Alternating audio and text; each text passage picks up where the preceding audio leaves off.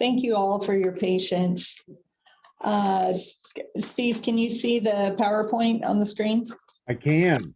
Okay, great.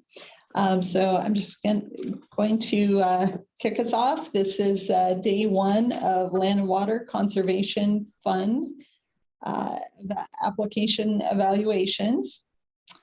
And thank you all for joining us. We are now live streaming on YouTube and recording the meeting. So we're ready to introduce our first application. Yeah, and Steve, we're going to pass remote control to you. So click on control. And then Steve, you're going to control the slides? Yep. Okay, so click on him. Now click on that screen. All right, now, Steve, you should be able to, sometimes you have to double click to kind of activate it. All right. There we go. All right, looks like you got it. Okay. So, all right, go right ahead. Okay, thanks everybody. This is the city of Colfax, and we have a project to update the pool. My name is Steve Nelson. I'm with Century West Engineering, and I've been supporting the city in developing the scope, cost, application, and presentation. And we've got a couple of folks from the city of Colfax on as well. I'm Jim Retzer, the mayor of Colfax. Hi, and I'm Chris Mathis, city administrator and finance director for the city. Excellent. So moving right in, first, obviously, we're going to follow the criteria that's in the application and the handbook, and that starts with the need and the location of the pool. Colfax, if you're not familiar with its location, is the county seat of Whitman County and is located on the far eastern edge of the state in the southeastern quarter. The pool itself is located on the northern end of town and is very close to the Palouse River, which may make you think that there are aquatic recreational opportunities available in a natural body of water. That is not the case. If you've ever driven through Colfax, you will know that the Palouse River is in fact a concrete lined channel that is both unsafe and not particularly clean. So the pool is really important for the city of Colfax and the region as a whole, as we'll talk about later. The facility itself was opened in 1968. There have been maintenance projects throughout the years, with the most significant occurring in 2002 when the return pipes were relined and some repairs were done to the envelope of the pool itself. There was also a project that's been completed this year with some RCO funding that puts some new equipment in the equipment room, new filters to replace the old diatomaceous earth filters. The pool operates from June through September. It hosts a range of county swim meets, private swims, and midnight swims, so it serves a wide range of users, not only for the city, but the region as a whole. And the improvements that are in the scope of this project are the top priority for the 2022 to 2027 comprehensive park plan. The need is broken down into three key components. You see an overhead shot of the pool here to the right that we'll see a number of times throughout the course of the presentation. First and foremost is relining of the existing pool and addressing an issue that is related to loss of water. The city has measured on a couple of occasions upwards of 35,000 gallons a day being lost out of the pool, which creates an issue not only for operational costs and maintenance, but also, you noted in that first slide, the proximity to the Palouse River. There is some concern on Department of Ecology's part about highly chlorinated water getting into the river itself. The second set of upgrades will be to the locker and shower rooms there under dot 2. The envelope of the building itself is in really good shape. The roof and the walls and the trusses look really good. The foundation's good. It's just some issues inside the building itself that we want to take a look at. And then part 3, there's an existing wading pool that is unused and unfunctional, which is a pretty common theme across the state, the region, and the country. And it makes a prime location for redevelopment into a splash pad / spray park. So a couple of photos here on this slide and the next. This is just illustrative of the issues kind of inside the building. You can see some non-ADA compliant facilities there with the showers. The restrooms need some help. The sinks and the soap dispensers are all pretty well out of date and need to be updated, replaced. And the good news is this will be a fairly straightforward and inexpensive set of upgrades because the exterior of the building, the structural components are all related to the exterior, and those are all in really good shape. So we can simply reconfigure the interior of the building. All of the supply pump plumbing and the electrical drops down from the ceiling, so it'll be really easy to retrofit with LED fixtures, put new plumbing in wherever we want it to be. So that's all good, but that's a key set of improvements that we need to make is inside the building itself. With this picture here, you can see the existing wading pool. Everyone's probably familiar with these to one degree or another. You see the mayor standing there on the far side. The pool and the related facilities do need some help. The city has been maintaining the pool. It has been maintained in continuous operation, but it's at a point where they've kind of reached a critical mass, that 35,000 gallons of lost water, the ADA accessibility issues into the pool and into the building itself, and the fact that this wading pool is just no longer of any use kind of create a need for a one-time large project that's going to allow this facility to be in operation for the next 20 to 50 years. Looking at the regional importance of the pool, the estimated service area, you see there outlined in yellow on the left. None of the pools that are anywhere in the region are less than 17 miles away. And these are only accessible by county and state highways and roads that do not have much in the way of shoulder and do not have public transportation on any sort of consistent basis. So it really makes this facility super important for Colfax itself. It's not something that can be replaced by another local facility. The need here, this, as we mentioned, was the host for some county swim meets. These are photos from a swim meet just this last summer. This was county-wide. It was very widely used and attended. The pool has been in, again, as I mentioned, in continuous use and makes for a really important piece of the regional recreation and swim training opportunities for the community as a whole. Moving on to need satisfaction and diversity of recreation. The population number here in the upper right is just a little bit off. It's actually just over 2,800, not 3,500. So I do apologize for that. But you see, we've got 6 key metrics here, with the average life expectancy in Colfax being lower than the state, the median household income being significantly lower than the statewide average, which makes maintaining the cost for the pool a really important part. And being able to obtain funding from some outside sources is really key so that we don't have to increase those entrance fees to a point where folks can't afford it. There are fewer persons of color in the community, but we do have a higher disabled population and a higher mortality rate per 100,000 people, though our body mass index is a bit lower than the state's. Moving on to the next slide here. The need, satisfaction, and diversity of recreation. As I mentioned before, this is the only source of organized summer activities in the city of Colfax, with 4 swim meets, 5+ annual midnight swims, and more than 2 private parties. There is no other local access to water for recreation or competition, and these are numbers based on 2018 through 2021 data. So this is data that is through the pandemic. So the pool has remained and will continue to be a really important resource for folks to use. As I mentioned before, this is a widely used and well-established resource that this project will allow us to improve on the facilities that are already there. We're not really planning on replacing anything wholesale other than that wading pool, and we want to do that on the footprint that's already in place.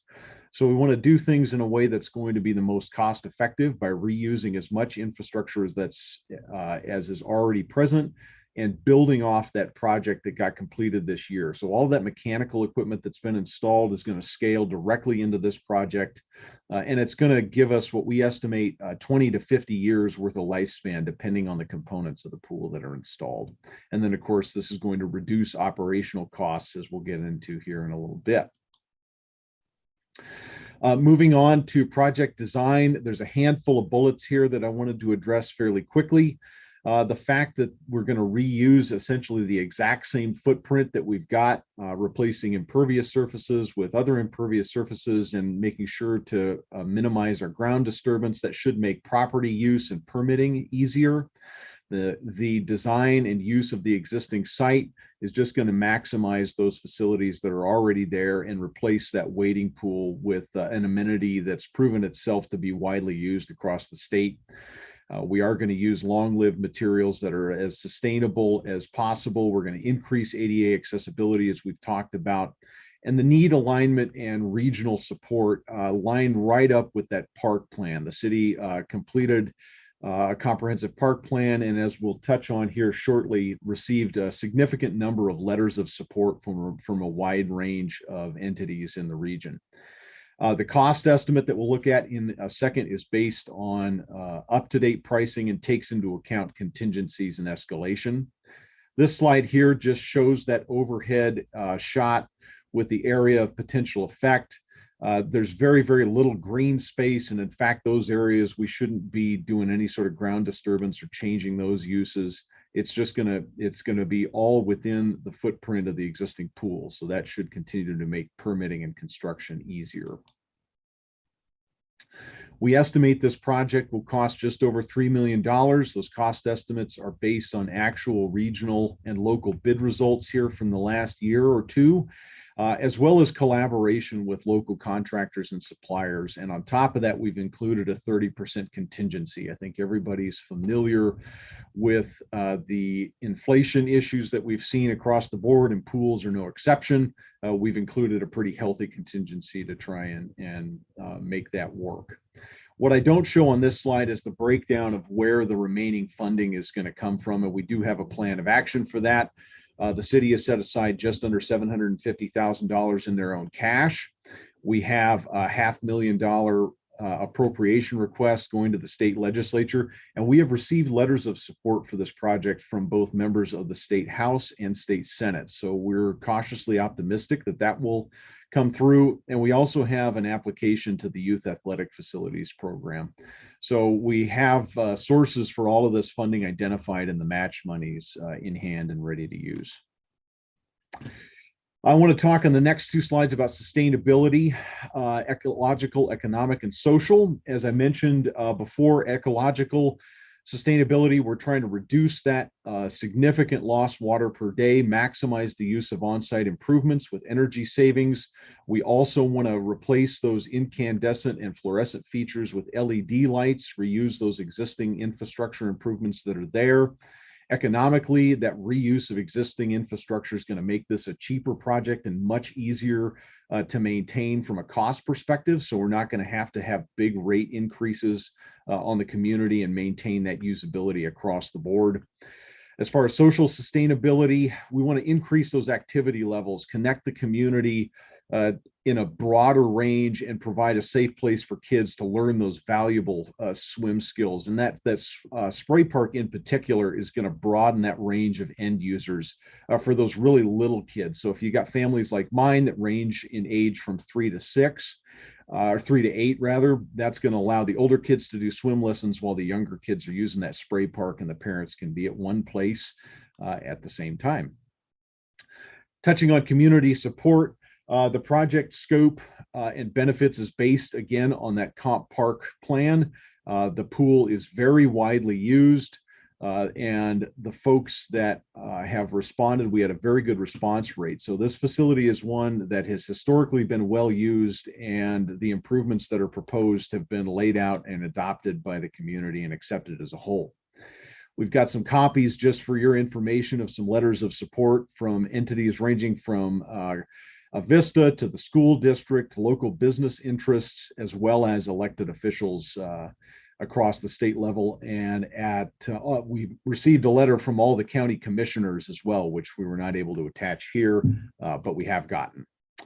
And then finally, wanting to touch on cost efficiencies. We talked about this before, but we're going to reuse those site features and foundations. We're going to reduce that or eliminate that 35,000 gallon per day water loss. And we're going to update, as we've done already in part with the mechanical equipment, those lighting features so that we can get some more efficient lighting. With that, that concludes our presentation. Are there any questions?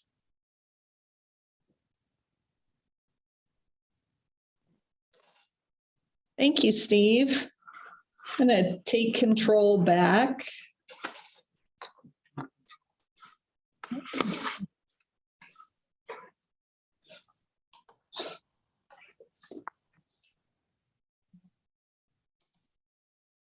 Have it? Oh, there we go. Yeah. Stop. Okay, I think I've got it back. Start taking questions. Okay, looks like we have a couple questions. Kevin, I think your hand was up first. Okay, thank you. Thanks, Steve. Good presentation. I do have two questions for you. The simplest one, I think, is on the previous slide, at any rate, and the cost efficiencies. You said something about cleaner energy, and I wasn't sure what the cleaner part of that was. I get that there would be less energy, but is there something that I don't really understand about that? Yeah, I think that less energy being cleaner would be the implication. So by using less water. So efficiency might be a better way to say that. Okay. And just in the previous criteria about the community support, could you back up one more slide there? And well, maybe two more slides after that.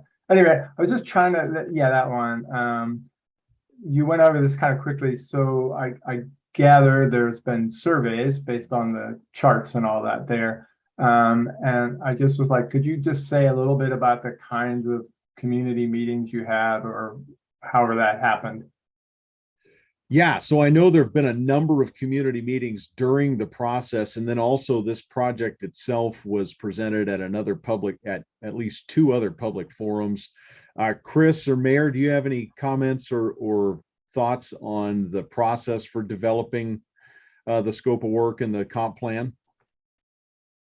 Well, as part of the comp plan, we did put out this survey to see what kind of use and need we have in conjunction with our Parks Department or our Parks Board. So that's how the survey came about, was in developing our ongoing parks plan, comp plan. Okay, thank you.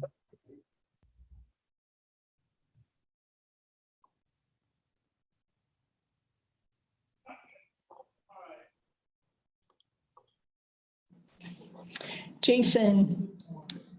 Hey, thanks for a good presentation. Quick question. I understand water conservation and conserving or reducing the loss of water is a huge goal here. Just wondering if that's been factored at all into your bathroom facility retrofits and designs, and if you're considering any type of water conservation approaches in those facilities.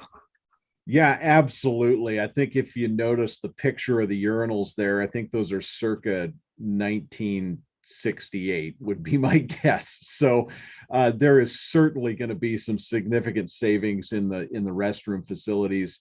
In the interest of time in the presentation, we didn't really delve into how many gallons, but you're absolutely correct. The 35,000 gallons a day from the pool basin is the biggie, but yeah, efficient shower heads, efficient toilets, urinals, and sinks will all be part of it.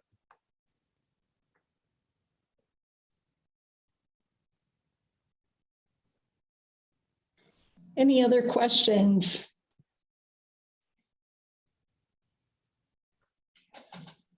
Anything? What?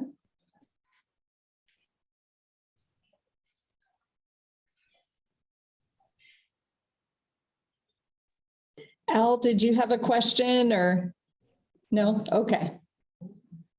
Okay, well, hearing no other questions, thank you, city members and Steve. You bet.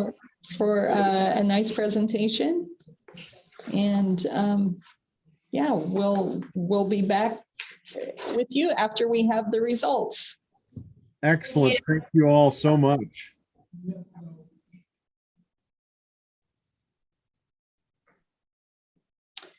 and next up we have Othello, and I'm looking for Thalia. I'm right here. Okay, great. Thalia, welcome, and give me just a moment. I'm going to pull up your presentation and then I'll pass the mouse off to you. Thank you.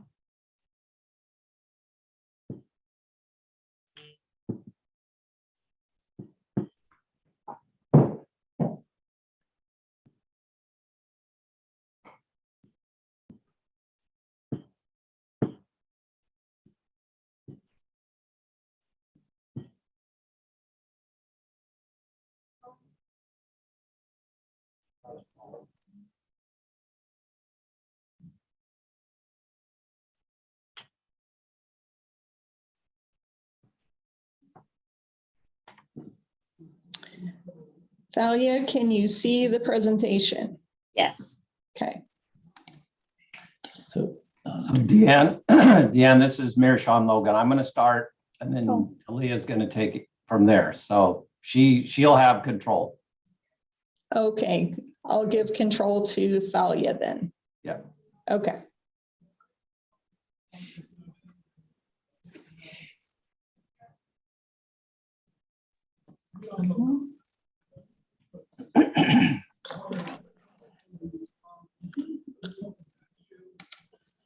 click once on the screen.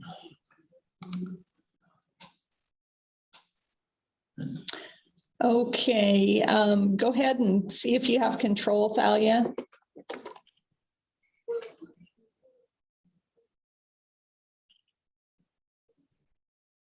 Yep. Okay, and you have 12 minutes. Thank you. Thank you. Hi, I'm Sean Logan, the Mayor of Othello, and I want to thank the LWCF board and staff for this opportunity to present the plans and ideas we have for Kiwanis Park.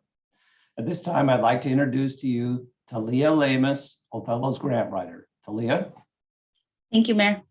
I wanted to begin this presentation with this image of Kiwanis Park, a park that is passive and active, located near schools and beautiful neighborhoods, and a park that is destined for greatness.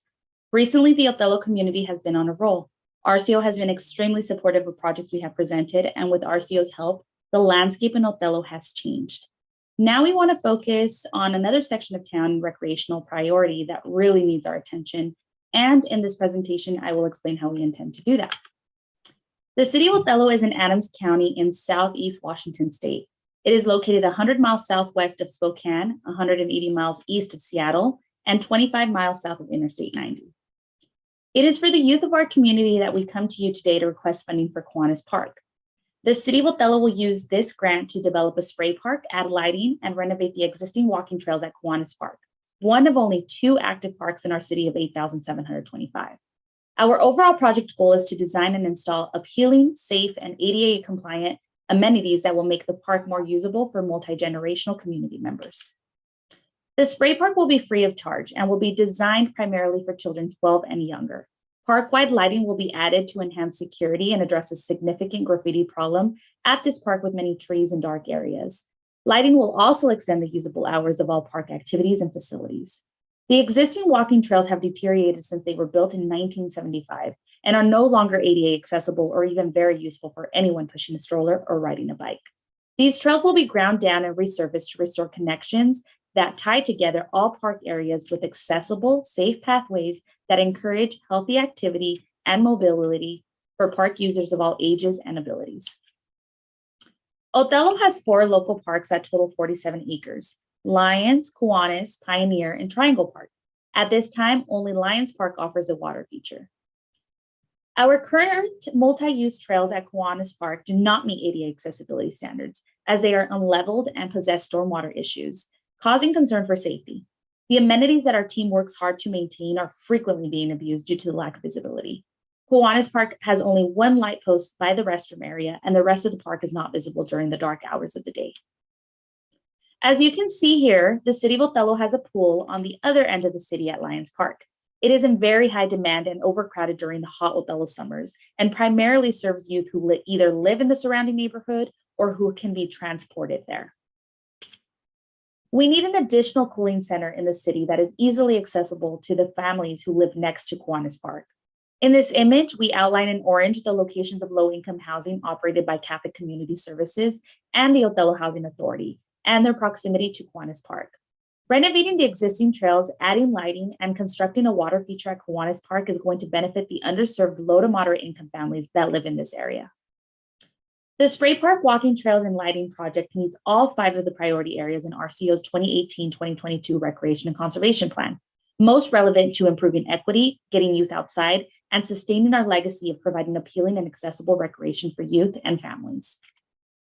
This project also meets priorities of Othello's 2015 Comprehensive Plan and the most recent update to the 2022 park element of the Comprehensive Plan. In 2020, the City of Othello applied for RCO funding for a splash pad within the Aquatic Center at Lions Park, but our project did not rank high enough to get funded.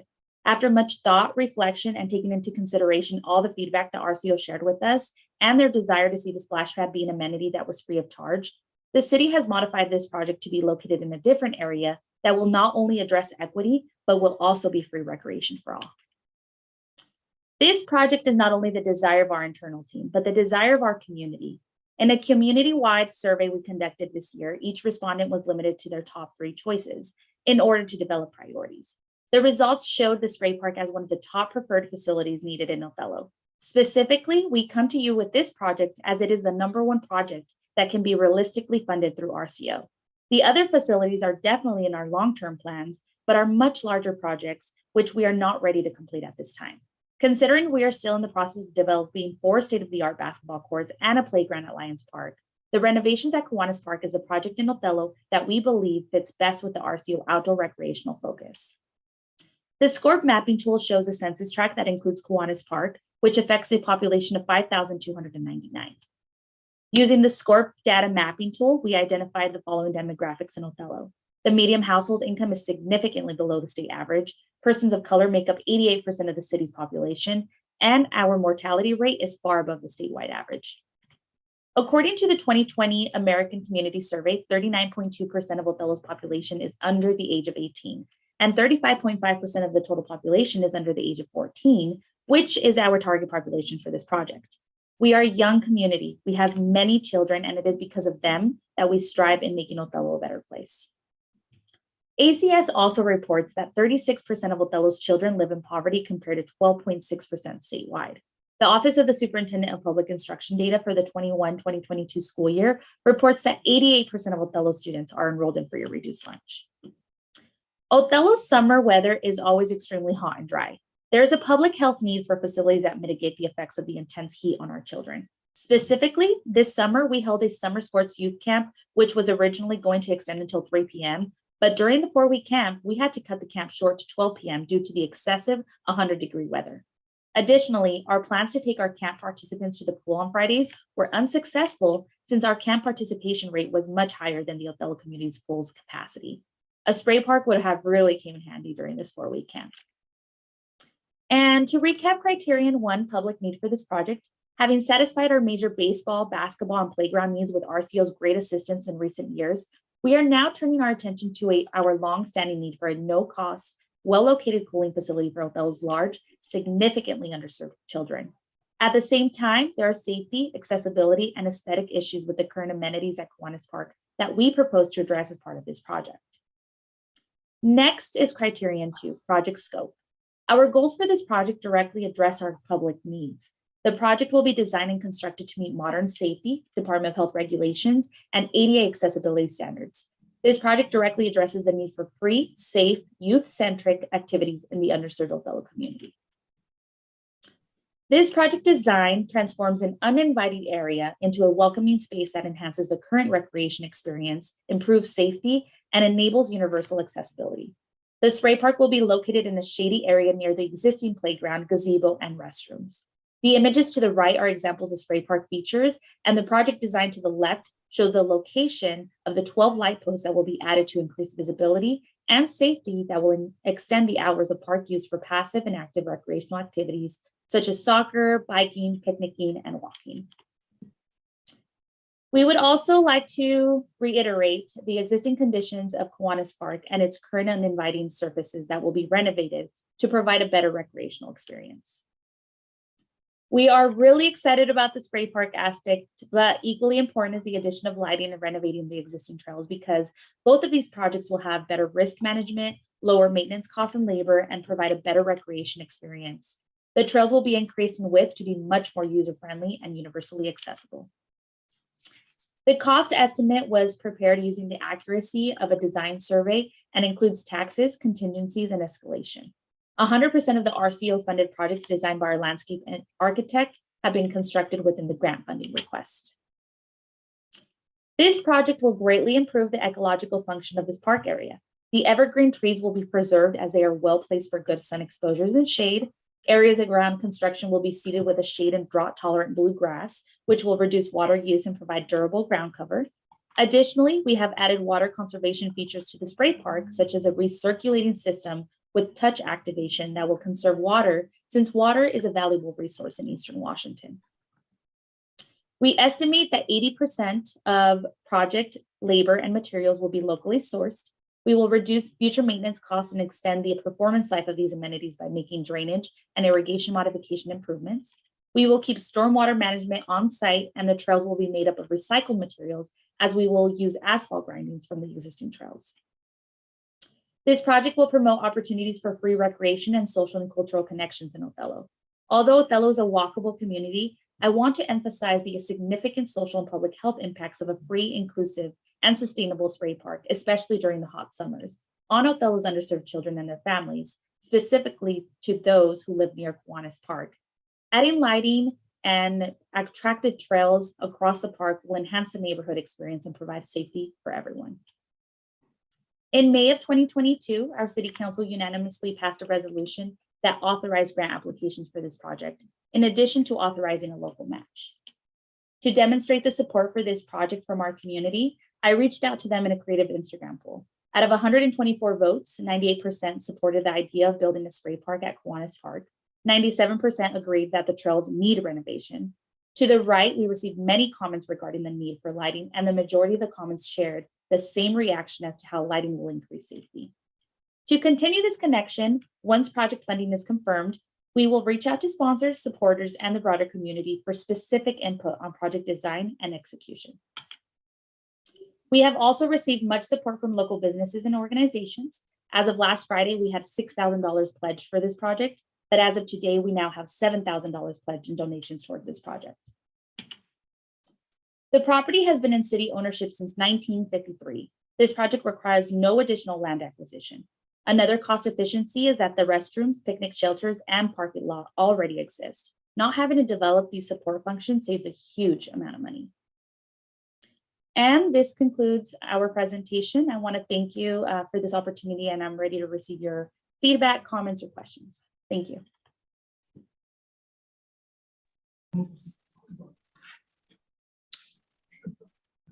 Thank you. Go ahead and take control back.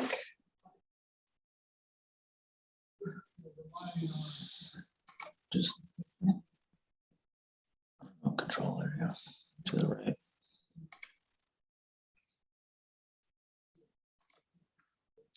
Okay, Jen, question? Yes, thank you. Thanks for the presentation. I had a question about your survey. I was curious if that response is kind of a typical response that you receive for projects like these in Othello? The number of responses? So actually, no, we actually receive a lot more. This was actually more on Instagram, so we don't have that many followers on Instagram, but normally when we send out a community-wide survey, we try to do it through paper. We send it with our utility bills paper-wise, so that way we could get it back. We also try to do all of our surveys in both Spanish and English. So that way we hear from the wider community, especially since we have a great Hispanic population in Othello. But we do significantly, we usually typically receive a lot more, but this was more of a smaller target audience on Instagram. Okay, thank you.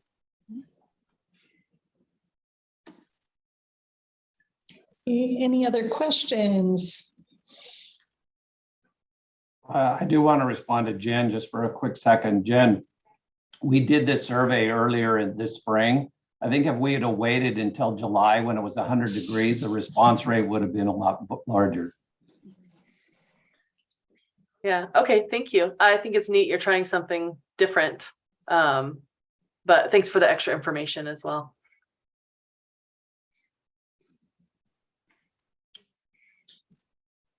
Any other questions for Othello?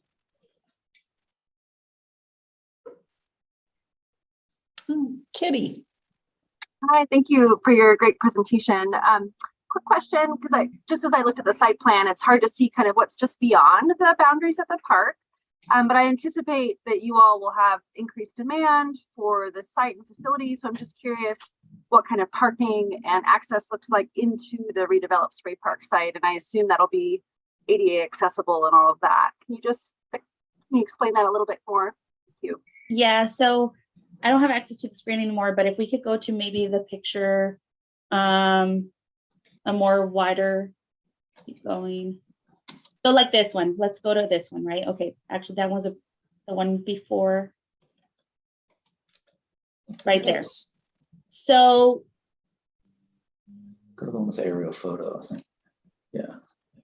Yeah, so this aerial photo, as you can see at the top, like, I'm not sure if it's your left, right? So your top left, we have parking right there in that area. And we also have parking right there in the center of at the bottom. So that's where we have our parking for Kiwanis Park. And then when we do have like our soccer recreational, sports leagues, we also do have parking on the side right here on 7th Avenue to the right of the image. And then a lot of people do use the school parking lot that you see right there on the left or on the right by 7th Avenue as well. So there is quite a bit of parking. The other thing is you can't see all of the shade and all of the seating that this park has because we have so many trees.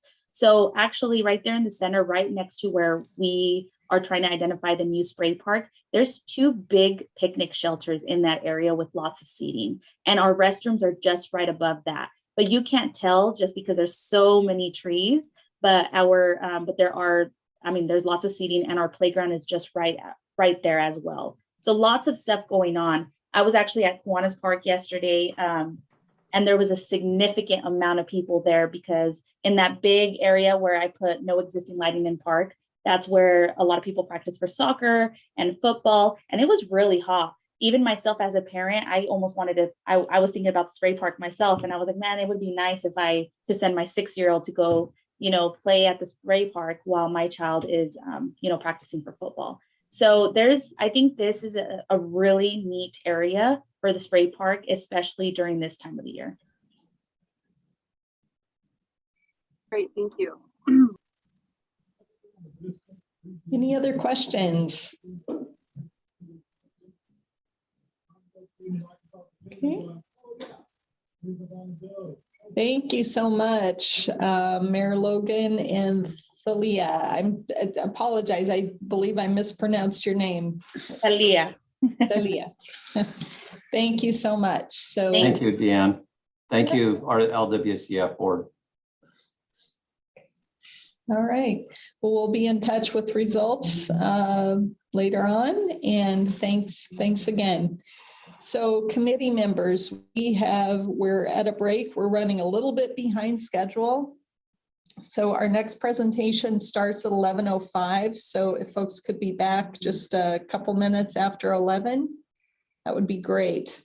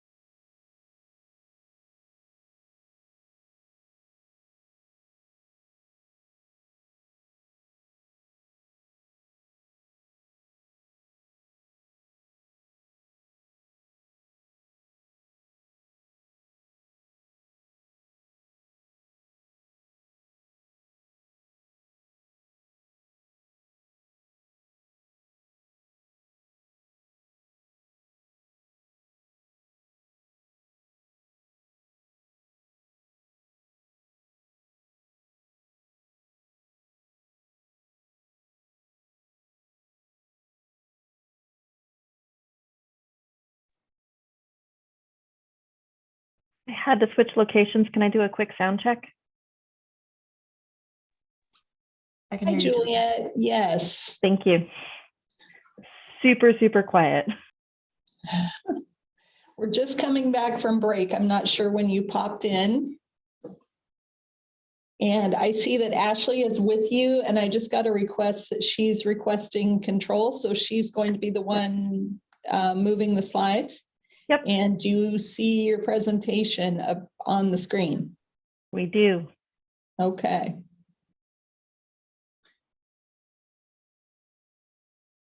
Okay. So you have 12 minutes.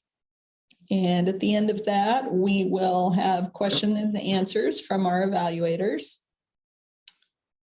And I'm going to go ahead and give Ashley control.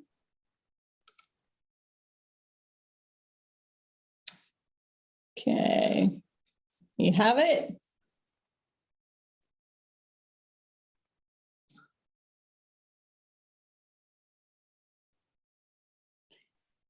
Ashley, do you have control? So the mouse moving around. Okay, great. There we go. Okay. You may begin. Great, thank you. So good morning, everyone. I am Juliet Vong, representing the City of Lacey, and with me here today is Ashley Smith, our Capital Projects Manager. Thank you for the opportunity to present our community's request for a $2 million Land and Water Conservation Fund grant for Greg Cuyo Park. We are also requesting a $500,000 WWRP Local Parks grant for the same project. We will use the grant funds to develop Greg Cuyo Park Phase 1A, which is the area circled on the screen. The project cost is just over $5.5 million, which will provide safe access, 50 parking stalls, a park shelter, approximately 2 miles of trails, 18 holes of disc golf, and a Santa Can enclosure, and Phase 1 of the playground. Phase 1A encompasses just under 140 acres of a greater 537-acre park with 3 adjacent park spaces that is currently undeveloped. This map also indicates a history of investment by the city and RCO. We just finished the master plan of the entire area, and it calls for access, a balance of activities, and connectivity to the community. City of Lacey is in Thurston County on the west side of Washington. It's located 60 miles south of Seattle and 109 miles north of Vancouver, Washington. The regional location is east of Olympia, and you can see the park boundaries in red in the northwest corner of Lacey. Zooming in a little more, you'll see the red park boundaries and their proximity to I-5.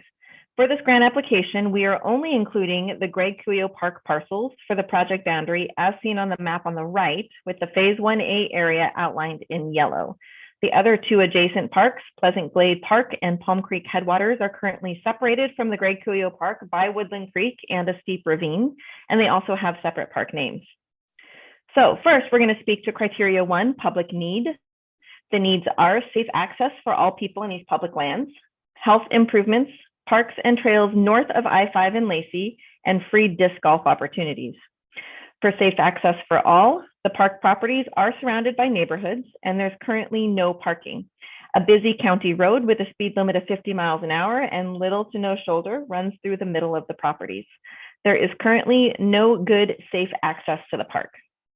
Once open and accessible, Greg Cuyo Park will be the largest park in the city's system and will provide much needed parks and trails north of I-5. The bright green numbered items on the map that you see here are current city parks and facilities. The yellow stars indicate where trails are located, and it's easy to see there's a park desert north of I-5. Trails were indicated as the #1 priority in the Greg Cuyo Park planning process, and disc golf was identified as a program priority in the park plan, in addition to being listed in the 2017 Parks and Recreation Comprehensive Plan as a way to fill activity deficiencies in Lacey. The nearest playground and group picnic shelter is 4 miles away to the east, as indicated by the small red dot, but the nearest group shelter that compares in size is almost 5 miles to the south and on the other side of I-5, indicated by the larger red dot. Regarding regional service area, this map shows the only other 18-hole free-to-play disc golf course located about 20 miles away at Fort Steilacoom Park in Lakewood. Greg Cuyo will be an incredible regional park that will be an asset to the greater community. It is not located far off I-5 and therefore will be accessible to user groups from all over Thurston County and even outside of the county.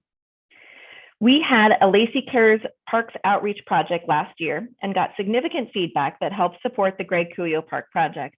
We got over 1,200 responses and found that preserving open space and nature areas was #2 in priority, and expanding walking trails rated #4, both circled on the graph here that you see.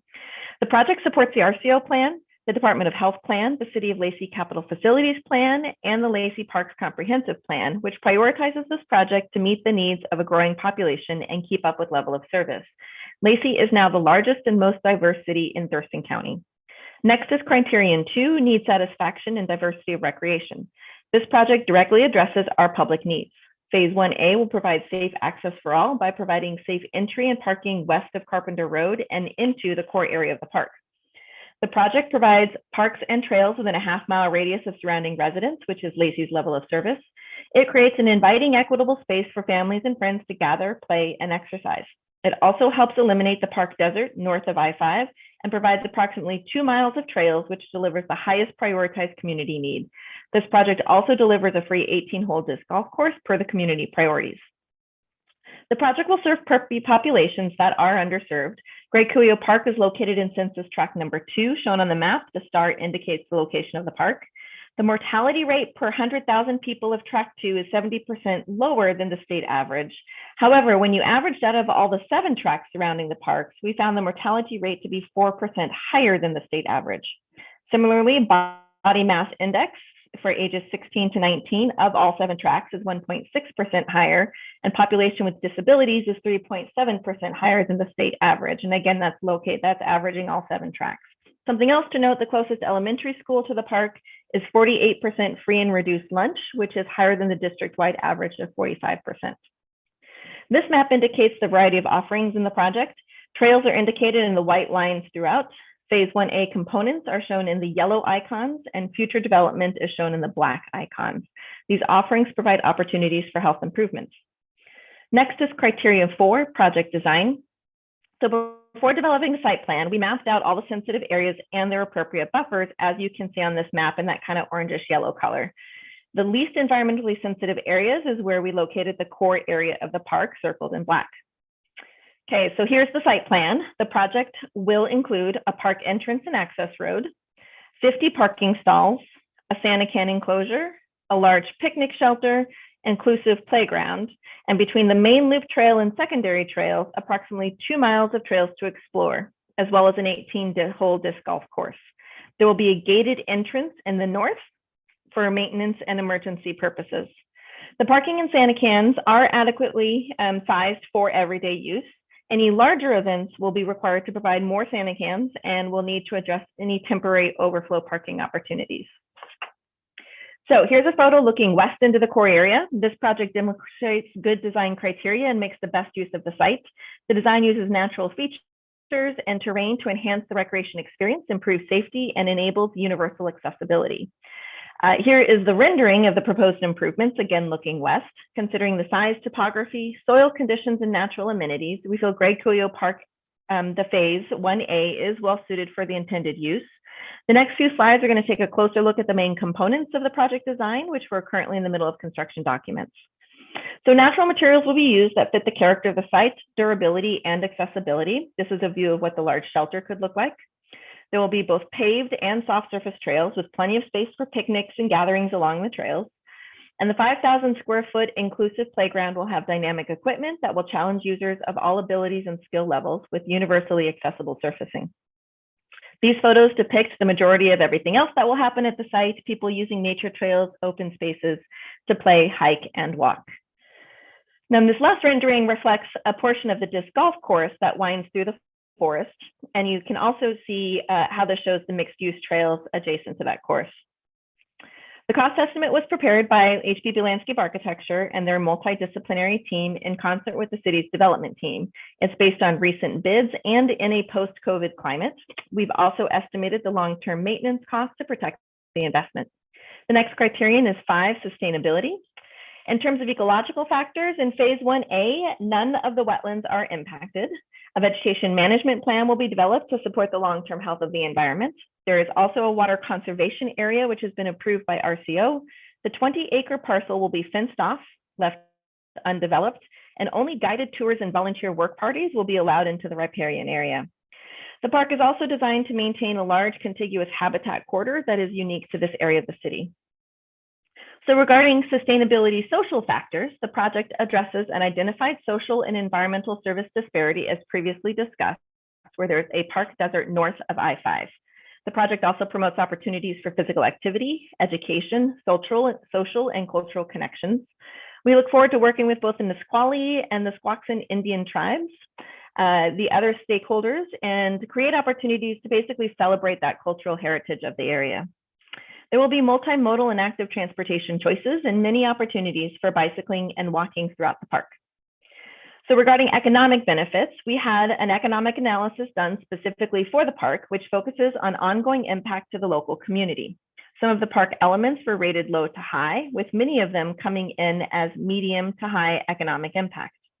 A gold level 36-hole disc golf course is a local economic initiative. The first 18 holes in Phase 1A will get us halfway there. In addition, we worked closely with park maintenance to maximize the project lifespan and reduce future costs. And lastly, stormwater will be treated and managed on site through natural drainage practices. The next criterion is 6, community support. We individually contacted over 20 stakeholder groups. We didn't just send out notices, but actively called to engage participants. We received comments from state agencies and from the Squaxin Island tribe. We also held a special meeting for the neighbors closest to Palm Creek headwaters. We received board support from the Lacey City Council, the Lacey Board of Park Commissioners, the Lacey Community Foundation, and the Parks, Arts, Cultural, and Recreation Foundation of Thurston County. And this slide shows the public meeting attendance and survey responses, specifically during the Park Master Plan. The 6 guiding principles and 8 programming priorities are the elements that were most important to the community. The public was involved also in the last Parks and Recreation Comprehensive Plan update, last year's Lacey Cares Parks outreach, and in the recent master planning process. The project has received 8 letters of support from key partners such as North Thurston Public Schools and the Hockey Farmers Collective. We received public support from the media as well through Thurston Talks and The Jolt, which is the county's most popular online publications. They've written articles about the project and have continually advertised open houses and surveys. And our last criterion is 7, cost efficiencies. The park properties are in city ownership. Lacey Parks has an existing maintenance system with dedicated maintenance staff. On the slide are donations and volunteer labor for the project, and we do believe more will continue to follow. The South Puget Sound Disc Golf Association specifically are helping with the disc golf course design and will be volunteering for some of the ongoing maintenance once the course is established, similar to a current agreement the city has with the association at our small beginners course. And the Lacey Rotary would like us to apply for their Lacey, the Legacy Project Grant for this project, which is $20,000 for materials plus volunteer hours. And with that, we thank you very much for your time. Our community is really excited about this project, and we're happy to take your questions and feedback. Thank you.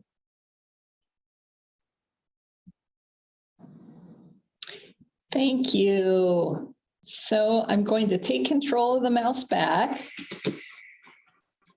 And do we have any questions for City of Lacey?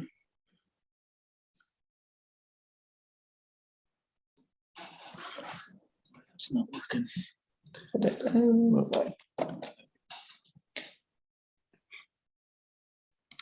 There we go.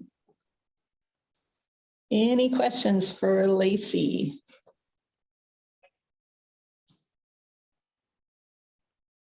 Kevin.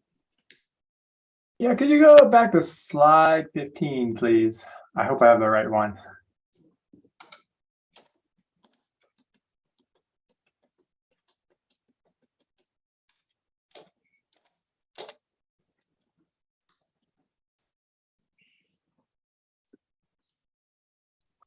Is that the one?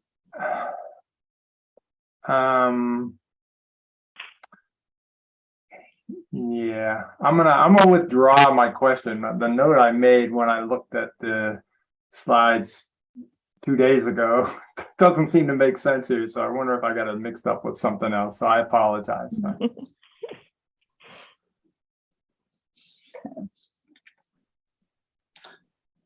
Any other questions?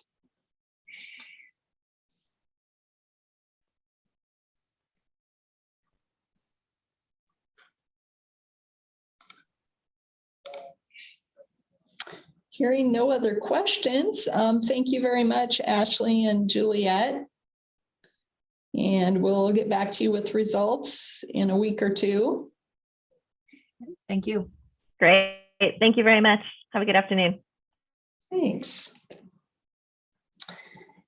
And we can jump right into Port of Allen. I'm going to pull up the presentation.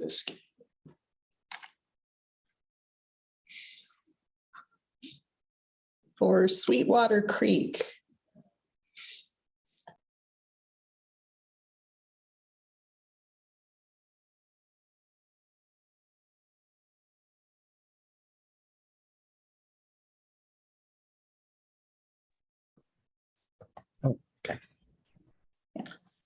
Oh, and just a little bit of time there to let folks score the last presentation. I apologize. That's okay. Just let us rushing know us through. So when we should start yakking. yeah, yep. We'll just wait just a few more seconds, Kathleen. Okay. Not all of us. What? Okay. Yeah, just you. You are the star.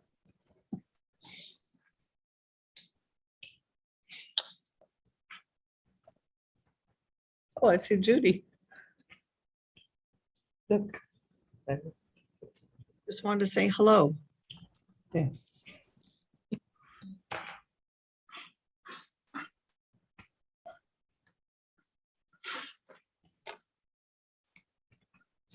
Okay.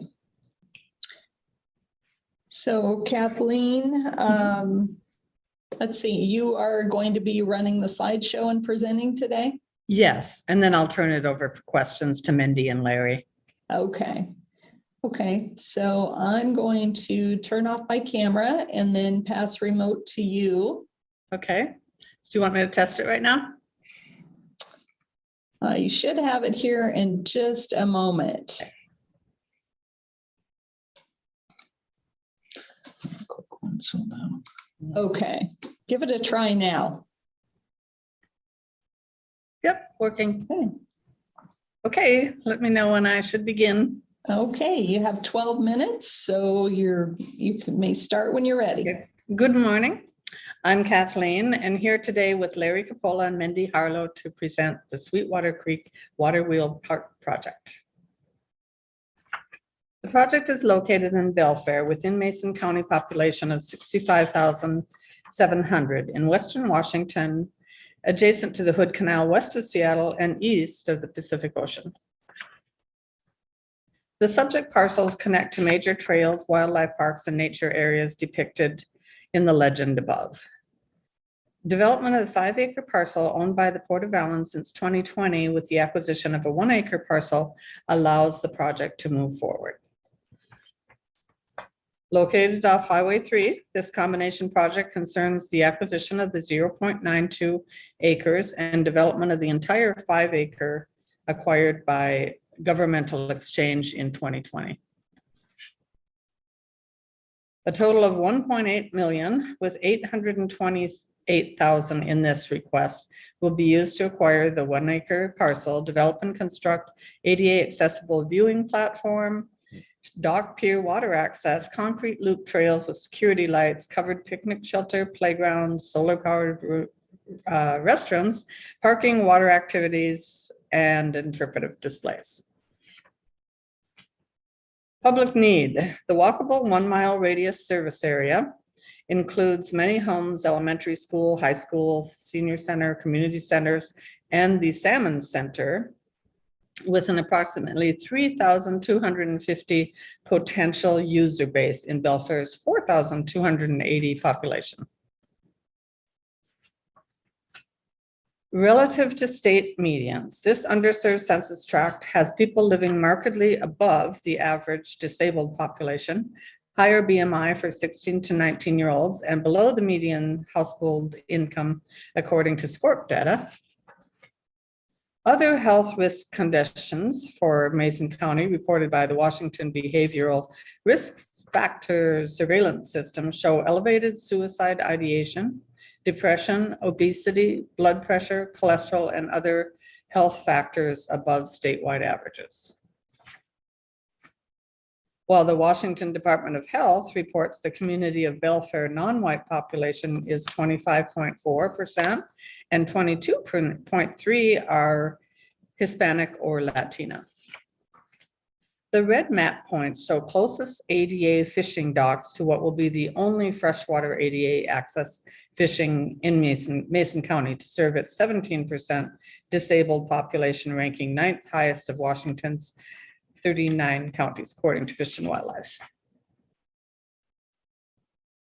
Community parks are the highest efficiency, with an additional 9.6 acres needed by 2027 for adequate level of service for its population of 65,700, and the highest priority in the 2022 Mason County Parks Plan. More importantly, this project is needed to immediately add 5.1 acres for the 4,280 Belfair population, and as I mentioned, 3,250 potential users within the 1 mile walkable service area. Need satisfaction and diversity of recreation serves 5 of the top demand and needs identified in the 2022 Mason County Parks Plan: urban trails, water access facilities, support amenities, youth programs, and picnic areas with shade structures. Addresses underserved deficiencies in question number 1.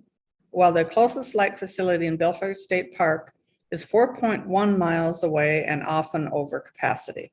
The state's 2018-2022 Recreation and Conservation Plan identifies outdoor events are highly desired in Washington. Expands the current recreation area with its network to Belfair State Park, as you can see here, and Theller Community Center and Union River Estuary Trails, while increasing diversity within the subject site. Step 1 is the acquisition of the vacant Peterson property. This parcel provides the best places to install the picnic shelter and nature playground, creating a safe and easy access off the trails. Step 2 will be the complete phase 1 development as designed. The parkland, originally purchased with an ALEA grant by Mason County School District, remains substantially undeveloped, allowing for interaction with old growth trees, birds, wildlife, and a natural venue for play and outdoor education. Park location is near the heart of Belfair, within walking distance of support amenities, while design makes use of multimodal transportation, promotes physical activity, creates social connections, community interaction, and education for all ages and abilities, birth to 90 plus. This project will completely renovate the property acquired by governmental exchange from Mason County School District in 2020. As you can see here, it's been left to whatever. Sorry. Immediacy of threat and viability. The acquisition of the subject parcel is vital to the park's development as shown here and described in design detail. The 1 acre Peterson parcel is the last vacant lot adjacent to the park. Acquiring this site to develop phase 1 of the public park will prevent further degradation next to natural areas while preventing more intensive development should the site be sold to homes or local businesses. Project design. Grant funds will be used to acquire 1 acre parcel, develop and construct 300 square feet restrooms powered by multi-use solar panels, 11 parking stalls plus 2 ADA, 600 feet of concrete loop trails with 3 bridges, security lights, ADA accessible 200 square foot interpretive center platform with 238 feet of built-in seating, expand pond to 15,304 square feet for water activities and fishing, dock pier water access, and 150 square foot covered picnic shelter, 2,400 square foot nature themed playground, natural landscaping and habitat, erect botanical markers, signs, and interpretive displays. The restroom will be located next to parking and trailhead, improving access for people living with disabilities. This building will also contain the solar panels and a battery wall to power the facility and lighting. Interpretive maps will educate, while boards will be available to post important information and guides. The inclusive concrete loop trail layout with bridges lends itself to outdoor education and social interaction. While included in the design, the water wheel, which you see in the left-hand corner, will be renovated using other non-grant funds. The inclusive concrete loop trail will consist of 3 bridges over Sweetwater Creek and connect to ADA accessible fishing dock.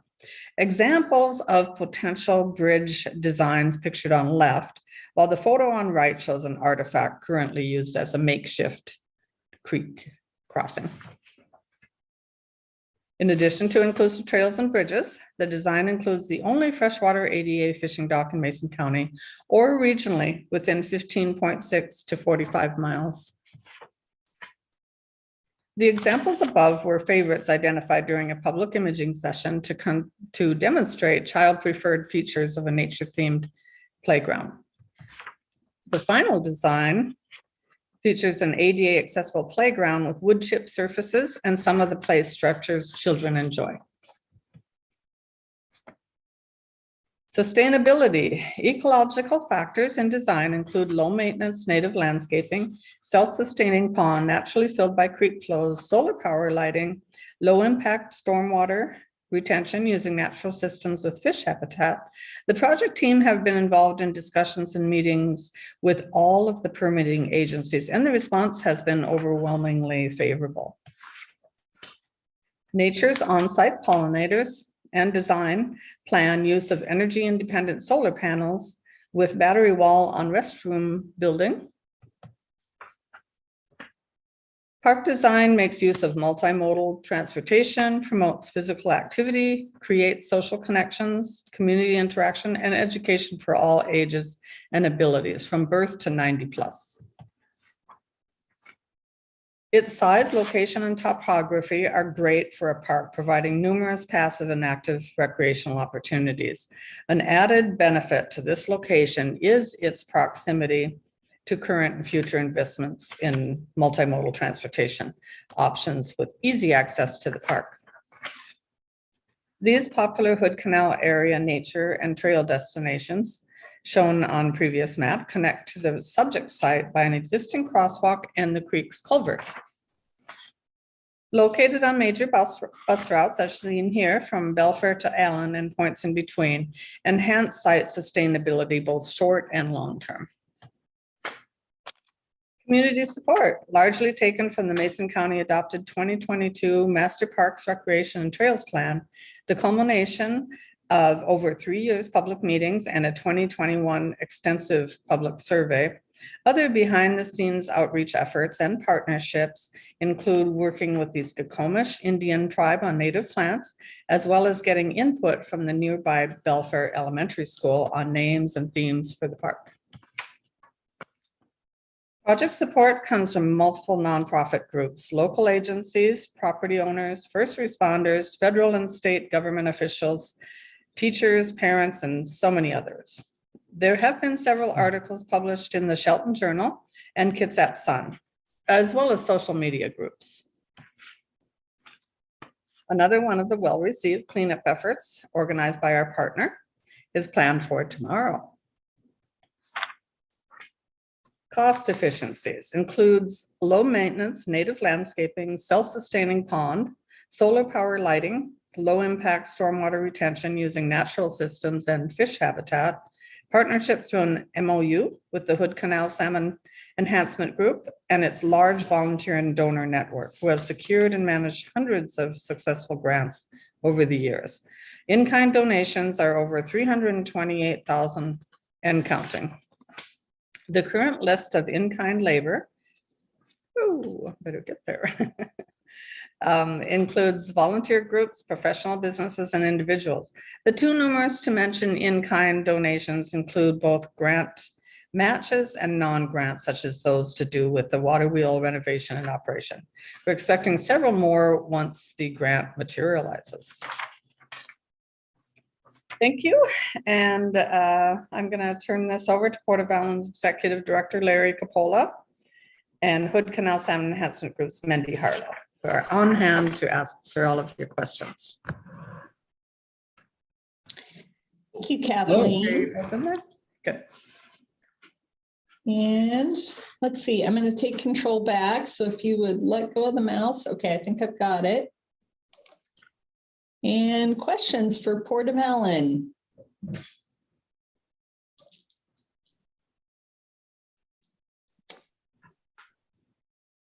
Lisa. Thanks. Getting myself together here. I have a question about criteria number 3 regarding the threat. Are we at risk of losing this property in the next We year have or two? not, we have not signed the purchase and sale agreement or closed on the property yet.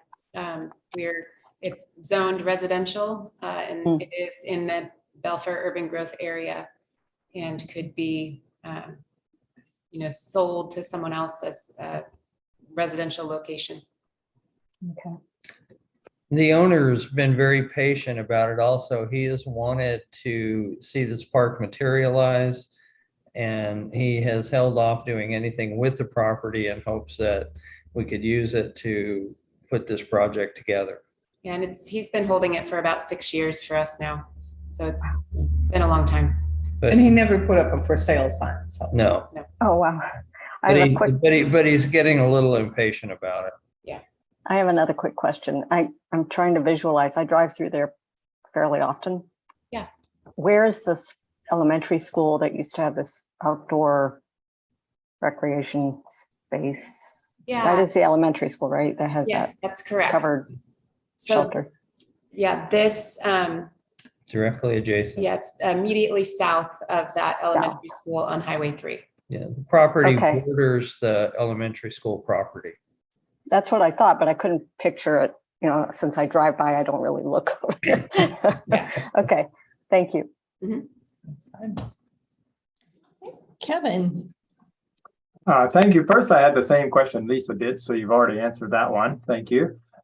Second question related to the sponsor matching, and I'm maybe we could back up a slide or two to where that was discussed, or actually, I'm just looking at the funding or the project page on PRISM.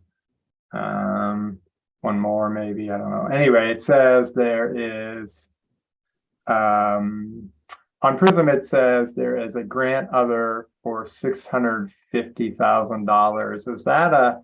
Is that an RCO grant, or is that some Yes. other kind? Yes. It is. It's a local parks grant application that we have in the current round. Okay, thank you. Yeah.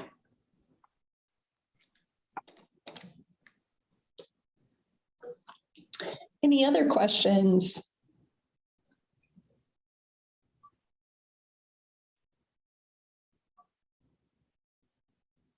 Okay. Hearing no other questions, thank you, folks from Port of Allen, for your presentation. We'll let you know in a couple weeks where the rankings landed. And I'll give our panel a little bit of time here to finish up their scoring, and then we'll move to South Whidbey. Great, thank you so Okay, much. thank you very much. Thank you.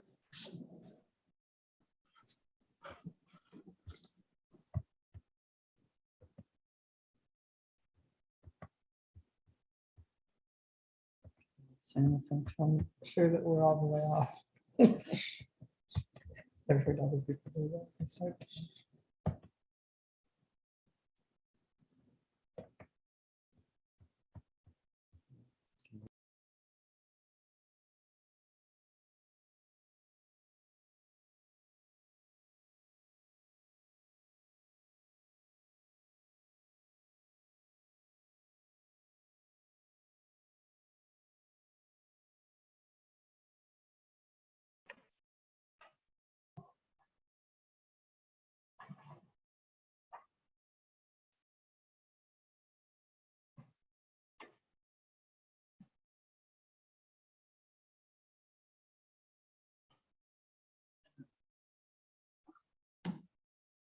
And I think our presenter is Doug Coots today for South Whidbey.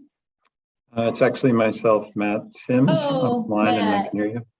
Oh, thank you. Thank you, Matt. No worries. Okay, so I'm going to go ahead and turn off my camera and then pass control to you. Okay.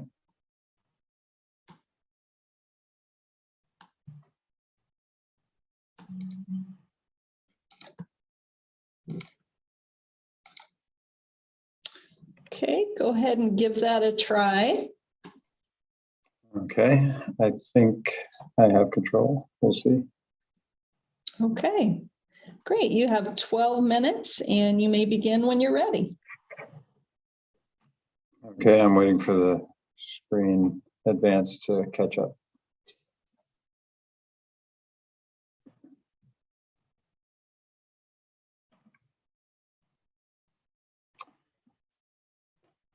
Yeah, it says I have control, but the advance is not functioning. Try the arrow key. Yeah, the arrow keys are that were working yesterday are not working today. I'll try again. Oh, Okay, got it? there we go. Caught up. Okay, Okay. great. Thank you. Sorry about that. Again, my name's Matt Sims. I'm one of the members of the Board of Commissioners for the South Whidbey Parks and Recreation District. And I'll be presenting Project 221448 Delta, which is to help fund the construction of an amphitheater in Community Park on South Whidbey, inside the bounds of the South Whidbey Parks and Rec District. This region location map shows you the project location in Island County on Whidbey Island, as you see there. And the specific project detail, you can see this is the site that we call Community Park, which is our primary district park facility. The location is roughly equidistant from the 3 population centers we have within the district boundary. And you see them noted there: Langley, which is a UGA, Freeland, an unincorporated UGA, and Clinton, where the ferry arrives, is the 3rd in the rank order of population centers. And the location is just north of the principal highway on South Whidbey, which is Highway 525.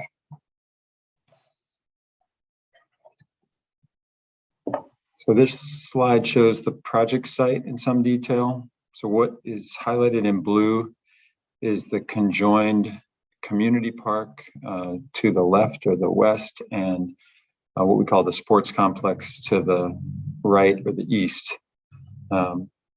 This project location is on generally the west side of the park and is connected to the principal road that passes the park, that side, Max Walton Road, roughly half mile from the highway.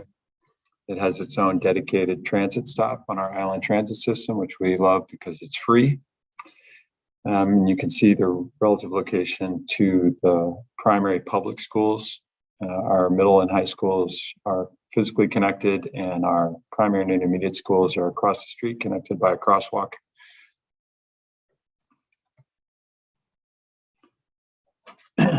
This is designed to show you kind of what the inventory of features and elements are existing in the park and where this proposed project amphitheater fits. And that's highlighted in the orange colored blocks. So white is existing. We've got 4 baseball and softball fields. We've got 5 multi-sport fields. We've got a sport court that's used principally for basketball. We've got a skate park and a pump track. We've got 2 playgrounds. We've got 3 picnic pavilions. We've got a connected series of walking and hiking trails. We've got some temporary pickleball courts and a parking lot. And we've got a sledding hill, not this time of year, but quite popular when the snow does fall on South Whidbey. So this shows our primary and secondary service areas. You can see the primary service area where the site physically sits, roughly includes 17,000 citizens, and the secondary service area adds another 13,000 to that. And we believe that both primary and secondary service areas are in play for this project. This graphic, when we look at need, shows our situation in plain detail. There is no public amphitheater on South Whidbey of this type.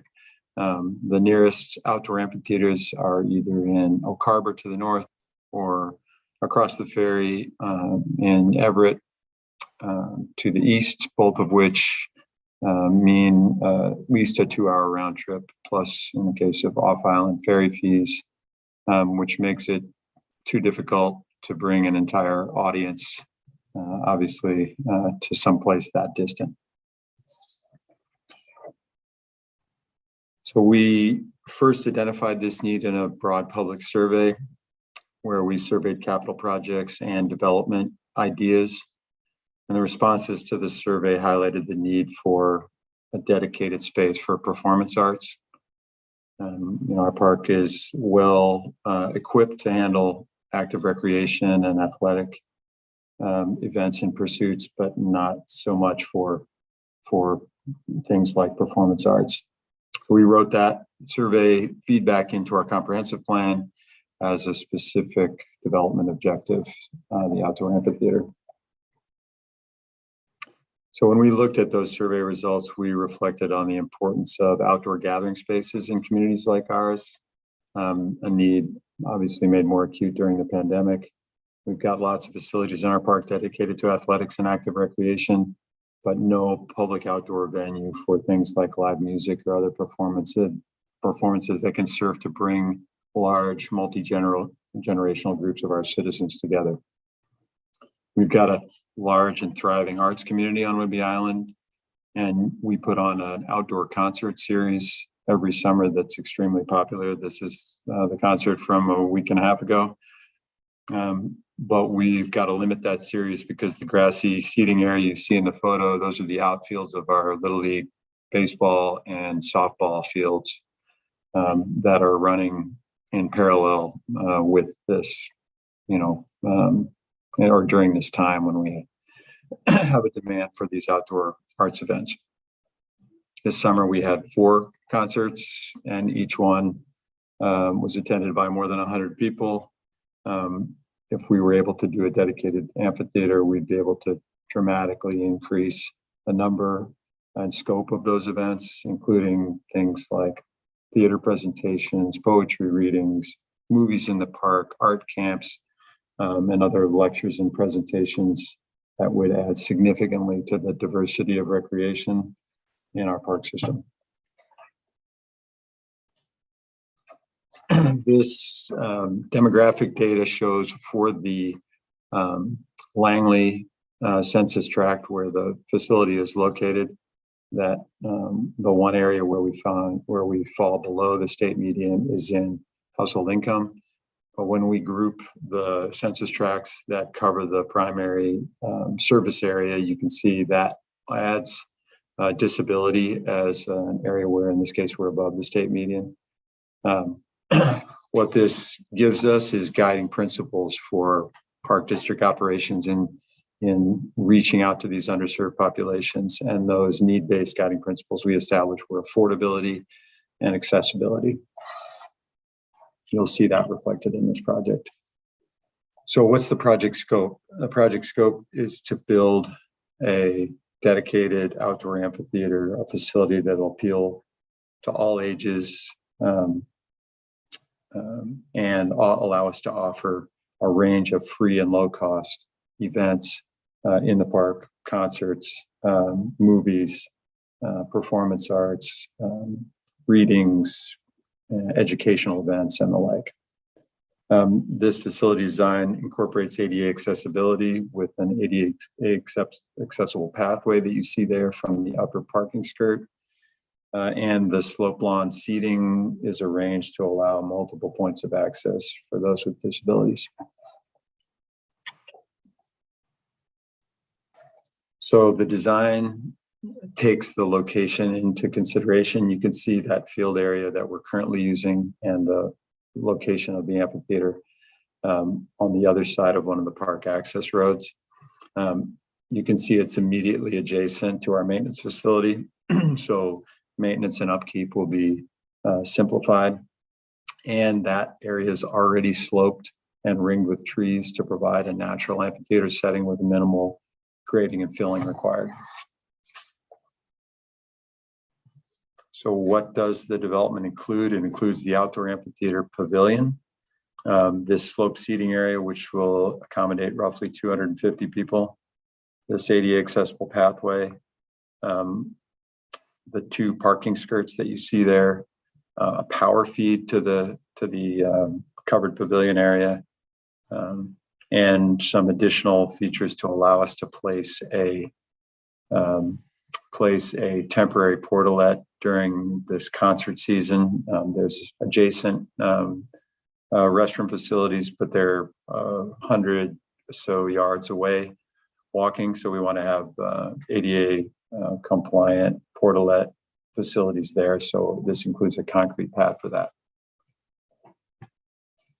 See, from a sustainability standpoint, one of the important things are the ecological factors there.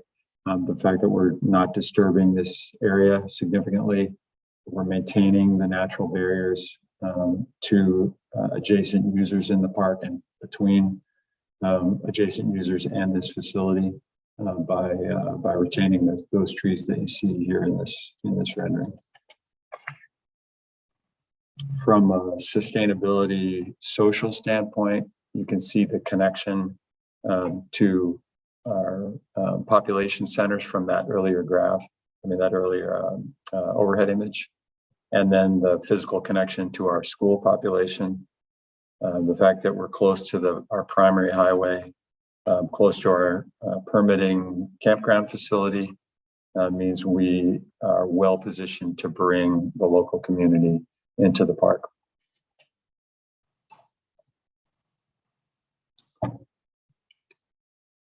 From an economic sustainability standpoint, you see the positioning here. We place it in this park facility and we end up in close proximity to both our primary administrative facility and our primary maintenance site, as I pointed out earlier.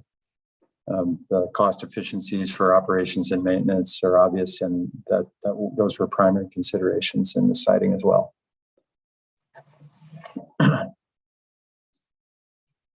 This project has strong community support from across a range of organizations, and we have these letters loaded in the application from our legislative District 10 leaders like Senator Mazzal and Representative Paul, our county commission. Melanie Bacon is our county commissioner for our district.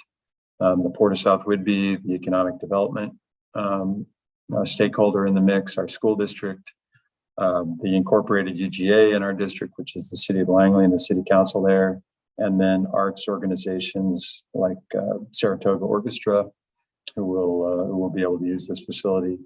We also have got civic organizations involved, like the Rotary Club, who's made a financial contribution to the project.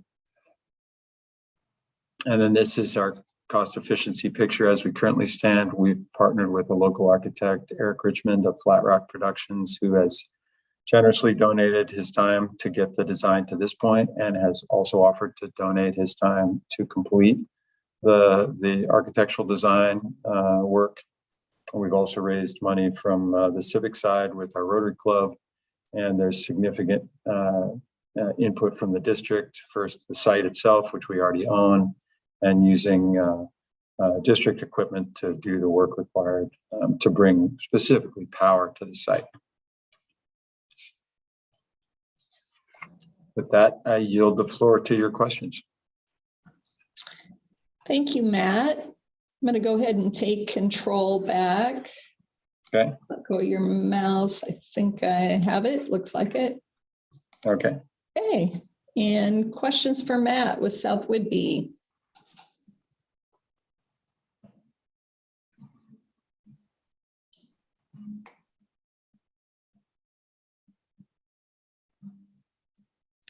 Jen.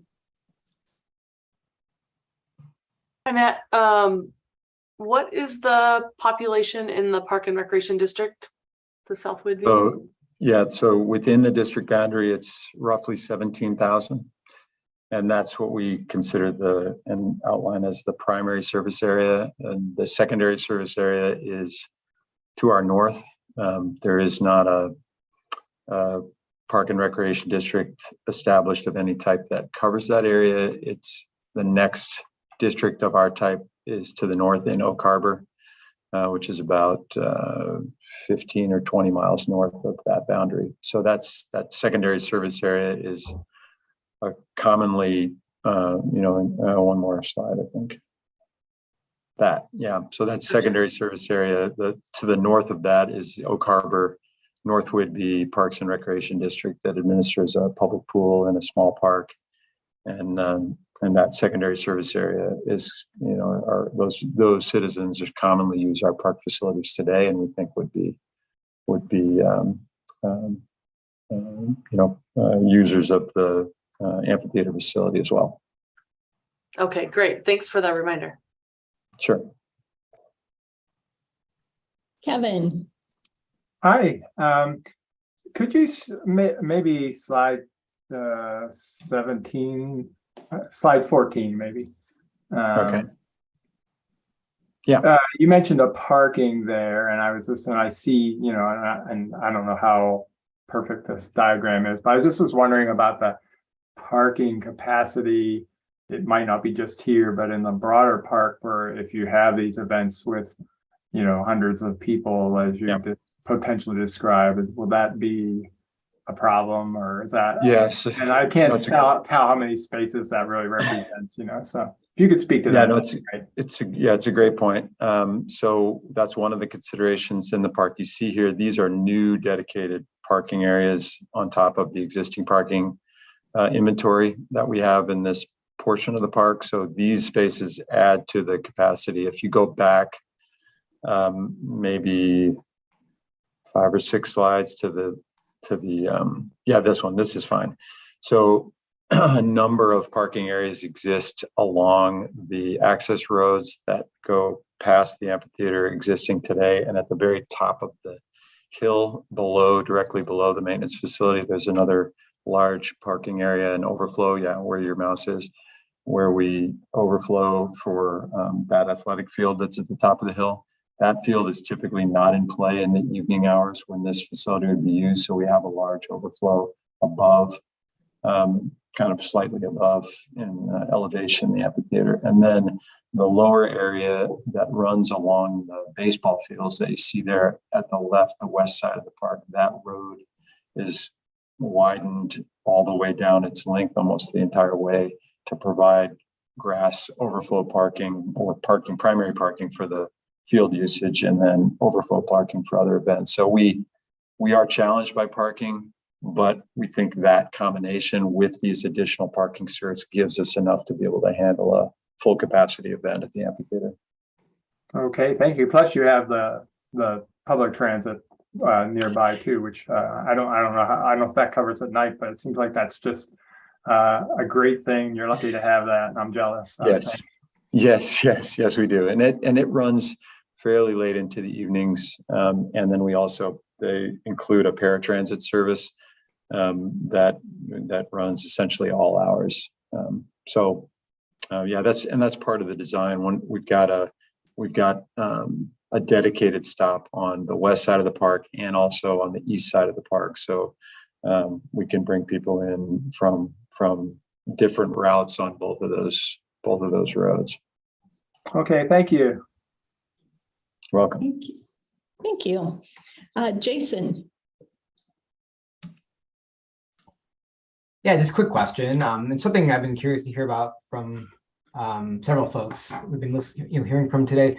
But what are your plans around sort of bike parking or expanding access to this facility by bikes, non-motorized uses? Just certainly understand that car parking, vehicle parking is a challenge, and want to reserve that for necessary folks. But do you have plans for that as part of this project? And maybe that already exists elsewhere on the property, but I'd be curious to hear.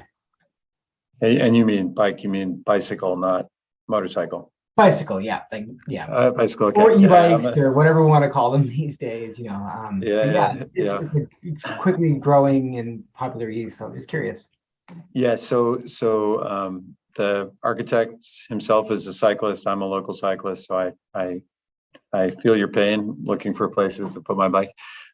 So this, within that amphitheater parking concept includes bike parking. We don't have dedicated bike parking areas around the park, but what we have and what you see, and you can't see it from this overhead image, but along the roads, our fencing of choice is a split rail low fence that's about maybe 2.5 feet high with two rails. And it runs around almost the full perimeter along the edge of that road. And, essentially, if you've seen a triathlon transition area, it's essentially that. And that's where people set their bikes, lean them up against that fence. They're out of the traffic. They're out of people's way because people aren't walking right along the fence anyway. And they're generally undisturbed once they're racked that way. So that's essentially how the public uses our park amenities for bike parking.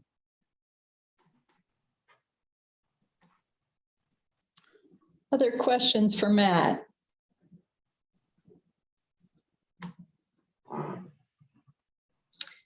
Hearing no other questions, I'd like to thank you, Matt, for your presentation, and we'll let you know in a couple weeks how your project ranked. Yeah, thank you, Deanne. Thanks to everyone on the committee for the time you guys are dedicating to this. And with that, if you folks want to finish up your scoring, we're at our lunch break. And if we could reconvene around 1 o'clock, our next presentation is on deck at 1:05.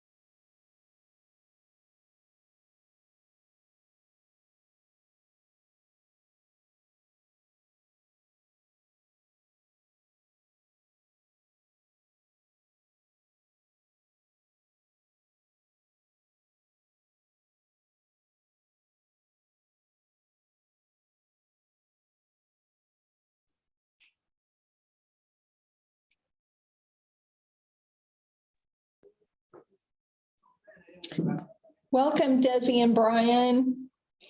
Hi, Deanne. Hello. We're going to give folks just a couple more minutes, make sure everybody's back and settled. We're just coming back from our lunch break. So if you just bear with us for a moment and I'll get the controls turned over to you. Thank you.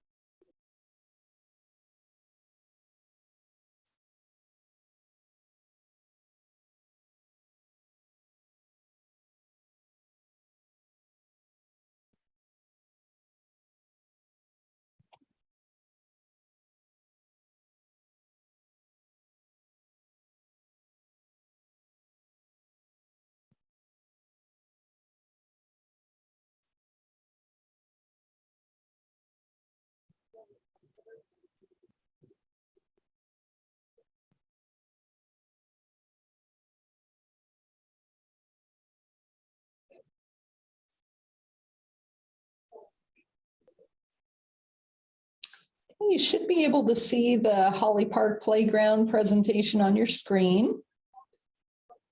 And I'm going to pass the mouse over to LaCenter.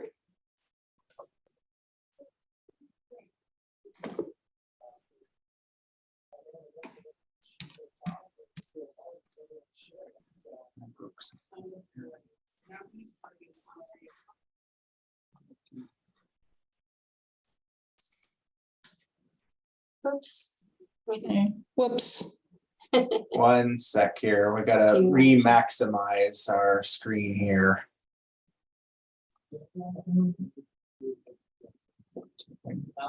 know what's going on here.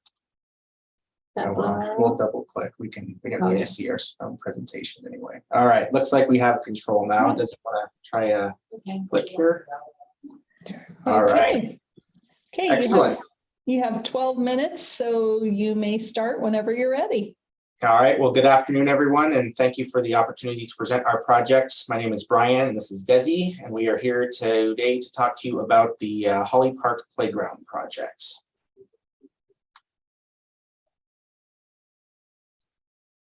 LaCenter is a small city of just under 4,000 people that is located in Southwest Washington.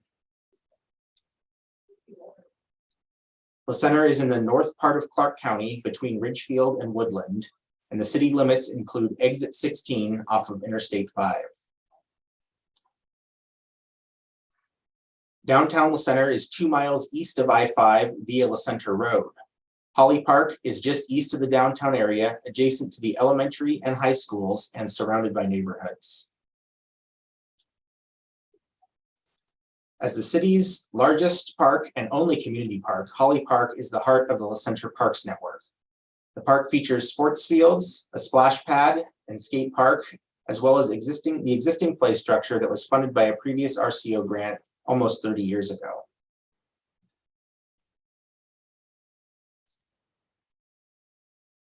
The final missing piece of the park is a modern play structure that will replace the current structure that is in dire need of updates.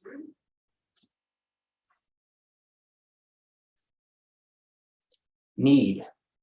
The current playground at Holly Park is aged and out of date. The play structure is 27 years old and has reached the end of its useful life. To determine what the public would like to see in a future playground for Holly Park, the city completed a survey in April of this year using SurveyMonkey.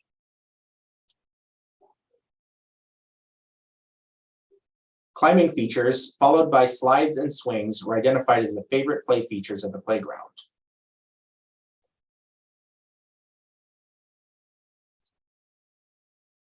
In the survey, 69% of respondents stated that the existing playground is not large enough.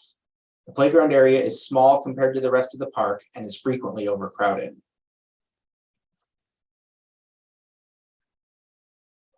Safety was identified as a key need, with 99% of respondents rating it as important and 52% scoring it as an absolute must.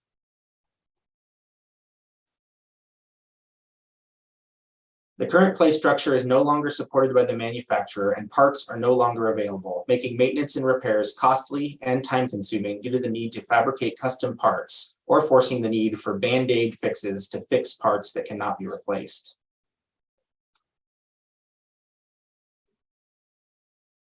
The survey found that the largest age group using the playground is 6 through 12, followed closely by 2 to 5. The existing play structure is not designed for specific age groups. Features like this slide bar are too short for larger children, while other parts of the playground are high off the ground and are not designed for younger children.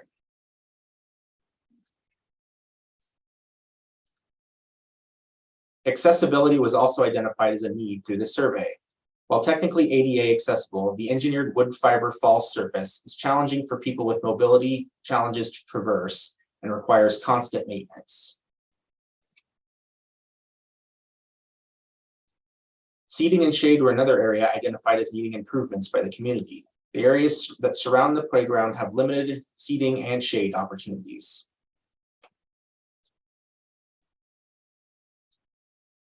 The restrooms that serve the park are aged and in poor shape due to recent vandalism. There's a clear need for renovation and security upgrades.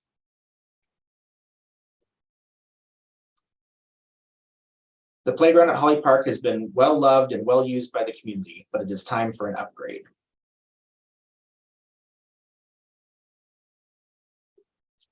Need satisfaction and diversity of recreation. Holly Park is the city's largest and only community park and is the heart of the Center Parks Network. Other parks in the area include Elmer Soul and Heritage Parks. Each of these parks are smaller neighborhood parks that are intended to serve a limited area. These parks have limited and small play structures and limited other amenities. They do not have the area necessary for sports fields or the breadth of other recreation opportunities offered by Holly Park. Sternwheeler Park, which is near downtown, offers an amphitheater and trail network, but does not have a play structure for children. La Center is a quickly growing city in the north edge of the Portland metro area. The city has grown steadily since 2000, more than doubling in size. Household income has also grown and is currently slightly above state average. BMI and mortality for La Center's populations are lower than state averages.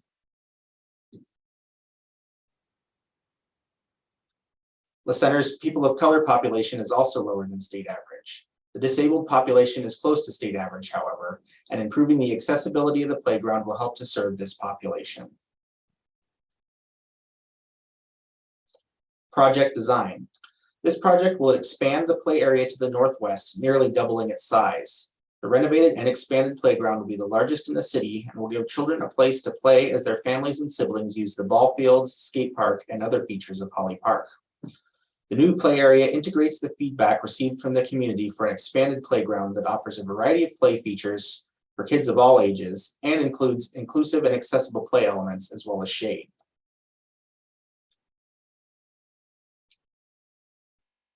The play area will expand into an adjacent grass area currently used for informal play. This grass area is large, and even after the expansion, there will be extensive grass areas remaining.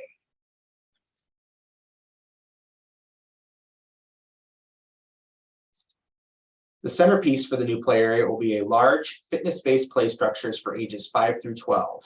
The structure includes 16 different play elements, including multiple climbing features, elevated platforms and overlooks, and 2 slides. The structure also includes integrated shade sails to keep kids cool on hot summer days and dry during light rain.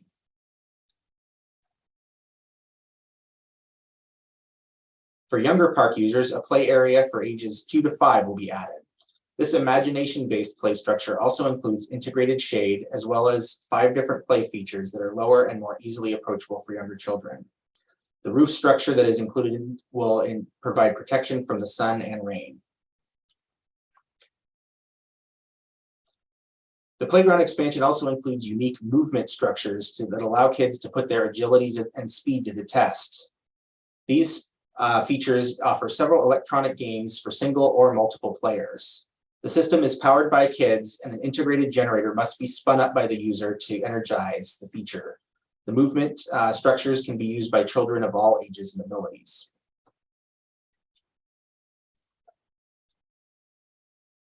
New swing sets will also be installed with the renovation of the play structure. A 4-seat swing will serve older children, and a 2-seat structure will serve smaller kids. The aged and rusting existing metal climbing structures will be replaced with a rope venture climbing system. These types of climbers have been very popular in other parks in the area and allow children to pick their route as they free climb to the top.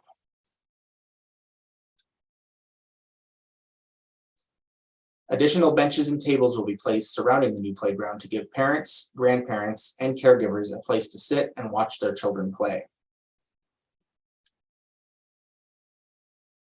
The existing Supernova spinner and teacup spinners in the current playground will be relocated and integrated into the new playground layout. Sustainability. The survey found that residents will travel to other parks in the area due to their superior playground features. These parks range from 7 to 18 miles away. Adding the play features desired by residents will allow their play and recreation needs to be met much closer to home and often within walking distance, decreasing traffic congestion and greenhouse gas emissions. Native shade trees, as well as native plants and shrubs, will be used to reduce irrigation use and provide habitat and food for pollinators.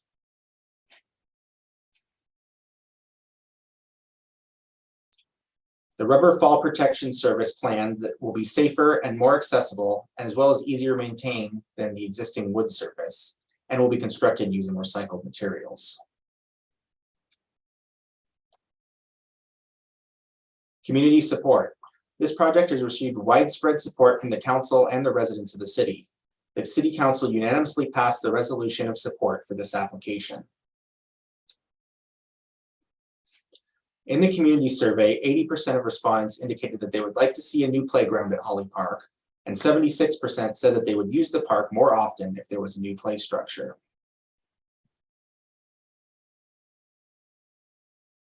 Partner agencies, including the La Center School District and Friends of the Library, have also expressed their support for this project. Cost efficiencies. The city is seeking other grants and methods of funding for this play structure project. We are also seeking a WWRP grant, and if successful in obtaining grant funds for the playground and the other improvements, we will use city and community resources as a match for construction of the project. Last year, we were lucky to receive a $500,000 grant from the Department of Commerce to fund improvements to the community center and the parking lot that share the site with Holly Park. That work is planned for next year, and we hope to build upon that success with this play area expansion to fill the needs of the community.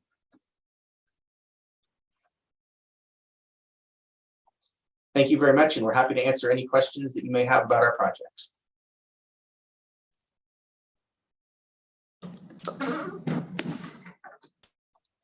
Thank you, Brian and Desi. I'd like to take control of the mouse back. Great, thank you. And it looks like we have a question from Jen. Hi there, thanks for the presentation. I have 2 questions. The first one is your response on your survey. I was curious if that's a typical number of responses that you get when you do community engagement. I think you had like 175. Yeah, I think this was one of the first times that we've tried to use surveys here, at least in my experience, although I'm relatively new to the city. Desi may be able to speak to that a little bit more. There was one other community survey done probably about 6-7 years ago, and it was about the same percentage of response. There was a few less citizens here, but it's the same percentage of response. Okay. And then I was curious if you considered in your project design doing ADA swings.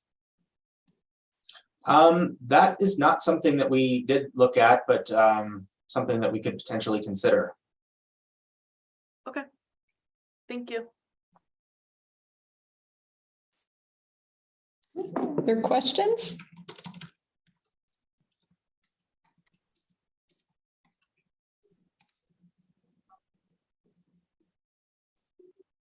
Okay, hearing no other questions. Thank you, Desi and Brian. Thank you. We'll be in touch in a week or two with results. Oh, and you did great on time, by the way. Thank you, Deanne. We appreciate it. Thanks, everyone. Okay, I'll give folks a minute or so to wrap up your scoring, and then we'll move on to Kent. Looks like we're a little ahead of schedule. So Brian Levenhagen, are you online with us? I am. I'm ready to go when you guys are. All right, great, Brian. We'll wait just a moment and I'll get things turned over to you.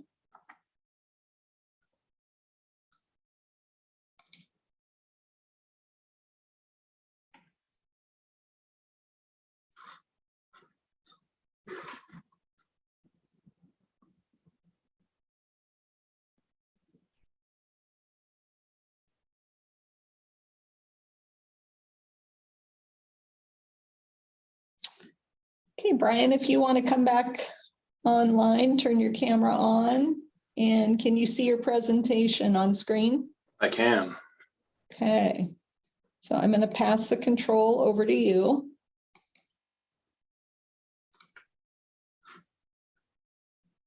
Okay, and let me know if you can move the mouse around and switch slides. Okay. Looks like ready to go. All right, great. So you have 12 minutes and you may start whenever you're ready. All right, let me get my timer going so I can make sure that I know how much time I have left.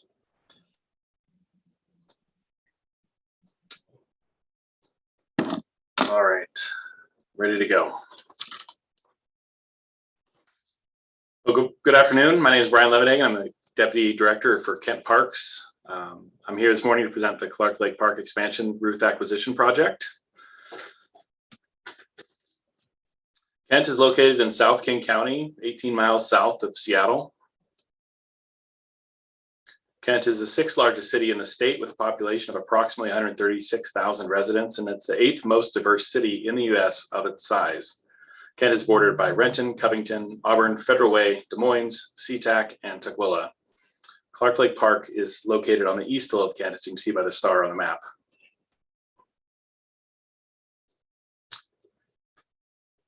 Here you can see Clark Lake Park. It's outlined in yellow. That's the Ruth property right there. This is the target acquisition for this project. The red lines are representing the existing trails within the park. This acquisition is the last missing piece of the Clark Lake Park assemblage. Here you can see how the 17-acre Ruth property fits into the 133-acre Clark Lake Park. It's the final piece in the puzzle for this park. The property has a slope to the water with access off of 248th Street at the south property border. The property can be seen from the fishing pier at Clark Lake Park that's pointed out with the arrow on the photo. City of Kent and King County before us have been awarded 7 RCO grants to purchase the majority of the 133-acre Clark Lake Park. You can see the project numbers on the map starting in 1991 with the latest acquisition in 2016. City of Kent took over the assembling of the park when the area was annexed into the City of Kent in 1996. Criteria 1, public need. So, again, Kent is the 6th largest city in the state, 136,000 residents. 70% of those 136,000 residents live on the east hill of Kent. Clark Lake Park sits nearly dead center in the middle of this population center. Much of the housing in this area are subdivisions with small lots, multifamily apartments, and condominiums. The East Hill also contains a large area of commercial development, which is rapidly becoming another urban center for the surrounding community. Clark Lake Park stands out as the only significant green space that provides a close to home open space that provides a quality opportunity for residents to access nature.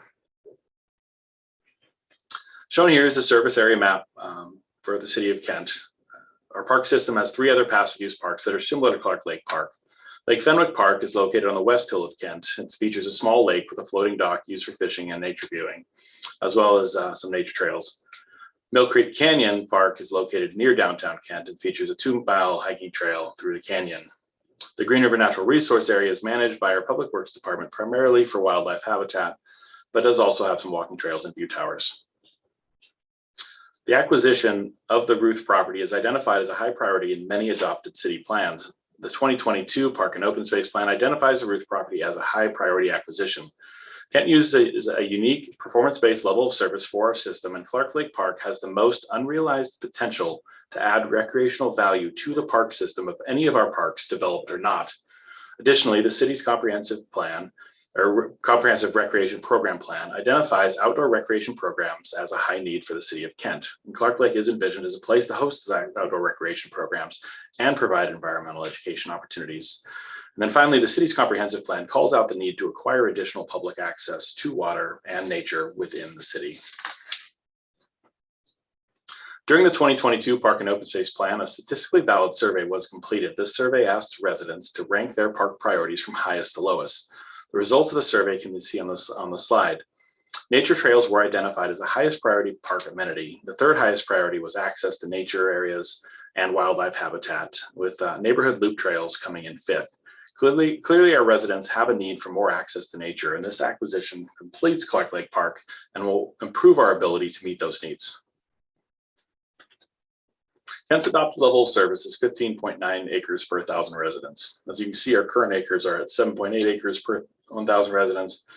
Our need to continue to acquire property will increase as our population grows and as Kent becomes denser. The bottom chart shows the results of not acquiring any new property over time. This 17-acre acquisition will assist with meeting the needs of our growing population. To get a better understanding of trail use at Clark Lake Park, we installed a trail counter in October of 2022. The trail counter data shows that approximately 80,000 people walk past the trail counter in 1 year. It doesn't necessarily capture all the routes that people take on the trails in the park. This equates to 180 people per day per average using the park without a completed loop trail. Completing the loop trail will make it a more attractive park for walking. Criteria 2, needs satisfaction and diversity of recreation. The acquisition of the Ruth parcel will allow for the completion of loop trails at Clark Lake Park. It will expand access to nature trails, adding approximately 1,000 feet of new trail and connect the 2 halves of this park together, allowing for the 2-mile loop to be completed. We'll also increase access to natural areas and wildlife habitat, meeting the highest ranked needs in our 2022 Park and Open Space Plan. We'll add 17 acres of land to our park acreage, addressing our ongoing level of service deficit and preserve open space for future generations. Here you can see some demographic data for the census tract that this park is located in. The median income is above the state average at $76,000 a year. The percent of people of color is above the state average at 38%. The disabled population is below the state average at 8%. The body mass index for 16 to 19-year-olds is slightly above the state average at 23.12, and the mortality rate is above the state average at 886.37. Acquisition of the Ruth property will increase access and usability of Clark Lake Park, which will make it easier for Kent residents to gain the health and wellness benefits that parks like this provide. The schematic plan illustrates future development potential on this parcel. As part of the acquisition project, loop trails identified in green will be added to complete the connection across the property now to Southeast 248th Street. Possible future development indicated in light gray may include the addition of parking, restrooms, nature play areas, and an outdoor shelter. Plans also include future indoor space on a portion of the property. The indoor space would support outdoor programming and environmental education. These future plans would be vetted through a master planning process for the entire park that's scheduled to start in 2023. Please note that we're excluding 1 acre of the property from this grant application, though it is part of the property that Kent is acquiring. The previous public process for Clark Lake determined that this area of the city had a need for indoor recreation space. So we want to retain this flexibility. Anything done at the site will be compatible with the rest of the park and could be used to support nature programming and education. Criteria 3, immediacy of threat and viability. Like many cities in the greater Seattle area, Kent has experienced heavy development pressure. Land once considered too expensive development is being acquired by large residential developers. The remaining vacant land is being subdivided or short platted into multiple lots, resulting in many new single-family homes. This is common practice in the city of Kent and is a sign of rapid urbanization of the scarce remaining land that we have. On this map, you can see 2 subdivisions completed since 2017 directly across from the park, and 2 additional subdivisions that are under construction today. The city anticipates that if it doesn't acquire this parcel, it will be subdivided into further single-family homes. Here you can see the current ground view of these subdivisions under construction. Please note that these pictures were taken on August 3rd, 2022. It's important to know that the owner of the Ruth property, Bill Ruth, was a well-known real estate agent in South King County for many, many years. His family has many ties to the local home building community, and the family had been marketing this property to developers during the past year. The family told us that if we don't move forward with the purchase now, that they will put the property on the open market. In order to preserve this property, we have signed a purchase and sales agreement with the owners and will close on this sale on September 30th, 2022. We are currently pursuing a waiver of retroactivity for this purchase. This view from the Clark Lake dock looks over the lake at the Ruth property. Imagine standing on the dock, and instead of this view, you see up to 50 homes. Without the city acquiring this parcel or these parcels, Clark Lake Park would be changed forever. This acquisition will expand use at Clark Lake Park and add 17 acres to the park. The topography of the site is relatively flat upland, a portion up near Southeast 248th Street with direct access from the road. As you move towards Clark Lake, the property slopes downhill to the lake. The upland portion is suitable for the proposed trail connections and contains enough space for future potential development. The site will be made available to the public as soon as the buildings can be removed and a trail can be constructed. It is estimated this could be accomplished within 2 years of acquisition. The City of Kent will operate and maintain the property. We have 35 FTEs who perform park maintenance duties, and Clark Lake Park has a dedicated staff that perform daily maintenance and are based at the Kent Eastville Operations Center, which is right across the street from Clark Lake Park. Criteria 6, community support. During the 2022 Park and Open Space Plan, Clark Lake Park was the park we received the most comments on. All of the comments were about how much the community loves Clark Lake and the support for further development of the park. 16 years ago, a group called Friends of Clark Lake Park came into existence and are very supportive of this acquisition. Additionally, this acquisition is supported by the Kent City Council, the Kent Parks Commission, and is identified as a priority project in both the 2016 and 2022 Park and Open Space Plan. Oops. Sorry. We also received letters of support from the Friends of Clark Lake Park and Martin Sortune Elementary School. Okay, sorry. We recently confirmed that Kent will receive a $300,000 donation from the seller at the completion of the sale. Donations of this size are rare in Kent, so it's a big deal for us. The park will also be more efficient to maintain because our East Hill operations team is headquartered across the street. And lastly, many of the trail, boardwalks, and other improvements completed at Clark Lake over the years have been built with the help of volunteers. It's anticipated that this will continue with the work to complete the new trail connections. Pictured here is a group of 70 volunteers that attended a recent Earth Day work party at Clark Lake Park. With that, thank you, and questions, and sorry about the accidental advancing of the slides, but I think I hit all the points. Thank you, Brian. I'm going to go ahead and take control back, and we'll open this up for questions. I did that.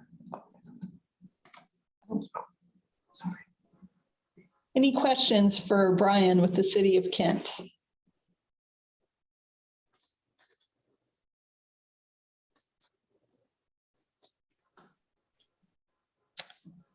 Okay, hearing none.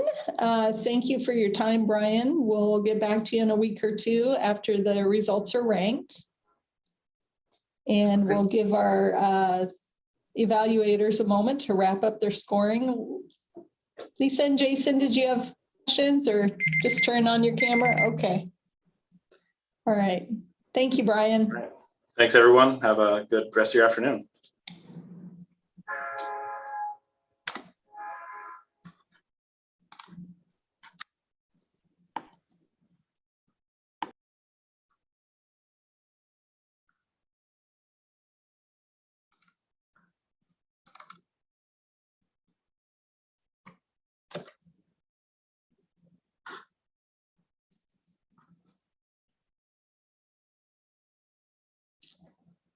And I think we have Nick here today from Spokane. Hi, Nick. Hello, everyone. Wait just a moment or two and then I'll hand off controls to you. Do you see your presentation on your screen? I do. Hopefully you guys see it too. Yep. All good here. Right on.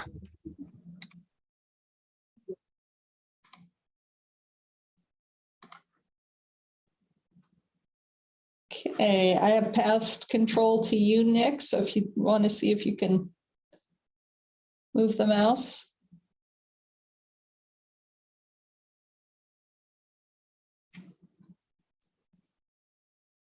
Got it?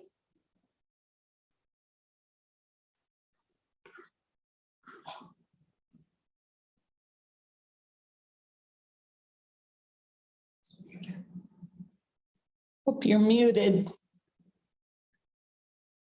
Able to move the slides? Oh, not sure what happened there. Here, let's see. Hang on just a moment, Nick. Oh, I figured out how to unmute myself, so that's a win. Now it's just forward and back.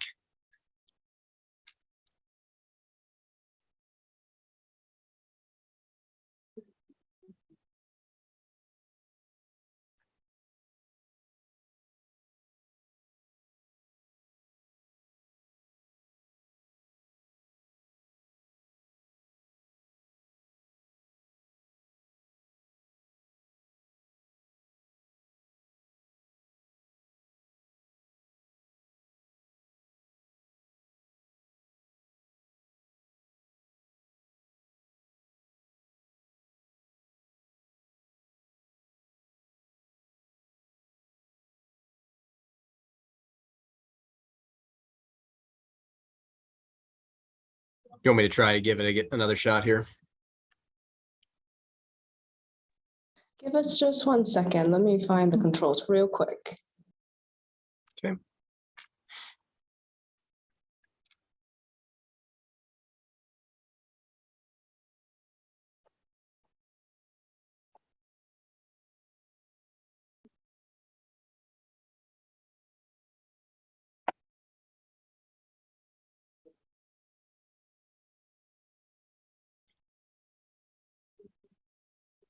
Hey, Nick, if you could just double click anywhere on the screen on your presentation real quick there, and then use the arrow keys to go back and forth.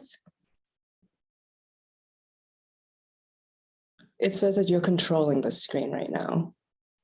You know, I'm going back and forth and it's saying I'm just viewing your screen. It's not letting me control it. Okay, I'm gonna end your control and restart it, okay? 1 second. Okay.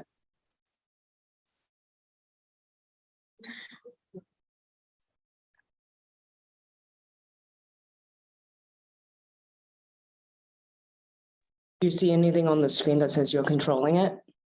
I do now. Okay, and then just double click on your presentation and then use the arrow key to go back and forth. And there's gonna be a delay.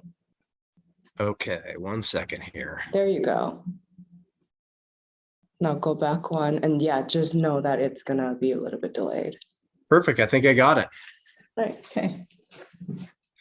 Okay, you have 12 minutes, Nick. So whenever you're ready, you may begin. All right. Well, thanks for having me, everybody. My name's Nick Hammond. I'm with the City of Spokane Parks and Recreation Division, here to present the Riverfront Park South Suspension Bridge renovation project today. Our project goal is to renovate the South Suspension Bridge within Riverfront Park, which provides pedestrian access to directly above the Spokane Falls and connects the north bank of the Spokane River into the park. The bridge is currently closed due to major damage on the bridge walking surface, and we request RCO grant funding in the amount of $1.4 million, or approximately 49% of the estimated project cost. Remaining matching funds are appropriated through local capital dollars. The project is located within the city of Spokane. Our population is estimated at 223,000. And the project is located less than 1 mile from Interstate 90 within the heart of Spokane's downtown. It spans the mid-channel of the Spokane River. The bridge is contained within Spokane's Riverfront Park. It's our city's only civic park. And you can see the bridge location here in red and the park boundary in blue. The park attracts approximately 3 million visitors a year and is frequented by all ages, incomes, ethnicities within our community. It hosts our city's largest events, including Hoop Fest, Bloomsday, Pig Out in the Park, Spokane's 4th of July celebration, and many others. It is our top tourist attraction and a cultural center for locals. The bridge is one of 16 within or immediately adjacent to Riverfront Park.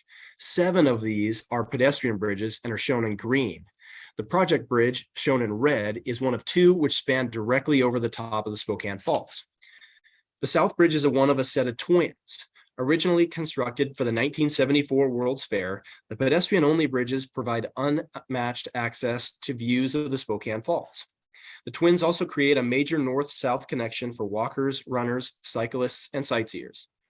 The bridges are considered a contributing historic resource from the Expo era, and their restoration is a major component of park historic preservation plans. They're a crucial companion for interpreting our river and the history of the park. Here you can see the South Suspension Bridge within the park on the Spokane River in a spring morning. You can see the spray of water coating the bridge and the person it carries. This is that same bridge on a warm summer day. It draws between 750,000 and 1.5 million users a year because of its proximity to our falls. That's 25 to 50% of all visitors to Riverfront Park.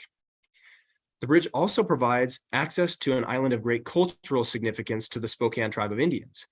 Previously called Canada Island, it was rededicated to the tribe in 2016 in acknowledgement of their sacred and historic connection between the tribe and the island.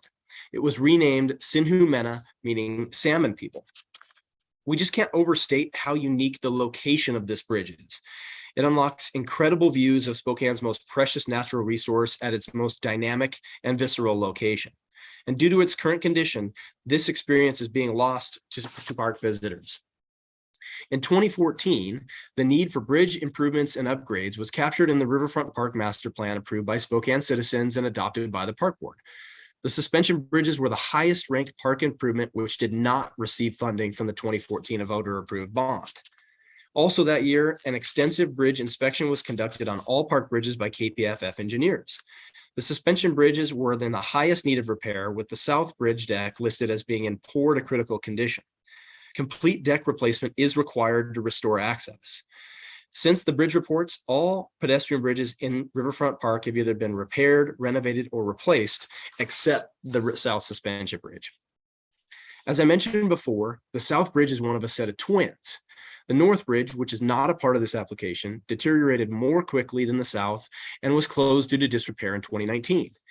In partnership with local organizations and RCO through the ALEA program, the North Bridge was renovated last year and reopened to the public in early spring 2022. The South Bridge has yet to be renovated and was closed in May of this year to protect the safety of the public. Areas of the bridge deck have deteriorated to the point that additional patching or plating can no longer be implemented. Multiple locations of the bridge deck near previous failures continually fail. Holes are emerging with increasing frequency. And in May of 2022, 2/3 of all bridge deck panels had heaved to a point of failure and were unsafe for pedestrians. The entire bridge deck was closed as a result. So why repair the bridge over other needs? According to over 5,300 survey responses received in 2021 Parkland, Spokanites use parks for simple pursuits, enjoying nature, walking, spending time with family. These activities, as well as attending special events, exercising, and using Riverfront Park attractions were all within the top 12 most popular local park activities. 90% of those who responded had used Riverfront Park. This project delivers on numerous park desires. In addition to local rec desires, this project is in a neighborhood that is historically underserved. Using RCO grant application data tool, we see that residents immediately surrounding the project area earn less than 20% of the state median household income, are disabled at a rate more than triple the state average, have slightly higher than average body mass index for ages 16 to 19, and experience nearly double the state average mortality rate. We also understand this facility, being a large civic park, attracts frequent users living citywide, with many coming from 2 to 5 miles away. Through the recent park plan, we developed a citywide social and environmental park equity zone map to determine where park improvements can best benefit our at-risk populations. This project is located within the highest equity priority zone citywide. In general, the Spokane community is older than average, has a higher percentage of households that are below poverty level, that receive SNAP benefits, which don't have a vehicle, and which have one or more household members with a disability. Our community is more socially vulnerable than average. So investing in this bridge is not repairing concrete, it's investing in a centrally located, historically significant, ADA accessible, free activity near existing public transportation stops, which benefits Spokane's most vulnerable population. Renovating it also preserves and enhances our community's connection to the water. This project design works to minimize the appearance of the bridge once you're on it, so you can focus on this, the falls. That's what people are really coming downtown to see. So the bridge repair scope includes replacing bridge decking, guardrails, conduit, and vaults at either end of the bridge. Minor steel repair, cleaning, and painting will also be performed after the existing deck is removed. And the design life for these improvements is 50 years. Design work is substantially complete and will be ready for bid in the fall of 2022. The design meets all trail and bridge planning standards, including DOT, AASHTO, IBC, and ADA standards, amongst others. The bridge is 228 feet from tower to tower and is 10 feet wide. Upon completion, the bridge deck will remain 10 feet in width. The bridge towers and cables are in good condition and will remain largely untouched during renovation. Heavily corroded steel beams will be removed and replaced with strong weathering steel. Electric conduit, which was previously prevented proper bridge deck maintenance, will be removed, and the old bridge lighting system, which hasn't worked for over a decade, will also be replaced. New re-rack conduit will be installed in a configuration which better allows bridge maintenance. New light fixtures will be added within the bridge curbs and towers to safely illuminate the bridge walking surface. Vault lids, which are at the end of each bridge, or of the bridge, excuse me, which are currently patched together with plates, will be replaced with strong reinforced concrete. The bridge deck and curbing, which is currently quite porous, will be removed and replaced with strong reinforced concrete. Concrete was selected to meet both structural and historic preservation goals. The guardrail, which does not meet current code for height, baluster spacing, or handrail, will be removed, modified for code compliance, and reinstalled. Upon completion, the guardrail will remain consistent with the initial design intent, be raised to bicycle height, and as a contributing historic resource, will meet all DAP requirements for modification. It's worth reiterating that this bridge is an iconic structure and identified in the Riverfront Park Historic Preservation Plan as a significant resource remaining from Expo. Every effort is being made to renovate this structure in keeping with its original design. Having completed the renovation of the North Suspension Bridge within the past year, we have very accurate renovation costs and have already identified the barriers and risks to renovating a bridge of this type. Again, the overall design goal here is to restore the safe public access to above the Spokane Falls that we've recently lost. As the bridge structure is already in place, it is more sustainable to renovate the existing structure than propose a replacement bridge, which would more adversely impact aquatic lands and shoreline. Bridge towers, footings, walls will remain practically untouched, eliminating the need for any work within the river and any excavation along the river's edge. Bridge preservation is also in keeping with the historic preservation goals for the park. Raw materials for the project total just under 30% of what's needed for a new bridge of similar type and size. 100% of all existing metals from the project are, excuse me, are either reused or locally recycled. The bridge encourages walking and bicycling to see the river rather than viewing it from an automobile. It also provides a critical pedestrian link across the river into downtown for service industry workers, and of course is a major draw for Riverfront Park users. This is the latest project in a program of Riverfront Park projects adopted in June of 2014, which outlined improvements for the park for the next 20 years.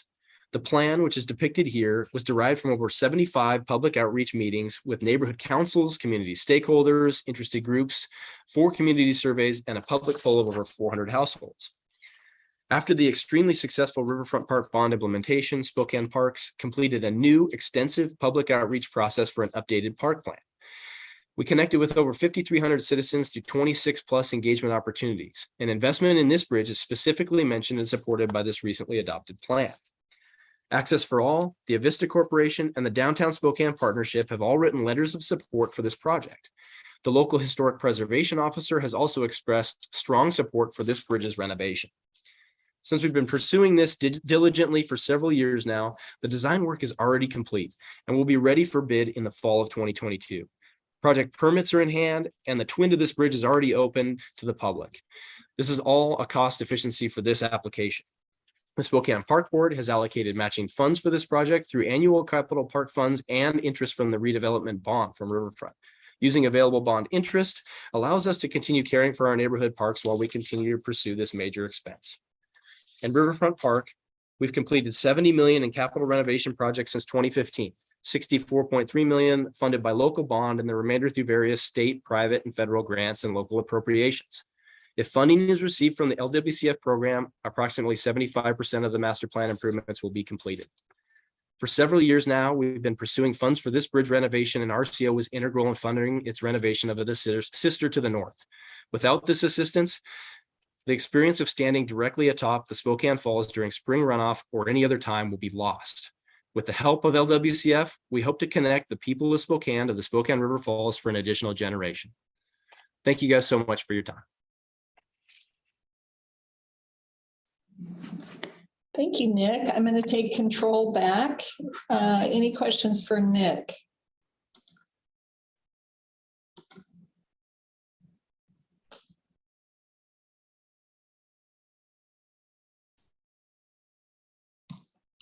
Lisa. Sorry, technical difficulty here. Hi, thanks for your presentation. I have a question about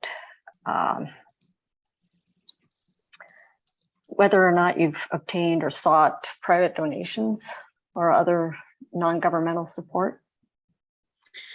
We've had a number of private donations that have helped fund some of our design work for this, Lisa. They're not necessarily reported in the grant application because they've been received previously, and I think they were included as part of our North Suspension Bridge renovation. But we have received in total about $500,000 in private organizations from non-governmental agencies in our area. So a portion of that was used for the construction and design of the first bridge, and a portion of that is being used now for the design of this one. No private donations for the construction of this bridge yet, but that is something we are seeking.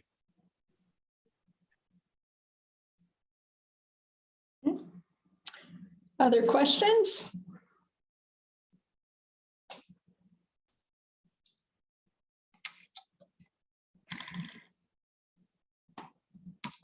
Hearing no other questions for Spokane. Thank you very much for your presentation, Nick.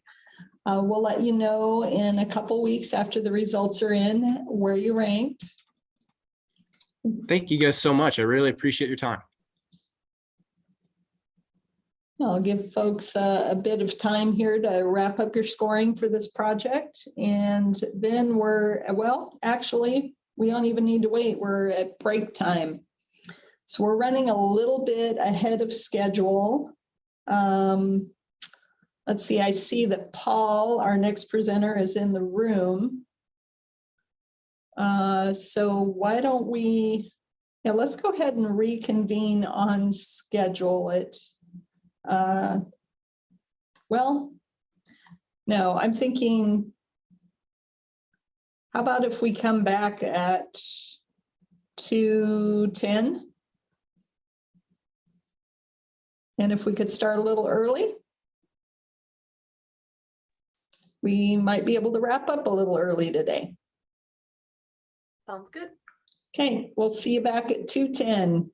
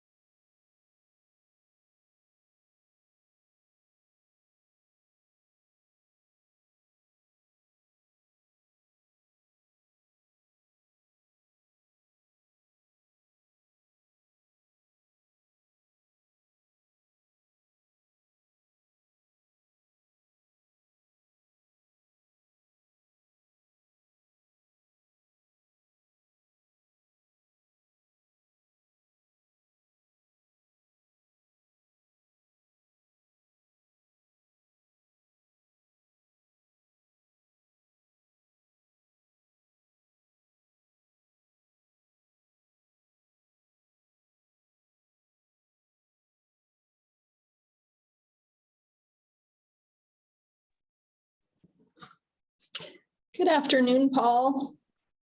Hey, good afternoon. Can you hear me? Yes. Awesome. Can you see your presentation on the screen? I can indeed. Excellent. Okay. Hopefully you're willing to start a little bit earlier today. We're running a little ahead of schedule. So if you're ready to go. I need to double click on this to get control and all that good stuff. I'll go ahead and pass you control. Okay. I'm going to turn off my camera first. And we'll make sure it's working. Okay, you should have it now. So double click and see if you can move around. Let's see. Okay. Hold on, let me check. Okay. All right. All right, when you're ready to begin, you have 12 minutes. Okay. So there. Well, good afternoon, everybody. I'm Paul Knowles with Spokane County Parks. Nick Hammond from City of Spokane Parks Rec is also here. And we're excited to present our Make Beacon Hill Public Phase 2 development project. Our project is located in Spokane County, almost centered within the county and generally northeast of downtown Spokane. Beacon Hill is located near Spokane County's population centers and is nearly surrounded by land that's developed or planned to be developed in the near future. Back in 2020, we presented our Make Beacon Hill public application with the goal of preserving 231 acres through fee simple acquisition and donated easements. This initial acquisition phase has been completed with all properties identified in that application acquired and preserved. Following up the success of that project, the primary goal of our Phase 2 project is to expand and enhance access to the Beacon Hill Trail system preserved over the past 2+ years by renovating and expanding the two primary access points to Beacon Hill, Shields Park and Camp Sakani. To accomplish this goal, we're requesting a little over $1 million from LWCF and providing a little over that in matching funds. Beacon Hill generally has two service areas. There's a regional mountain bike park service area shown here. The closest comparable is Duthie Hill, managed by Keene County. Duthie has 66% less trail than Beacon Hill and only serves mountain bikers. And then there's the local open space service area serving hikers, trail runners, rock climbers, and other more casual users. While the blue dots represent other nearby areas for hiking and mountain biking, none of these compare to Beacon Hill in both the quantity of trail and popularity. Beacon Hill has 49 miles of trail, and to quantify its popularity, Trail Forks, an app used mostly by mountain bikers, includes a ridden counter showing over 31,000 check-ins through the mobile app Strava. Using that same data source, our next three closest examples are Mount Spokane State Park, Riverside State Park, and Eiler Creek. The ridden counter for each of these shows significantly fewer counts than Beacon Hill. Recently, Beacon Hill was also identified as a mountain biking area of statewide significance in a study report completed by RCO in 2019. That same report recommended development of mountain biking facilities like trailheads to provide riding opportunities close to home. Both the Spokane County Park Plan and Regional Trail Plan identify Beacon Hill as a recreational area of countywide significance and call for investment in preserving and enhancing access to its trail system. And the City of Spokane Parks and Recreation 2022 Master Plan specifically identifies prioritizing renovation of existing trailheads, especially at Camp Sakani and Beacon Hill, as first-tier plan priorities to be completed within the next 1 to 5 years. Parking at Camp Sakani and Shields Parks is underdeveloped and inadequate. This shows the west lot at Shields Park on a good day where parking was managed by an event. The east parking lot at Shields Park dead ends in the background, creating a comfortable place for illicit activity, sometimes pushing positive use out of this area, especially families with young kids. The unimproved condition of the west parking lot combined with several design and condition issues has led to Shields Park becoming a magnet for illicit activity. Most recently, someone dumped 3 55-gallon drums of raw sewage here. In addition to being a primary access point to the trail system, Shields Park doubles as the most well-known climbing area in Spokane. Like many climbing areas in public ownership, climbing has been silently accommodated for decades, contributing to a neglected feel that invites negative activity. And where Shields Park is improved, said improvements were installed prior to ADA, presenting numerous barriers to access for mobility challenged folks. At Camp Sakani, the most popular access point to Beacon Hill, the parking area has organically evolved over time with different tiers of dirt and gravel parking. On weekends, the parking here is overflowing onto Upriver Drive and pushing more folks to Shields Park, which isn't designed right now to handle that additional demand. The organic parking situation also creates ADA and pedestrian safety challenges with differences in grade and no separation of vehicle and pedestrian traffic. And lastly, there's no physical connection between the project sites and the Centennial Trail, the I-90 of our regional trail system, though both project sites functionally double as trailheads for the Centennial Trail. This project will expand and enhance public access to the newly preserved Beacon Hill Trail system by focusing improvements on Beacon Hill's two most popular access points, Shields and Camp Sakani. In the case of Shields Park, we're adding 23 new parking stalls, more than doubling the number of parking stalls at this trailhead, including 18 on the west end of Shields Park as shown here. In addition, we're adding lighting, a web camera, and other features to enhance safety. Moving east along Shields Park, we're also physically connecting the park and Beacon Hill to the Centennial Trail, adding amenities like drinking fountains, creating a second driveway to the east parking lot to improve circulation, while adding lighting and a webcam to enhance safety and security. Adding a bouldering playground north of the east lot will serve as a low barrier youth entryway into climbing and better connect the community with the natural climbing opportunities afforded by Beacon Hill. Our design will take climbing out of the shadows and celebrate it. And the adaptive climbing trail will create enhanced access for adaptive climbing at suitable existing climbing routes at Shields Park. At Camp Sakani, we'll be removing the various tiers of parking and replacing them with a consolidated parking lot, which increases parking from 53 stalls to 85 and incorporates ADA features and pedestrian separation and connectivity. Lighting, webcam, and an entrance gate here will contribute towards a safer feel at the site. As you can see here, looking at the average of 4 census tracts adjacent to and served by Beacon Hill, household income is well below the state average, mortality rate is well above state average, and youth obesity rates are higher than state average.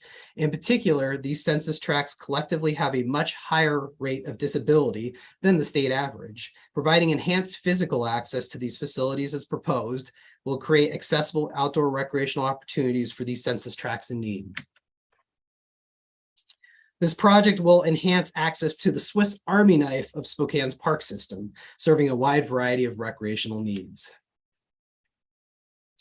This project will also enhance access to the Centennial Trail, a 39-mile paved asphalt trail that's part of the state park system, by installing rapid flashing beacons and a crosswalk between each site and the Centennial Trail, as well as bike racks at both project sites.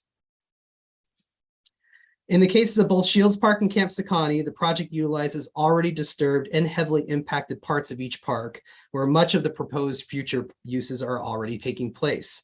In both cases, our design will utilize space more efficiently, allowing some heavily impacted areas to be restored through the installation of 2-rail fencing and plantings. In the case of Sakani, we're taking a heavily impacted site that's a mess from a parking and circulation standpoint and creating a unified connected parking lot that stays within the current area of heavy impact, while physically connecting the site to the Centennial Trail. Both sites are being designed with access routes and connectivity in mind. For example, at Shields Park, we've integrated pathway connections with the neighborhood west of the park through what we're calling the Minnehaha pathway, created connectivity within the site, and formalized a connection to the Centennial Trail through a controlled crosswalk. Bigger picture, this project will eventually be connected to the Children of the Sun Trail being built by WashDOT along US 395 via the planned Minnehaha pathway. This will connect the project site via paved pathway to the Upriver and Minnehaha neighborhoods. In the case of Shields Park, we are extending city water to the site. Power also runs along Upriver Drive, so providing a new 200 amp service to power the proposed lighting will be feasible. In the case of Sakani, there's no sewer or water service remotely close to the site, so we're sticking with the dry design. Electrical service is already at Sakani, so proposed improvements, including lighting, will be accommodated without significant cost of bringing power to the site. Accessibility is central to the design of both projects, substantiated by our letters of support and private cash donations. In the case of Shields Park, the adaptive climbing community really rallied behind the pathway improvements shown here, Smoky Overhang and Open Book, two major adaptive climbing routes. As mentioned previously, the project uses existing impacted areas to create improvements. The undeveloped west lot at Shields Park impacts an area far larger than what's needed. That excess area will be fenced from vehicle traffic and restored with native vegetation. Associated landscaping for both projects will be low maintenance native xeriscape similar to the species shown here on one of our trailhead project sites. And where we have uncontrolled access, unofficial trails will be decommissioned and restored, while official access points will be well marked and emphasized in the design. As a component of this project, stormwater treatment facilities and rain gardens will be installed to direct and treat stormwater. And this project will be well served by alternative modes of transportation, including a new bus service along Upriver Drive that begins in spring of 2023, with the potential for stops at Shields and Camp Sakani. The bouldering playground is an opportunity to connect non-traditional climbing groups with climbing opportunities within Beacon Hill. This playground is intended to become a focal point for families by providing a controlled climbing environment visible from Upriver Drive with ADA access. This project will also help address historic park investment disparity within Spokane's District 1, containing the census tracts served by this project. This district was historically redlined and has 75% fewer park acres than District 2, though the number of households in District 1 is greater. We have significant public support for this project, including many organizations that directly program and use Camp Sakani and Shields Park and have contributed cash donations towards this project. Beacon Hill has also garnered significant positive attention locally, regionally, and nationally for what it has to offer. Photo shown is from a Free Hub article about a recent retiree traveling the country in search of epic mountain biking trails. The photo happened to be taken at Camp Sakani. As part of our match, we have several partners providing $185,000 in non-governmental cash match, or 8.7% of the total project budget. The significant funding amounts for these organizations demonstrate that this project not only is well supported by the community, but by a diverse range of recreational interests. And finally, Beacon Hill is sustained and supported by significant volunteer involvement from multiple organizations. In 2021 alone, Evergreen Mountain Bike Alliance contributed over 1,300 volunteer hours towards Beacon Hill's maintenance. And that concludes our presentation. Thank you for having us here today, and happy to answer any questions you might have about the project. Thank you, Paul. I'm going to go ahead and take control back. And do we have any questions for Paul?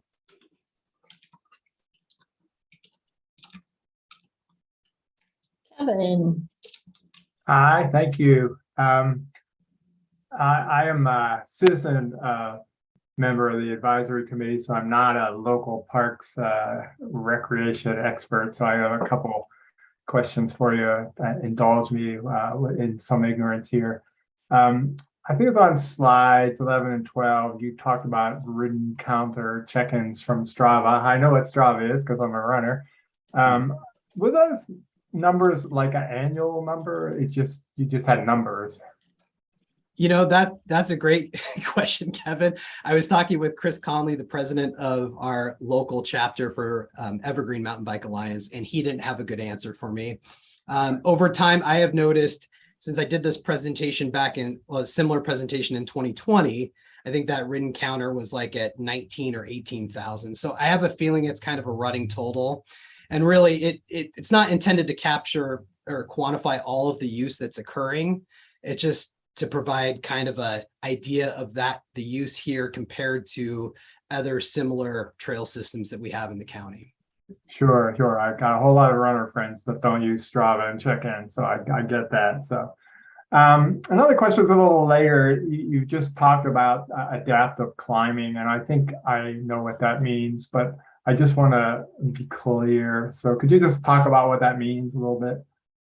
It's basically for folks that are physically impaired, and it's usually assisted climbing. They're For example, we have several groups here, like out at Eastern Washington University, that program for this type of use, and they love Shields Park and they try to make use of it for adaptive climbing, because there's just, as you probably can imagine, climbing areas generally are not accessible because you're talking about cliffy, steep terrain, all of that. And this just happens to be a spot that's very accessible.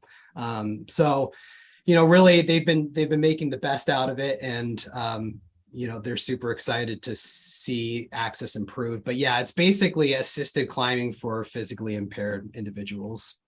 Okay, thank you. Yep. Any other questions for Paul?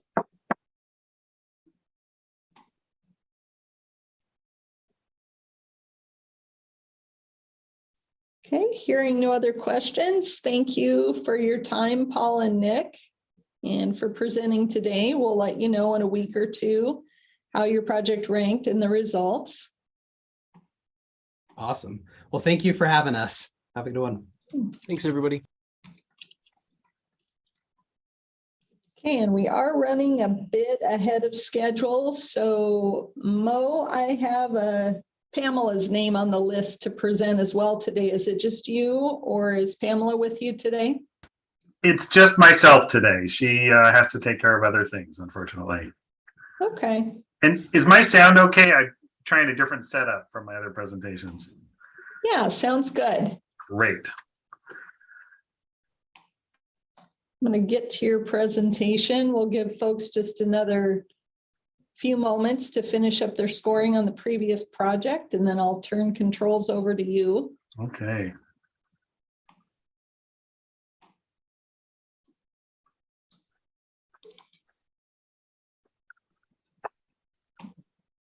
Okay, and can you see your presentation on your screen? I can, and let's see if I can change the slides. I haven't done it yet. Got it. Okay. Okay.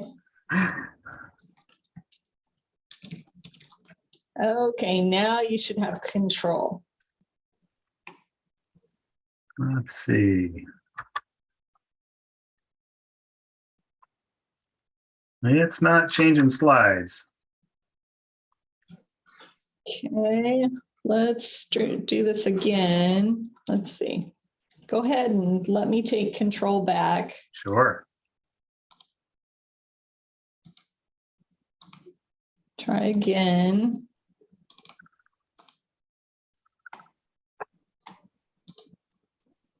My video first.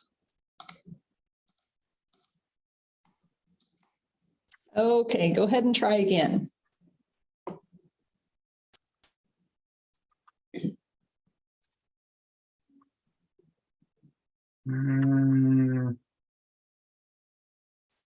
Yeah, it's not, I can't change the slide here.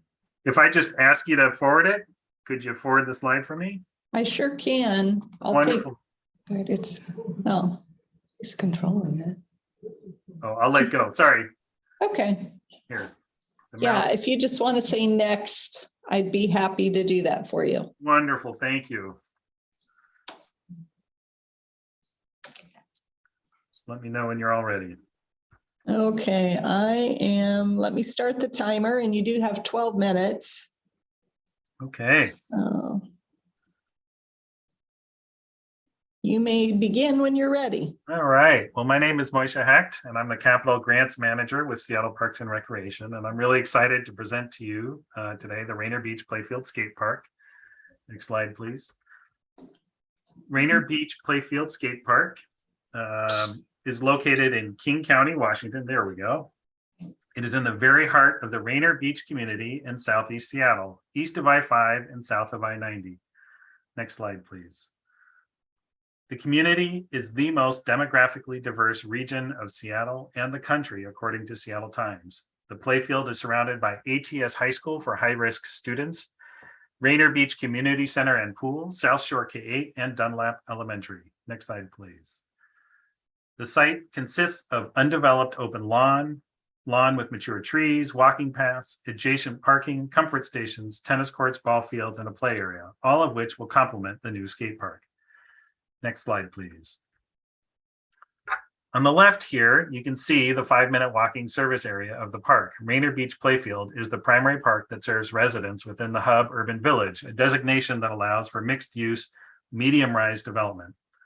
On the right, you can see other similar amenities within an approximately 2-mile service area from the site, which include Benefit Playground, which has a handful of small skateboard amenities, but not really a true skate park, and it has poor public access. There are 5 picnic shelters 1.2 miles away, but none within the urban village that serve the Rainier Beach community. Next slide, please.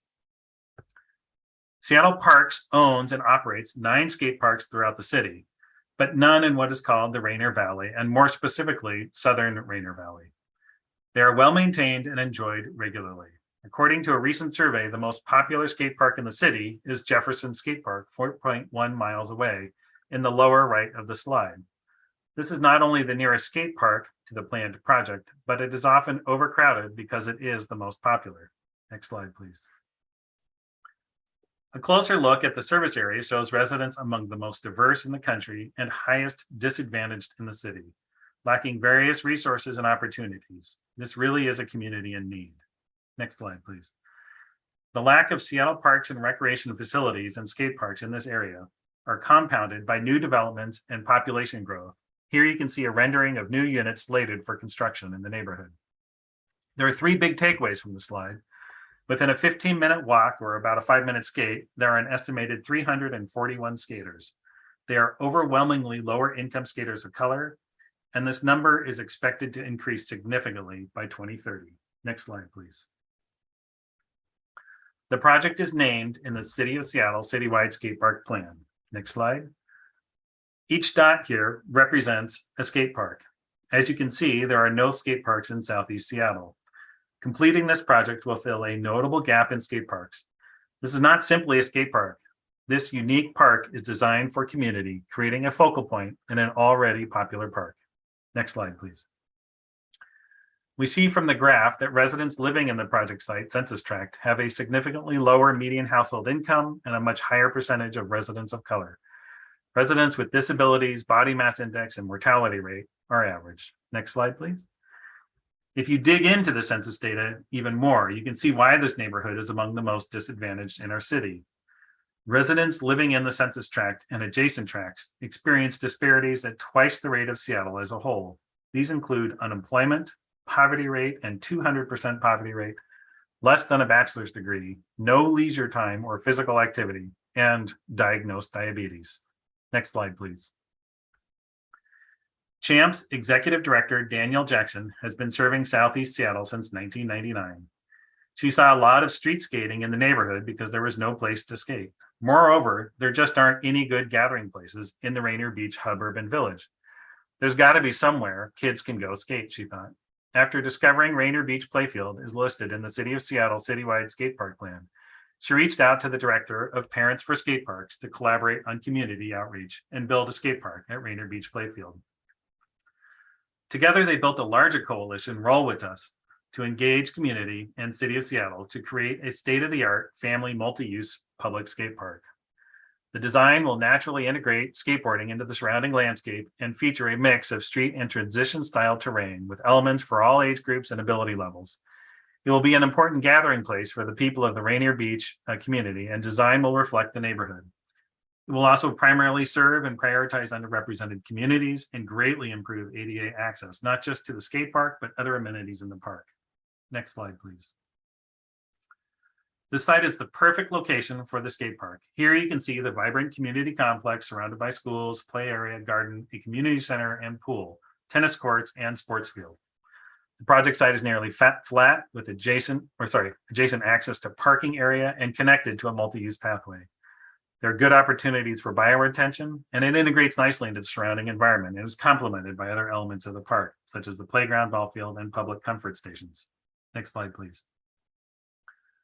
The central piece of this design is a state-of-the-art inclusive skate park, which is not just for skateboarders, but is designed for people who scooter, rollerblade, roller skate, or ride BMX bikes. This innovative community-driven design includes 2 gathering areas with barbecues, something very important to the community, tool and repair station, interior skate park, partially covered skate features, and perimeter lighting. Next slide, please. This incorporates features like sloppy curbs, ledges, Johnny barriers, snake run, and quarter pipes. There are several safety components built into the design, including latest and safest all-wheel design standards for beginning and intermediate skaters. There are 15 light fixtures around the perimeter and 2 lit shelters. It is a small, finite project area limiting scope creep and will only require simple permits. Cost estimates were completed by the prominent design firm Environmental Works. Next slide, please. The lit perimeter pathway highlighted here is ADA accessible.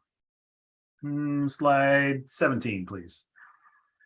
The design not only creates new entrance to the park on South Cloverdale Street, it also connects the parking lot and other features of the park, such as the playground. The skate park itself has an organic flow, welcoming anyone who rolls. Sustainability. Sorry, the next slide, please. Most skate parks have an industrial feel to them. We will retain the established trees highlighted here. Only one older sick tree will be removed. The trees in the skate park complement each other, creating a unique experience in our skate park portfolio. The park is nestled up against the established trees, and we will add 2 bioretention planters and trees. The plan prioritizes the use of regional and recycled content materials as much as possible in the construction of the project. Next slide, please. The park is accessible by all kinds of transportation options, including light rail, something identified as being important for young skaters, with stops 1-minute walk to the playfield. There are numerous bus routes that service Rainier Beach Playfield, and it is within skating distance of an estimated 341 skaters. It is on the Link to Lake route that connects the light rail to Lake Washington. Next slide, please. Parks bring economic benefits to communities, and it is long overdue that we invest in this neighborhood. We listen to community and are committed to incorporating their needs into their skate park. It won't just be a skate park, but an attraction for all. It is a brilliant design to get the entire community out in the park and moving. Next slide, please. The Rainier Beach Collaborative worked entirely volunteering their time and resources to reach and connect with people living in the community and those most impacted by the project. They paid for and distributed yard signs, promoted and got people to attend focus groups, open houses, and virtual public meetings. They helped with the survey, got well over 200 responses, identified key stakeholders, raised money to develop the concept design, staffed booths at local events, and went door to door talking with neighbors. Next slide, please. Just Google Rainier Beach Skate Park and you will find many sites, including social media, very excited about this project. Sites like rainierbeachskatepark.org, champseattle.org, Parents for Skate Parks, and social media pages on Facebook, Instagram, and Twitter, not managed by Seattle Parks. Local groups, with our support, have organized a number of community feedback sessions. Outreach and local events like the Boo Bash Halloween event had roughly 200 people visiting the booth. Focus group conversations with groups like Skate Like a Girl, and yard signs and door-to-door outreach paid for by the community partners. Next slide, please. We have continuously adapted the design to meet community needs. Overarching goals developed at our first public meeting include developing a community-led concept design of a skate park with community gathering spaces, incorporate the latest multi-use public all-wheel design standards, provide equitable access for all ages and abilities, and integrate the design into the surrounding community, environment, existing features, and the neighborhood. Next slide, please. Thanks to our community partners seen here, our public input process has been enormously successful in soliciting feedback from diverse people. The work groups like CHAMPS has put in soliciting feedback and performing a community needs assessment would cost us well over $100,000. Moreover, these community groups are very small grassroots organizations that are under-resourced themselves, so the work and fundraising they have done for this project is all the more remarkable. I would also like to thank all of the community partners seen here who have supported and provided valuable input on this project. We are committed to the long-term maintenance of Rainier Beach Skate Park. We have existing maintenance crews that service this park regularly, and we do not foresee any additional maintenance burdens. An additional long-term cost efficiency of this project involves close alignment with our volunteer program. We expect these organizations to continue their ongoing support of this project, even post-construction, either formally through our volunteer program or informally as community stewards. Next slide, please. Seattle Parks and Recreation is committed to providing over $917,000. Local organizations have received 2 grants in the amounts of $33,000 and $50,000. We have 1 pending matching state grant through RCO in the amount of $500,000. And we also have the many hours of neighborhood community has put into this, leading and paying for outreach for this project. We are committed to this project, which we believe will be shovel ready in 2023. Next slide, please. And thank you so much. I welcome any questions you may have.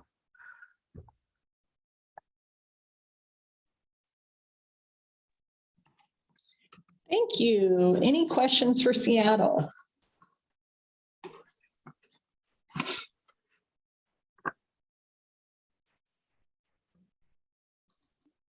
Jason. Hey, thanks for the presentation. Just a question around costs and how you went about developing costs for this project. I don't think I saw it in your presentation, but if you have any information around your cost development, that'd be helpful. Sure. I'm not the project manager on this. Unfortunately, she couldn't attend today, so she could probably provide a much better answer. But Environmental Works is very experienced, landscape firm here in Seattle. They worked with several different groups. There's a I forget the name of the contractor that I think they worked with to kind of help with some of the estimates, but they've sort of worked with us as a consultant, both the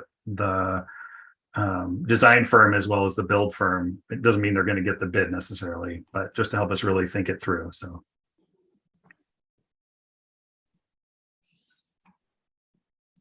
Other questions?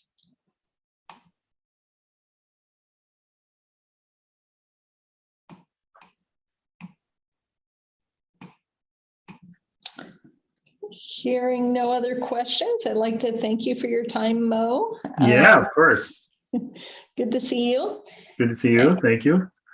And we'll let you know in a couple weeks what the results of the ranking. All righty. Thank you. Okay. So folks, if you want to finish up your scoring on this presentation. And I think our next presenter is here. Looks like we have Sarah and Tanya.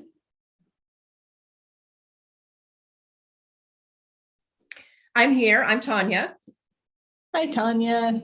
You want to Good turn on your afternoon. camera? Great. And Sarah is here as well. Hello. Hi, Sarah. Who will be working the presentation, the mouse today? I will be, Tanya. Okay. Okay, and we are running a little bit ahead of schedule, so if you don't mind starting early, I'll go ahead and pull up your presentation and. Sure. Is Scott Thomas here with King County? I don't see him yet. Was he planning to attend? Yes, he is supposed to be here. I don't see him. I'm sending him a quick text, Tanya. Thank you, Sarah. Do you see him? I don't see him. Okay. Yeah, and if we need to give Scott a few minutes, I can call a break and we can come back in 10 minutes or so. Maybe that might be better. Okay. Oh, he just dialed in, it looks like. Oh. Or he's okay. dialing in. Yeah. Okay. All right, well, we'll just have the group hang tight for a bit, and if you're ready to go a little early, great. And if you need a few minutes, that works too.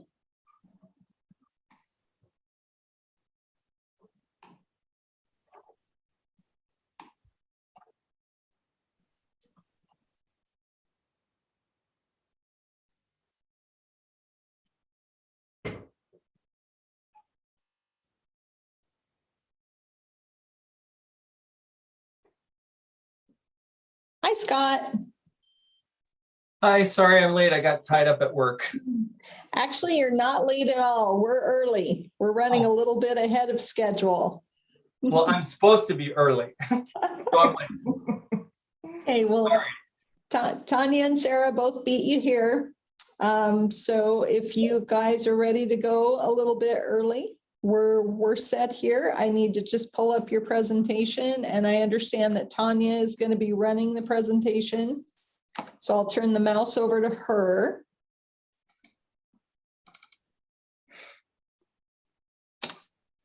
Okay, can you see your presentation on the screen? I can. Okay, so give me just a moment. I'm going to turn off my camera and then I'll pass you the mouse. We'll test that.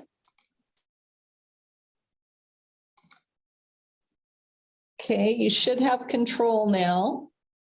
So just go ahead and All right. test it out. Make sure you can move it and change slides.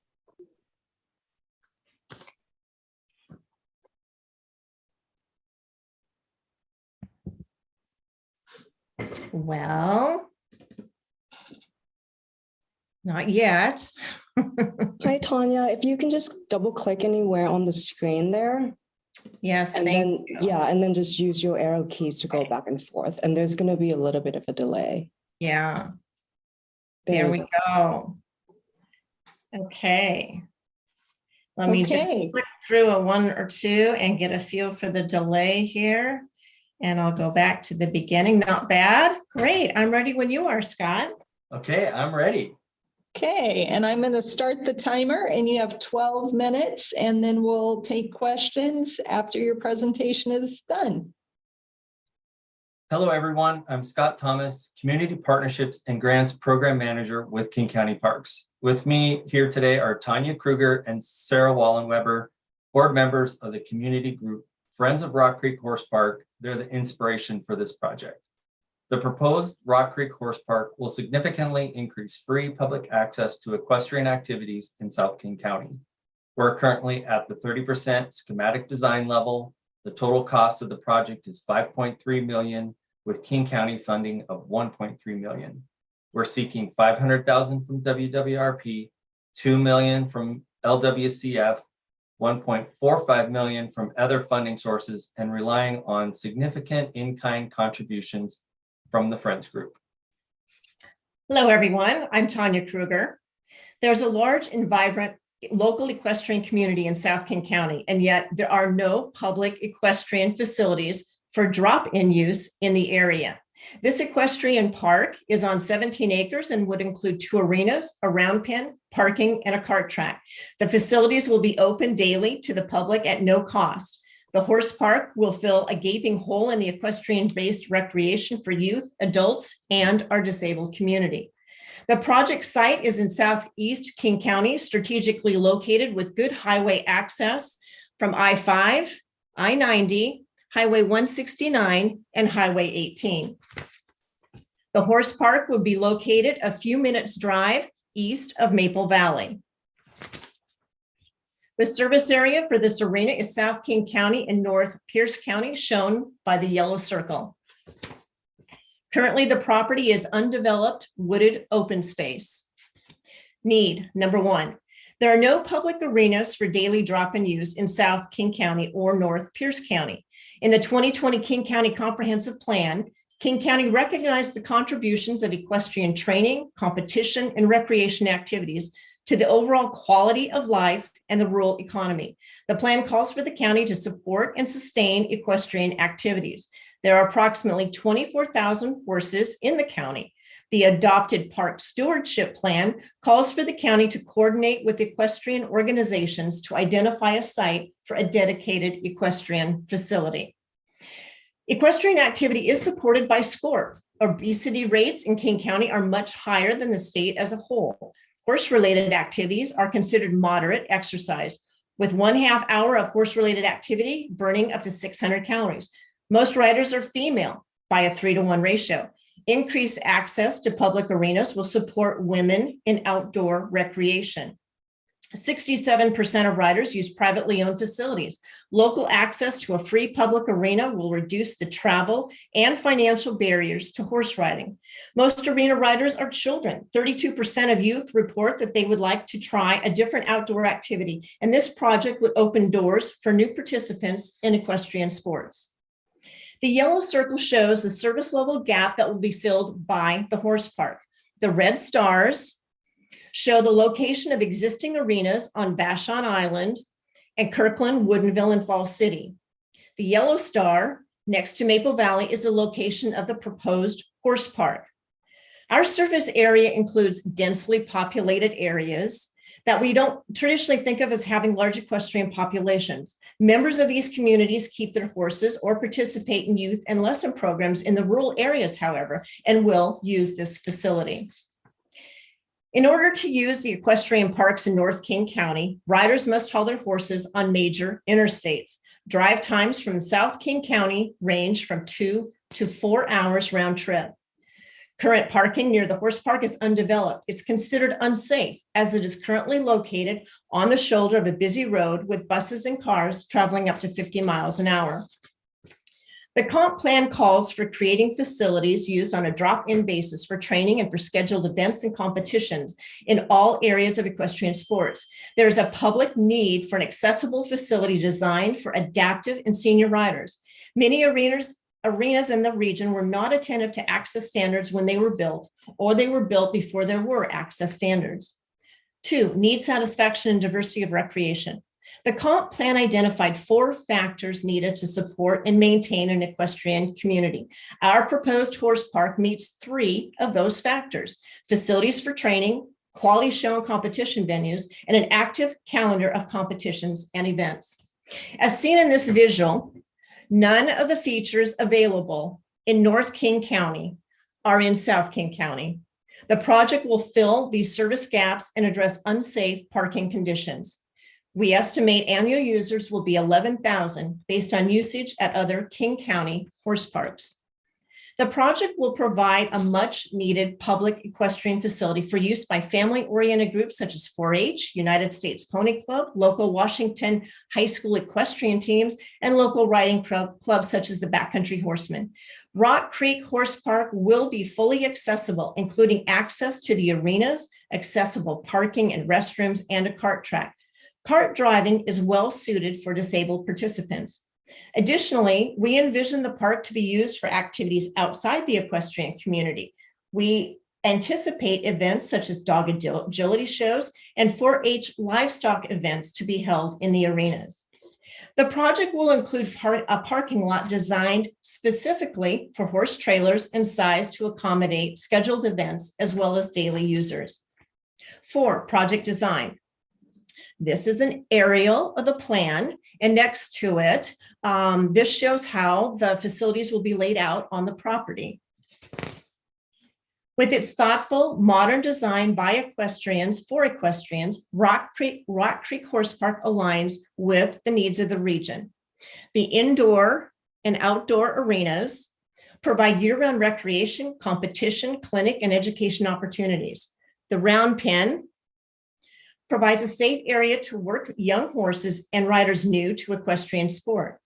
The track provides a unique opportunity for kart driving and conditioning. Seen here is the parking lot, the spectator seating, and there's a multi-user trail right here. The nature of the surrounding area supports the proposed development. The Rock Creek Natural Area is currently used by equestrians. Access routes will connect the parking with the amenities and will be built with fine-grade, ultra-compacted gravel, making them ADA accessible. The parking will be suitable for trucks with trailers and unloading horses. The conditioning and kart track has been designed to support equestrian carts and horse traffic. We have engaged a highly respected and locally owned engineering firm to guide us and prepare a project cost estimate, which includes a 20% contingency factor. The project is designed to improve access for all people and will include a disabled mounting ramp, ADA accessible paths, and a kart track, increasing recreational opportunities for disabled participants. No other horse park offers this in King County. The park also removes financial barriers for participants by providing affordable competition, a free facility for drop-in use, and a place for community programs to meet. Financial constraint is the top barrier for accessibility and inclusion in equestrian sports. A free and accessible horse park removes exclusion based on diminished resources and allows young people of all backgrounds to become involved in the horse community. The site is 17 acres owned by King County in an area with heavy equestrian usage. There's easy access for truck and trailer combinations from multiple highway systems. The property is moderately sloping with alderwood soils and little potential for erosion. There's moderate root rot infestation, which would be curbed by the project, and marginal wildlife habitat. 5, sustainability. The project will result in a quality, sustainable recreational opportunity while protecting the integrity of the environment. The proposed project site is an unhealthy forest with root rot and invasive noxious plant species. The proposed project will increase the ecological health of the site and the surrounding areas. The root rot areas will be replanted with disease-resistant native plants. Pollinator borders will be planted along some of the pathways. Water runoff will be controlled through detention ponds and bioswales. The low-impact design includes materials in the arenas that will dramatically decrease water usage. The proposed location is central for South King County users and will save countless gallons of gas and emissions by reducing travel time. This project will bring our community together. Local 4-H would use the park for their Fall at the Farm event for low-income families, giving kids that may not ever have the opportunity to interact with horses a chance to ride and learn about them. 4-H would also use the park for fundraising events to support their scholarship program that provides financial assistance to kids who can't afford to take lessons. The project also promotes opportunities for physical activity, learning, and competitions, and it supports a local development initiative. 6, community support. In 2019, a levy to expand King County's parks and open space system was approved with 70% support.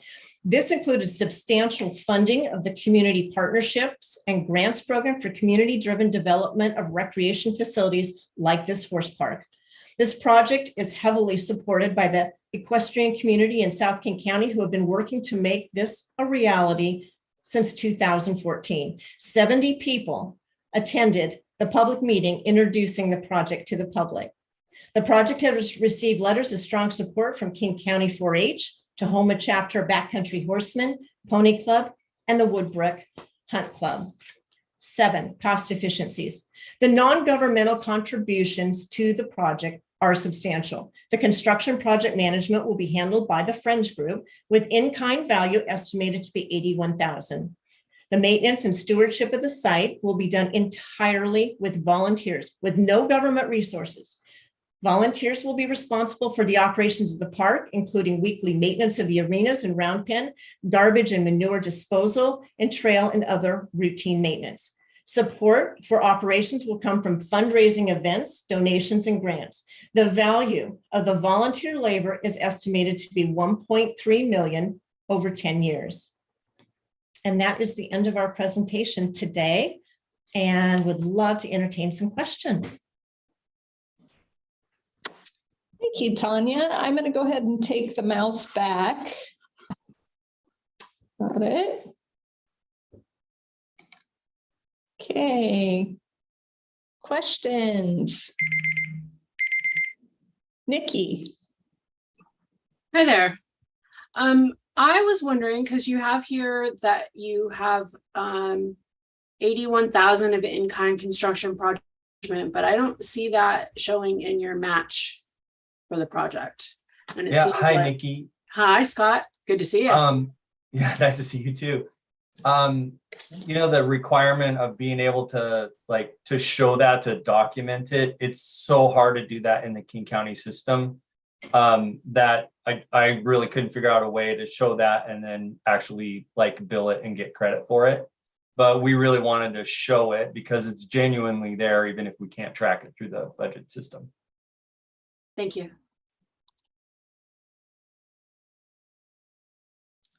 Any other questions?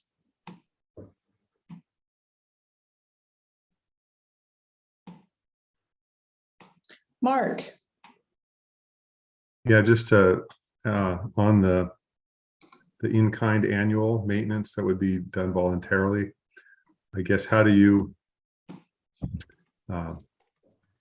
maintain that, I guess, or how do you I guess document that? It's I'm members of places where they need volunteer work and volunteers, and they're always hurting for volunteers, and I guess that there's the initial enthusiasm of having the facility, but maintaining that through time can be difficult. And so I wanted to hear what you might have to say about that. Yeah, that's a great question, Mark.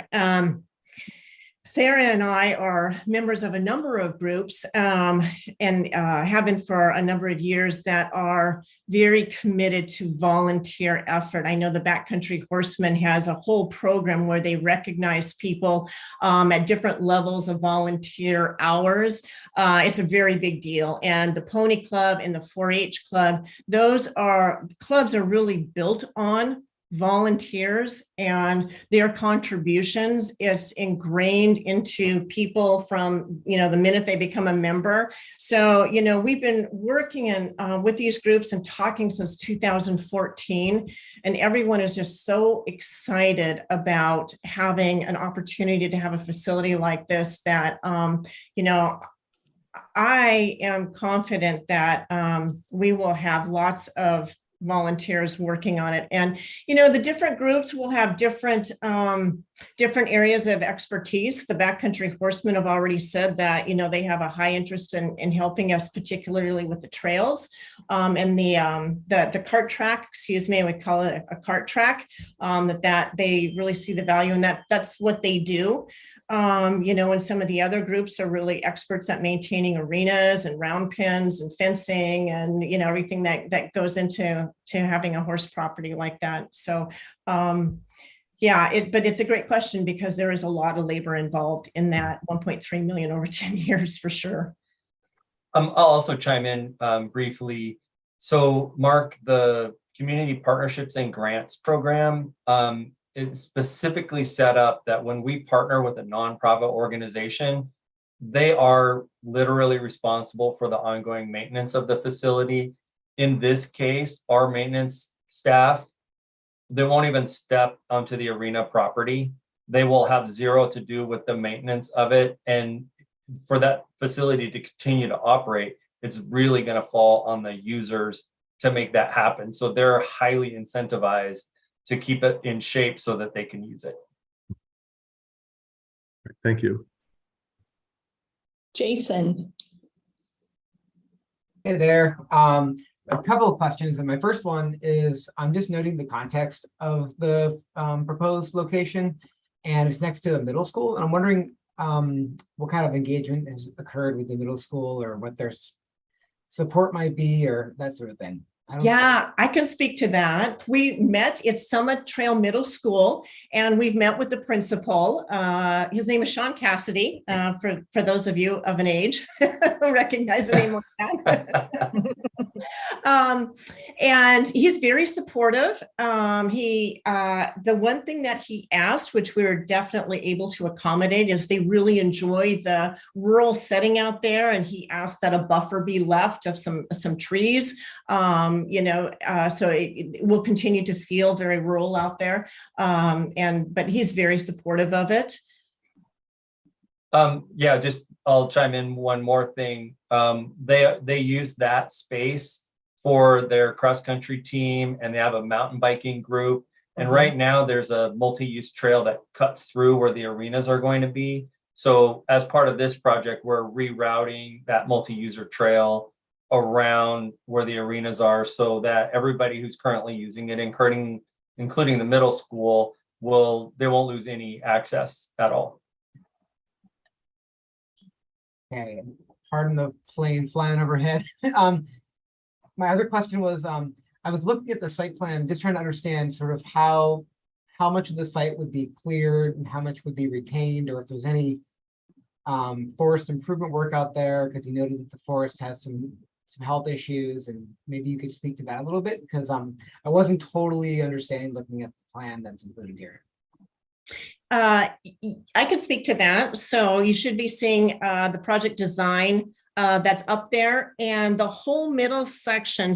If you look at the cart track that goes around the perimeter, there'll be no development that'll be in the center of that. There is some root rot in there. Those areas will be replanted with disease-resistant local plants.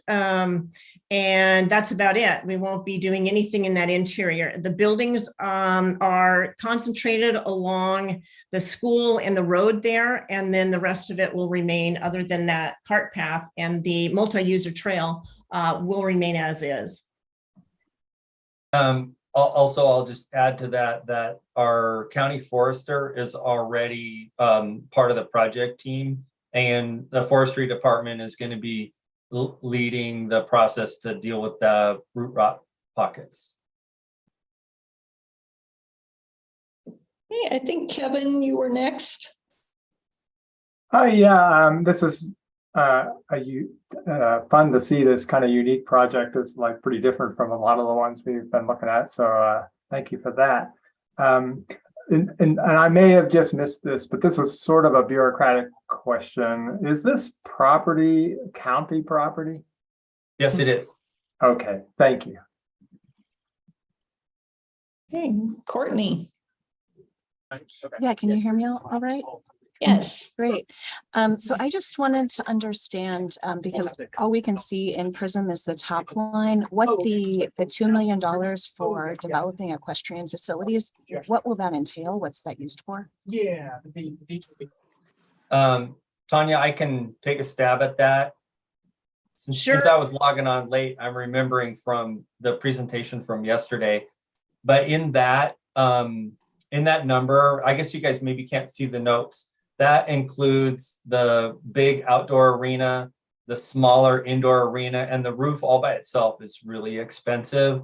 The round pen, like all the stuff that, not the paths, but everything else that the horses are going to be doing, the cart track too, I think, or maybe that's shown as a trail. Anyway, it's several different pieces of the project, the horse parts of the project. Yeah. And Courtney, I would just jump in with some assistance on Prism. So if you click on the caret under development metrics, that should open a window that gives you the estimated line by line cost item. So does that help answer your question? Yeah, it does. It does help. Okay. Yeah. Yeah, that's a big number. I can see why you would like, well, what the heck is all Yeah, of that? like what is being built, or is that It's like for you stand on the ground, right? Yeah, yeah. Also, this is a really challenging time to cost estimate a project. Even if we were building it in 6 months, it would be super hard to cost estimate. So we're projecting out, especially because of the LWCF timeline, a couple of years for all the paperwork to happen. We're a little early in the design process, so there's a contingency for that, and there's inflation, and all those numbers are built into each line item. So if we were building it today, it'd be a lot smaller number, but it is inflated quite a bit to handle being built in 2024. Thank you. Thanks. Hey, any other questions?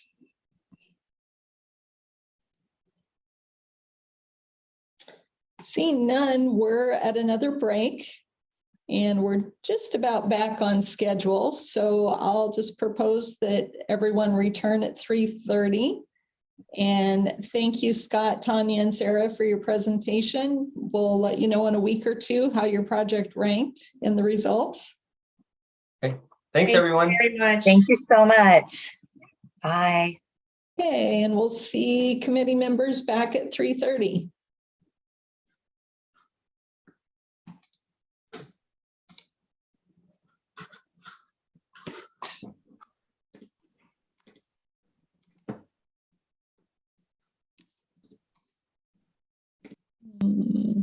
Did I?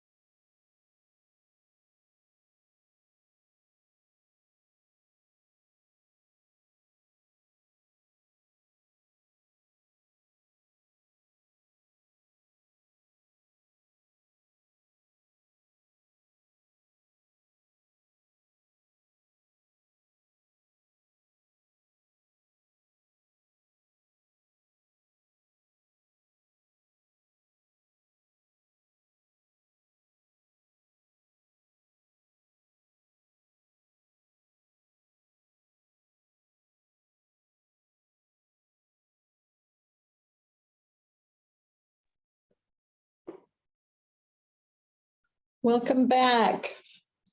Hello, Paul. Can you hear me okay? Yes. Can you see your presentation on the screen? I can, yes. Okay. We're running about 5 minutes ahead of schedule. So yeah, if you're ready to start, I'm going to go ahead and turn off my camera and then I'll pass you the mouse. Okay. And you can test it out, make sure everything's working.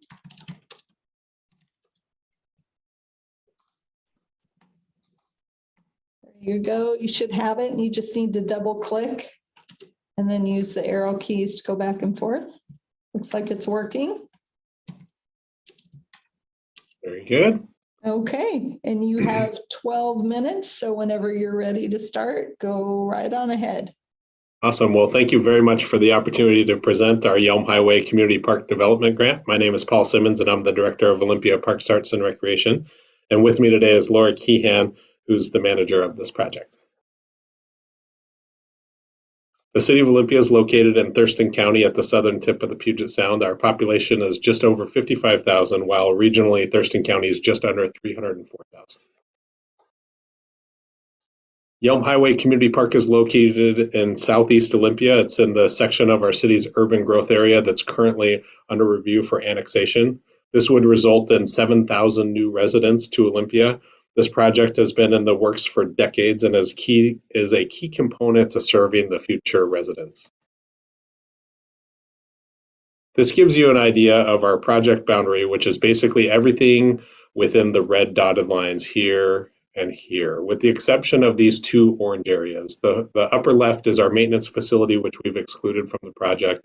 And then also there's a life estate in this orange box, which is not currently part of the project, but when that life estate is vacated, it will eventually become encumbered and a part of the rest of the park. The section over here in gray is currently owned by the city, but it's part of a property exchange that's underway with the Olympia School District and will eventually be the site of a future high school, likely at least 10 to 15 years out. This visual is taken from our nearly completed master plan and shows the relationship of how the future school and the park will coexist. We've already completed 30% design on phase one and did that concurrently while finalizing the master plan. And we're actually headed very aggressively and quickly towards completing 60%. The school's track and field, you'll notice on this visual, is actually colored in, and that's because as part of our property exchange, they've agreed to build the track and field in a small parking lot concurrently with our phase one. They'll also make it available to the community and allow us as the city to schedule it for community use. The reason it's outside the yellow line, though, is because it's actually not part of our grant. It's not part of a match. It's rather a complementary facility to go along with the project. Public need. When we look at community parks in Olympia, we have LBA Park and Yager Park. Yager was most recently built 40 years ago. And since that time, our population has grown by 89%. You'll notice that Yager Park is underwater, and that's because it's actually a dual purpose stormwater facility and is actually designed to flood regularly throughout the year. As you can tell, our community parks, or I guess as you might not be able to tell, but the visual here is designed to show that our level of service is not currently what it needs to be. We hope to have 3 acres of community parks per 1,000, and right now we're at 2.18 acres. And the last slide, I mentioned our community parks. I want to acknowledge that neither of those have soccer fields. In fact, there isn't a single soccer field in the entire Olympia Park system. This results in overuse of the few available school fields that we have, which then leads to very poor conditions, especially in the shoulder seasons with our climate. We're also forced to put soccer, football, lacrosse on the outfields of our baseball and softball fields, which creates challenges for all user groups. This graph is designed to show participation in youth soccer here in Olympia. You can see it's grown by 147% since 2008, although one interesting thing about this chart is how it's pretty much flatlined since it peaked in 2015 and it's kind of flatlined since then. The reason is because the local soccer club actually had to quit advertising and promoting their league due to a lack of field space. This map is designed to give you a visual of the region. Markers 1, 2, and 3 show community-focused soccer fields throughout Thurston County, 3 being the most significant with 6 fields at the RAC. For context, it can take 30 to 35 minutes to drive from West Olympia to the RAC. So while there are some fields in our area, specifically for, none of them are in Olympia. And specifically for Olympia residents, it can take some time to get there. I wanted to highlight the 4th marker because earlier I referenced an exchange with the Olympia School District. We're actually receiving 27 acres in this area, and that will allow us in the future to develop an additional 1 to 2 acres so that we can really adequately, along with Yelm Highway and the other facilities, serve our community. Like many communities across the country, pickleball is exploding in Olympia. In fact, local membership has grown by 150% this year alone. In 2020, we opened our first dedicated pickleball courts and immediately had to put signs up requesting that people limit their time and share the courts. In terms of basketball, this Lions Park image right here represents what's available in a handful of our parks. However, I do want to acknowledge we don't have a full basketball court in any of our park system, and that's definitely a shortfall and a need that we have. Dog parks are incredibly popular here. In 2021, we actually opened 3 dog parks at once, and they were immediately over capacity and slammed with popularity. We already have a need, even though it was literally about a year ago, we already have a need for an additional one in Southeast Olympia. Olympia Parks, Arts, and Recreation is committed to equity, inclusion, and belonging. One of our strategies has been to develop a new equity tool to prioritize where we develop future park projects, and mostly so that we can identify where they'll have the greatest impact. Historically, we've analyzed a half-mile air radius around our individual properties, but we know that's not representative of true access. So what we do now is identify the main entrances to the property, and then we look at the street and sidewalk network, and then use that to identify the actual walking service area. Then from that, we use census data to prioritize 4 areas: poverty, diversity, seniors over 65, youth under 18, and then also housing density, really where are the most people at and how can we serve the most folks. Out of that, we develop a score for our property. As you can see, Yelm Highway ranked 3rd, just a half a point behind Evergreen and 1 point behind Lily Road, both of which are small neighborhood parks. Because Yelm Highway is regional in nature and serves the larger community, we've prioritized it ahead of the others. Olympia has passed 2 voted measures to support that call this project out specifically. We also performed a site suitability study in 2014 that analyzed the last remaining undeveloped properties large enough for a community park, and everything that we've done over the last 20 years really points to this project coming to fruition. This is our census block data points. We know that Olympia is not just built for today's population. Olympia is diversifying, which is why we look to our school district demographics for a lot of things. And as an example, the district elementary school that this project is in, when you look at the demographics, it gives us a glimpse of the future. The school population is actually 38.4% non-white compared to the 14% identified in the census block. Moving into need satisfaction and diversity of recreation, the primary impetus of this project is fueled by our ability to build a soccer complex. Phase 1 will include our first synthetic turf lit field. The field will be supported by parking lot, restrooms, walking loops, and a variety of other facilities. Some of those include pickleball, futsal, full-size basketball courts, shelter, inclusive playground, dog park, mountain bike skills area. Really what makes this property special is not just the single need that we have, which is high of soccer fields, but really all those other needs that are also growing in our community. Project design. I wanted to give some ground shots of what the lay of the land looks like. A lot of Olympia's undeveloped properties are heavily wooded and rich with open space. That's what makes this property unique and ideal, is it's flat, it's cleared, and it's really ideal and set up for a future community park. Our design themes include celebrating existing features of the natural landscape, creating both active and passive uses in complementary ways, and we also want to promote art and gathering spaces. Here are some of the design renderings. The project includes 176 parking stalls, a 1.25 mile path walking loop, and again, this lit synthetic turf soccer field. Additionally, the two future fields in the background will be graded and seeded and available to the public. And that's an additional part of this project. Here's a rendering shot from what would be the entrance from the parking lot. You can see the pathway, restroom, shelter, playground. The playground will be designed with inclusive features and will include poured-in-place surfacing for accessibility. This project also features a cluster of sport courts with 2 full basketball courts, 6 pickleball courts, and a futsal soccer field. A view from the corner of the soccer field highlights open warm-up space. Also in the distance, you can see we've noted where the dog park and the mountain bike skills area are going to be to give you a sense of the size and scale of the property and the project.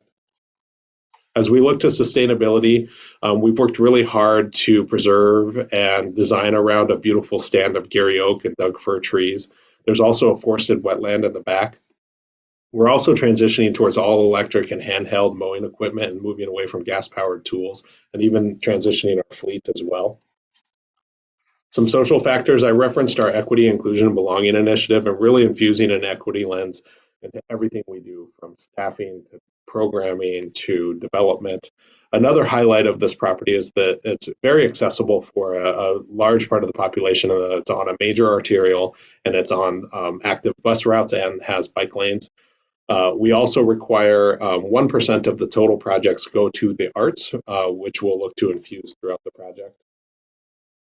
On the economic side, one of the largest maintenance costs of a facility like this is irrigation and mowing. The move to synthetic turf will use less water and save us money, staff time, and resources, all while building capacity and use on the shoulder seasons. Our hope is to draw tournaments and allow our local teams to actually host home games in their community, which is not only good for those players, but it's also good for local businesses. As I indicated earlier, Olympia residents truly love their parks. They've voted 2 ongoing tax measures that each have no sunset dates and provide permanent funding, which is how we're able to purchase the property and how we are where we are and how we'll be able to maintain it in the future. We also receive a dedicated percentage of the general fund. Some snapshots from our letters of support. Ole United has been forced to turn players away for their first time in history. Olympia Lacrosse is trying to make do with half-size fields, and South Sound Ultimate Frisbee is canceling games, practices, leagues, and tournaments just due to a lack of field space. We've had consistent and steady engagement from our community with this project throughout the process. For cost efficiencies, the biggest one is the school district building their track and field concurrently and then allowing us to program and use it. They're also paying for quite a bit of the infrastructure and the access roads coming into the park. In fact, they're investing more than $6 million in phase at the same time as we do our phase 1 project that's in addition to everything that's in our project. Also, the on-site maintenance facility provides great proximity for continuing to take care of the facility. Another cost efficiency is our park stewardship program. We had 10,000 volunteer hours in 2021. In fact, 2 of those events took place at this location. We anticipate many more after the development. Particularly, we think there's opportunity in the forested wetland, being a prime opportunity for volunteer restoration. We also received 2 late-breaking donations. Last week, we received $5,000 from the Park Foundation of Thurston County to support this project. And then we have also, last night, the Thurston County Pickleball Club voted to donate $8,000. That's why I don't have the amount on there, because we knew their board was considering it, and they just voted it in last night. So we're excited about those donations and contributions from the rest of the public. And that is it for my presentation. I'd be happy to answer any questions, and thanks again for the opportunity to present. Thank you, Paul. If you'd give me control of the mouse back, and we'll open it up for any questions.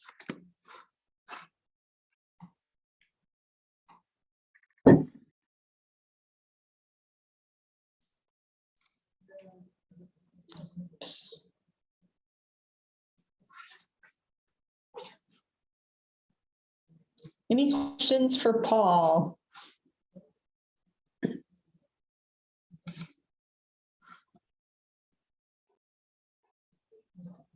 Hearing none. Thank you for your time, Paul. We'll get back to you in a week or 2. Very good. And thank you, Laura, as well. Sorry, I just noticed your camera on there. Yeah, we'll get back to you in the next week or two with the results and how your project ranked. Thank you very much. Thank you. Okay, and let's see, it looks like Pierce County is up next. Uh-oh, lost control of our mouse. Please bear with us just a moment. I'm having trouble getting my camera back, or the ability to turn my camera off and log out. Sorry. Paul, just let go real quick. Okay. Thank you. Okay. Okay, try now. Oh, there we go. Thank you. Mhm.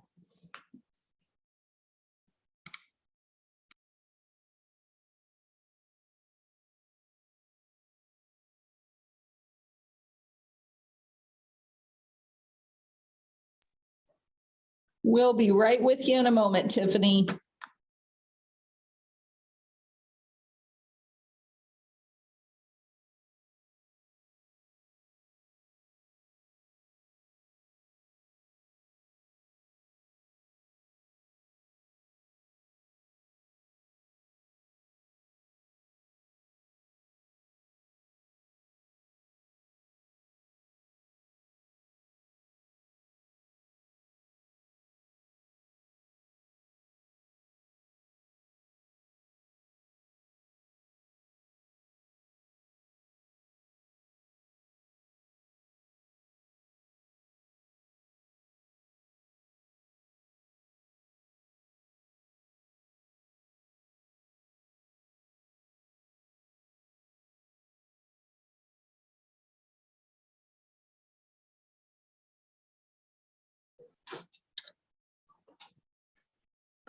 Welcome, Tiffany. You're our presenter for today for the Orange Gate project.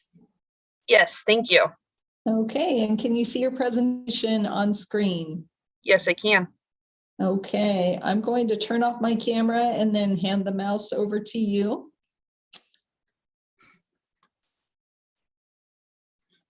We'll make sure you can move around. We're running into some glitches here. Must be late in the day.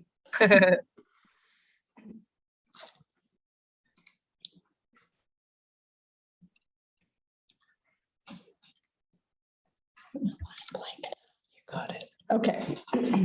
You should have the mouse, so just click on it a couple times and make sure you can move your slides back and forth with the arrow key. Great. And go ahead and start whenever you're ready. You have 12 minutes. All right, great. Thank you, Diane or Deanne. My name's Tiffany Odell, and I'm a senior planner with Pierce County Parks. Thank you for the opportunity to present our grant request for $1 million to develop Orange Gate Park, a park development that will preserve passive use of this 150-acre gem while improving safety and adding active uses to serve this fast-growing area of Pierce County. Orange Gate Park is an approximately 150-acre undeveloped park, and Pierce County is requesting funding to develop park amenities on the 40-acre parcel north of 84th Street. As you can see here, the property is interesting. It's split by an arterial. We'll be developing the property with a universally inclusive nature playground, dog park, picnic areas, parking, and restrooms. Pierce County is located in the southwest region of Washington, and Orange Gate Park is located within Pierce County's central region, where Pierce County Parks is the primary service provider. Zooming in further, Orange Gate Park is located in the unincorporated Summit Waller community. Summit Waller is a unique rural pocket surrounded by cities and unincorporated urban areas. Criteria 1, need. There's a large park service gap in this area of Pierce County. Development of this large park will make a huge difference for access to parks and recreation. The map on this slide shows Orange Gate Park in red, with other county parks represented by red dots and parks provided by other providers in blue. The circle represents a 5-mile radius around Orange Gate Park. As you can see, unincorporated Pierce County overall has a lower rate of park service than surrounding communities.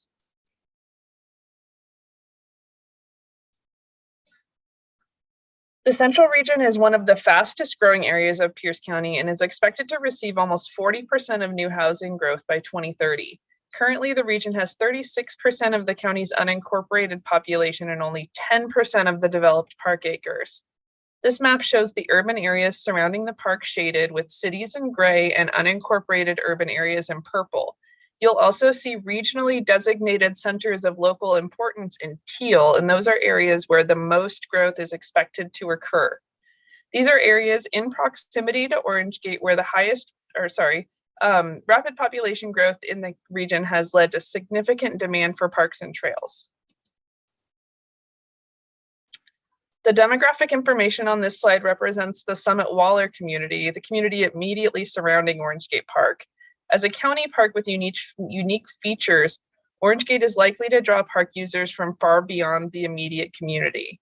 Households in the Summit Waller community earn less than the state median income, and when compared to the state average, the Summit Waller community has more people with higher body mass index, higher rate of disability, and higher mortality rate from cancer and cardiovascular disease.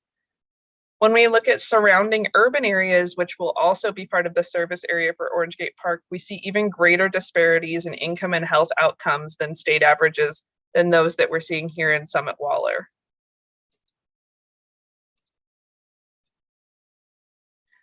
Residents in the Central Region identified walking paths, nature trails, open lawn, playgrounds, and community event spaces as the most desired facilities in parks.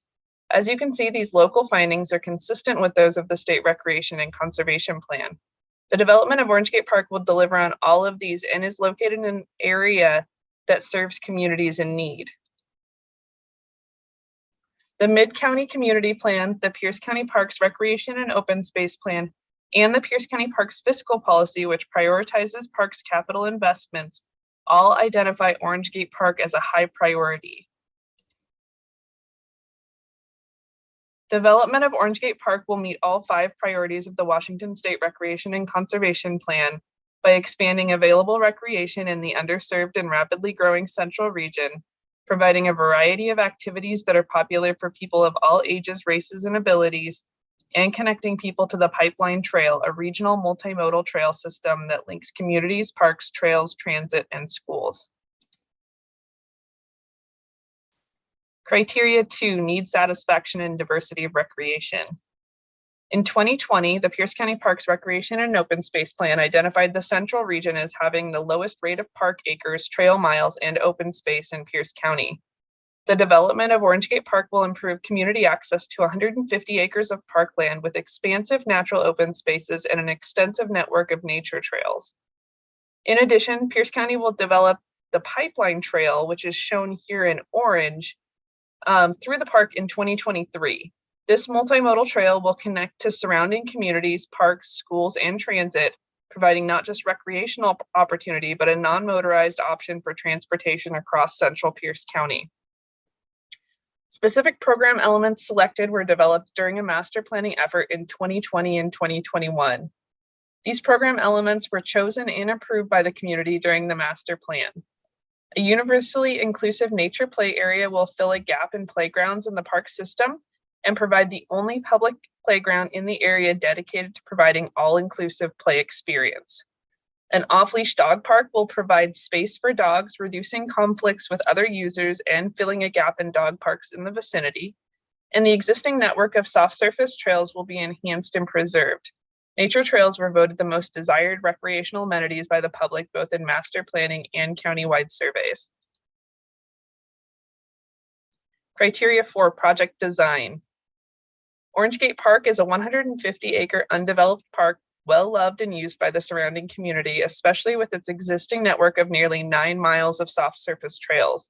The North 40, the approximately 40-acre parcel north of 84th Street, was chosen for the majority of development because it is the least constrained by utilities in critical areas that would have the least impact on forest health and habitat. As you can see here, the areas in purple are right-of-ways or utility easements, and the areas in blue are critical areas, and the North 40 is actually relatively free of all of those constraints.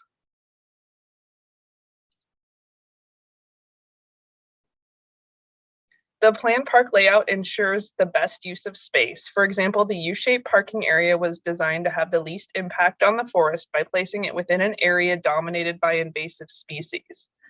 The parking shape also visually and physically defines the park core where most of the active recreational elements are located. This layout improves safety and circulation and allows for easy maintenance. In the following slides, I'll provide a more detailed explanation of the design elements that we're most excited about.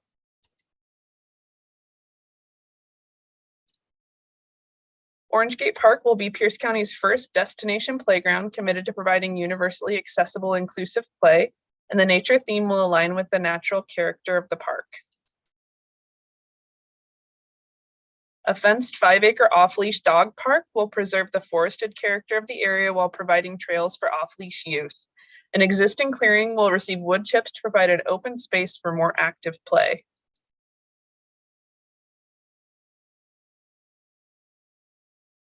The remainder of the park core will include amenities for users of all abilities, including ADA pathways, accessible picnic tables and shelters, interpretive signage, and a restroom building. Our inclusive cost estimate was prepared by our landscape architect who has over 43 years of experience. 100% of the RCO funded projects with cost estimates prepared by our consultant have been constructed within the grant funding request. To sustain this investment, Pierce County will implement and fund a maintenance program specifically developed for Orange Gate Park. Criteria 5, sustainability. Pierce County's adopted sustainability plan commits to reduce greenhouse gases and protect open spaces. The development of Orange Gate Park, especially in preserving 150 acres dominated by native forest habitat, will contribute to accomplishing the actions set out in our sustainability plan. Park design was thoughtfully developed to preserve existing habitat with development activities limited to 12 out of 150 acres. In addition, according to climate positive design, carbon sequestration from preserving and enhancing vegetation in the park will exceed the carbon emissions produced by the project development. Annual carbon sequestration from this project is equivalent to annual CO2 emissions from 41 passenger vehicles. The development of Orange Gate Park will enhance public access to soft surface trails, allowing people to slow down and appreciate nature on nearly 9 miles of trails. In addition, the park will include the Pipeline Trail, a regional multimodal trail system providing non-motorized access not just to the park, but connections between local communities and to the regional transit system.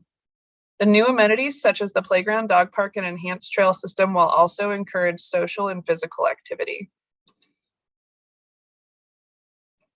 The project will further ensure sustainability by sourcing construction materials locally and choosing site furnishings based on durability. Criteria 6, community support. The history of Orange Gate Park is wholly shaped by a community that has supported development of this site as a park, beginning with acquisition of the property in the 1990s through shaping the programming included in this proposal during the master planning effort.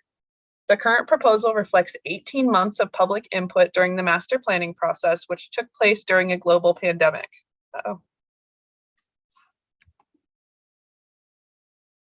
Not sure why that advanced. While we were unable to meet the community in person, they shared their vision and concerns for the park virtually, including nearly 600 unique responses. Pierce County reached out directly to stakeholders and user groups, and these groups participated in virtual stakeholder interviews, surveys, workshops, and design review meetings. In 2021, the Pierce County Council unanimously adopted the Orange Gate Park Master Plan, paving the way for this development. Pierce County received numerous letters of support for this project, and overall has had very positive feedback about the prospect of developing Orange Gate Park.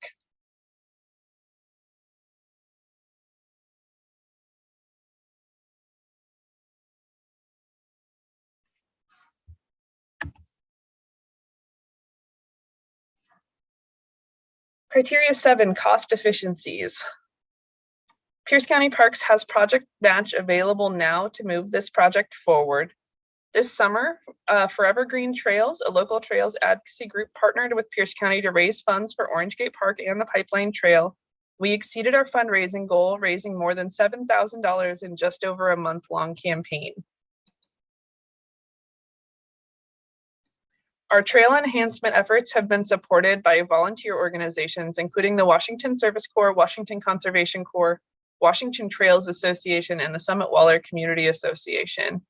We will continue to partner with volunteer groups on building trails, habitat enhancement, invasive species removal, and trash cleanups. These partnerships allow Pierce County to invest in capital improvements to 12 acres of the park while enhancing public access to the whole 150-acre property.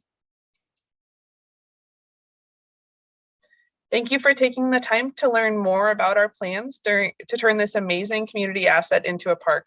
We can't wait to make this long-held community vision become a reality. I'm happy to answer any of your questions.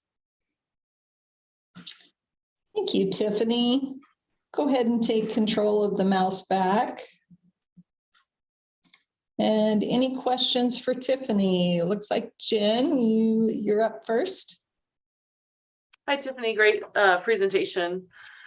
I had a question. I think your last slide may have answered it. Are some of the trails already developed? Because you're putting in 9 miles for the cost that's in the design. Yes. So there are about 9 miles of user-built soft surface trails that have been there for several decades, and they just sort of have sprung up over time. It's well used by the community, runners, bikers, walkers, equestrians, and our efforts are basically to come in and improve those trails. Some of them go through critical areas, some of them are on steep slopes, or just are in areas that we're going to develop. So we're going through and doing enhancements to the trail system. So overall, the soft surface trail system will end up being about the same length, about 9 miles. In some cases, it will go into different areas because we're moving it out of critical areas and that sort of thing. Yeah. Okay. That makes sense as to, the cost that's in there for that portion. So that's great. Thank you. Mm-hmm.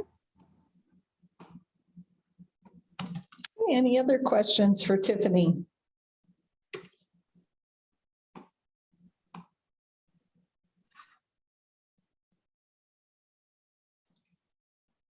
Okay, hearing no other questions, thank you for your presentation and your time, Tiffany. Thank you so much for having me. Yeah, and we'll let you know in a week or two how the results shook out. So yeah, we'll be in touch. Thanks. So committee members, if you want to finish up your scoring on this project. And next up, we have Monroe.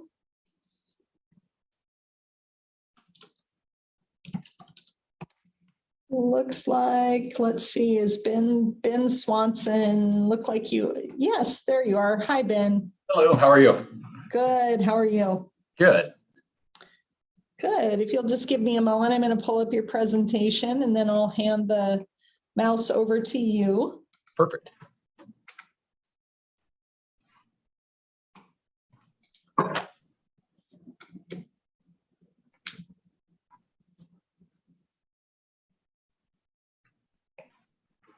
Okay, and can you see the presentation on your screen, Ben? I can. Okay. I'm going to turn off my camera and hand you the remote. Okay, if you double click and move your arrows to advance and reverse the slides, that should work. Perfect. Okay. So you have 12 minutes. So whenever you're ready to start. Great. Thank you.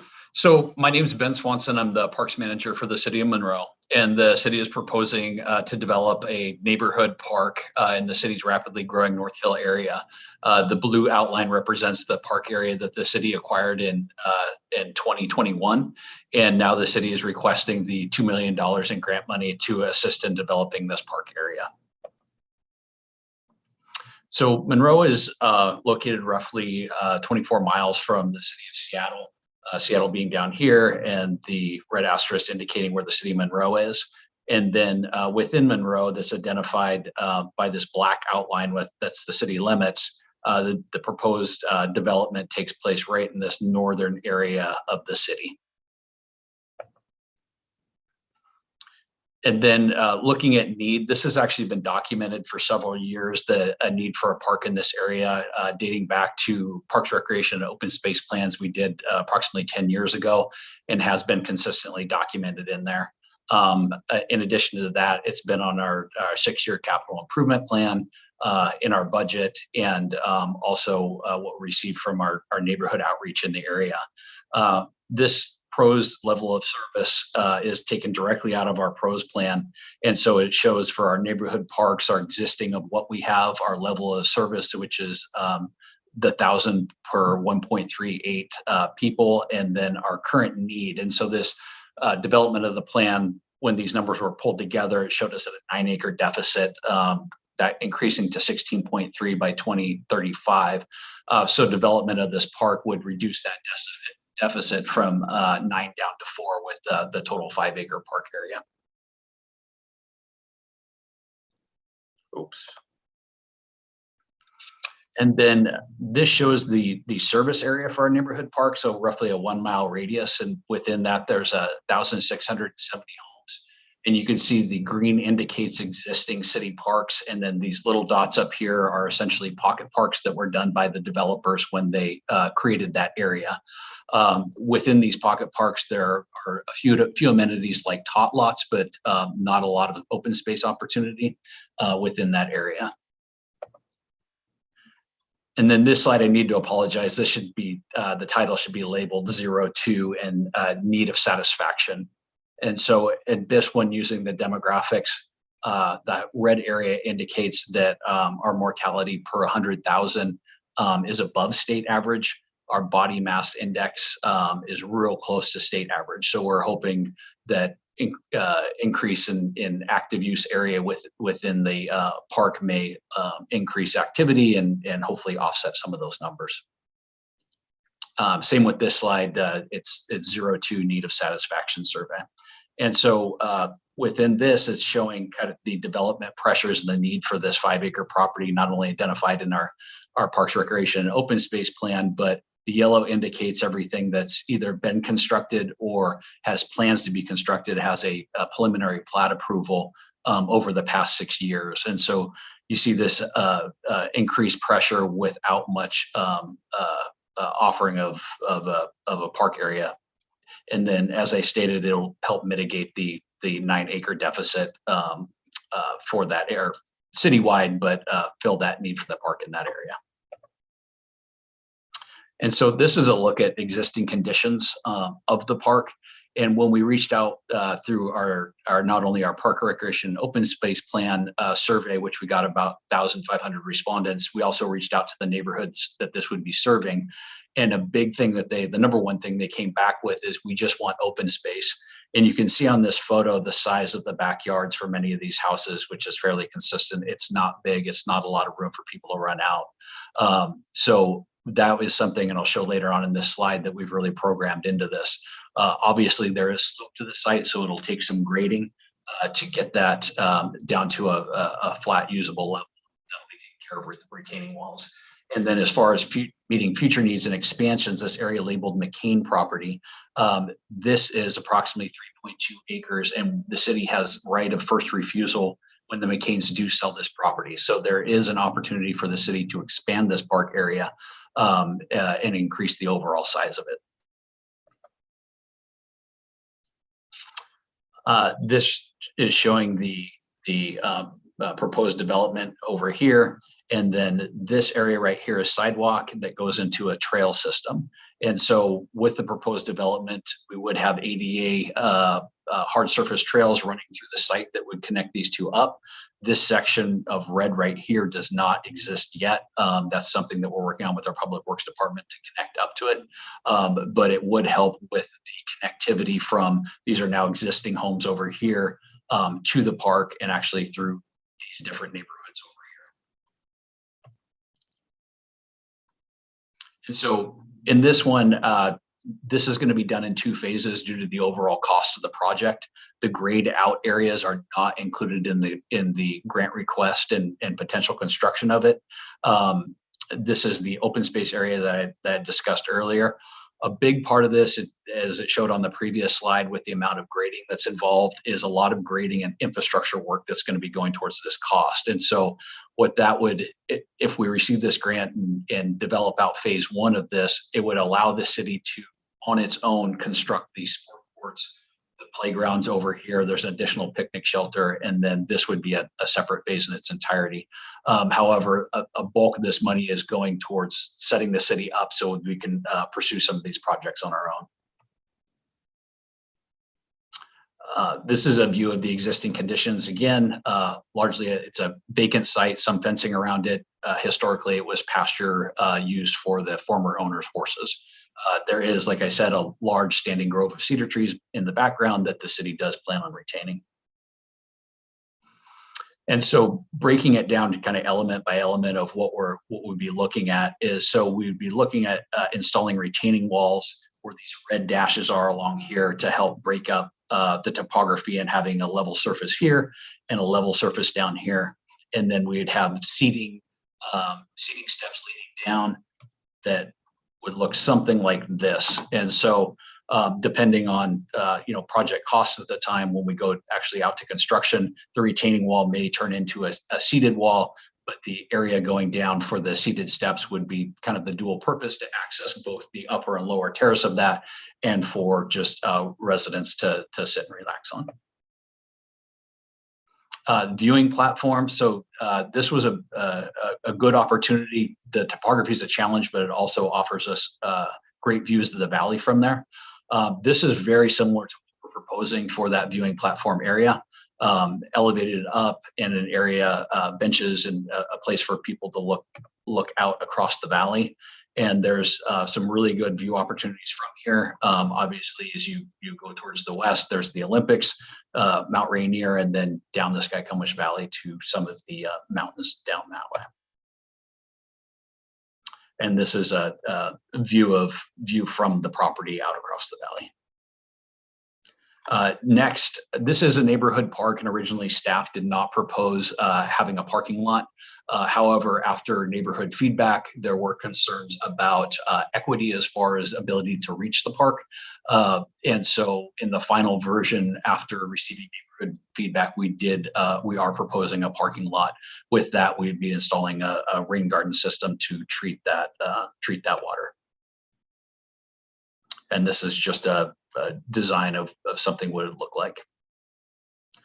And then the hard surface trails, as I said, would connect up these 2 road systems going across here. All of this would be ADA accessible. And again, this is the big play area that the residents really came out and said that they desired, based on the small footprint of their backyards, just an area to get out and take their kids to. Look something like this, level flush surface surrounding the open field play area. Picnic shelter, this was actually number 2 from what the residents requested in the area. Again, small, limited areas to gather outside, so they wanted a large shelter that they could have, larger family events or parties at. And then this shows essentially the limits of the overall park. Even though this area isn't being technically developed, we're not doing any earthwork down here. If we can get this open, it'll open up the entire park and make it accessible for people to go down in there. And then this is just a shot of what the entire plan looks like. And so again, we're not proposing under this phase to do these additional pathways, and these are actually elevated structures in the trees. Again, the cost is just too much at this point. And then as far as sustainability, we are retaining the mature trees on site. We don't have any plans on taking any of these out. Based on the design review and working with the neighborhoods, everyone feels it just adds to it. We are planning on using native drought tolerant landscaping for the area. And then again, we're trying to continue to use all of our stormwater through whether it's rain gardens or bioswales. And then, so from a sustainability social aspect, is looking at this area and the parks down here, there is an equity and a level of service for what the city provides for a park system in this area. And the hope is that this will complete that need in that area. Also proximity, it's in a very high density area, surrounded by a lot of houses. So there's a lot of opportunity for those who can walk to the site to walk to the site and meet that open space play area that the residents requested. And again, for the economic, using rain garden designs and then hard surface trails. So we're not using gravel and constantly refreshing those paths. Community support. So during our Parks, Recreation, Open Space Plan update, about 1,500 respondents. Out of that, this came out to be one of the top needs of those respondents. And then with our neighborhood outreach, the design I showed you really was developed by the neighborhood.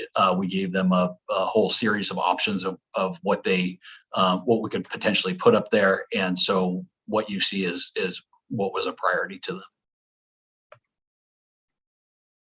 And then letters of support from city boards and commissions. Also Evergreen Health, who's very involved and very proactive in encouraging outdoor activity. And then the Boys and Girls Club and actually the Monroe Community Band are big users of our park. Our Boys and Girls Club actually sponsors one of our parks and is a heavy user of it. Cost efficiency, so 50% would come from the City of Monroe match, 10% would come from the WWRP grant. We've also simultaneously submitted for with this. And then economic benefits, obviously the health benefits that go along with it. And then the use of native plants and grasses. And we're right now exploring the world of pollinators. And so incorporating some of those in there too. With that. Thank you, Ben. Oh, Ben, are you still with us? I think we might have lost audio. Ben, can you hear me? I can hear you now. Okay, okay. Yeah, let's see. I need to get control of your screen back, so you could let go of the mouse. I think I have it back. Okay. Okay, so any questions for Ben?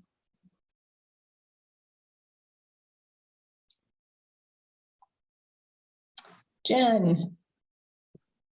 Hi, Ben. Great project.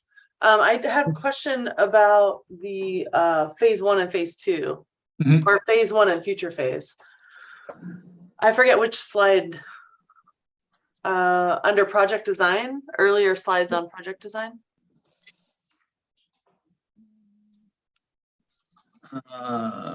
Sorry there, I'll get us back in.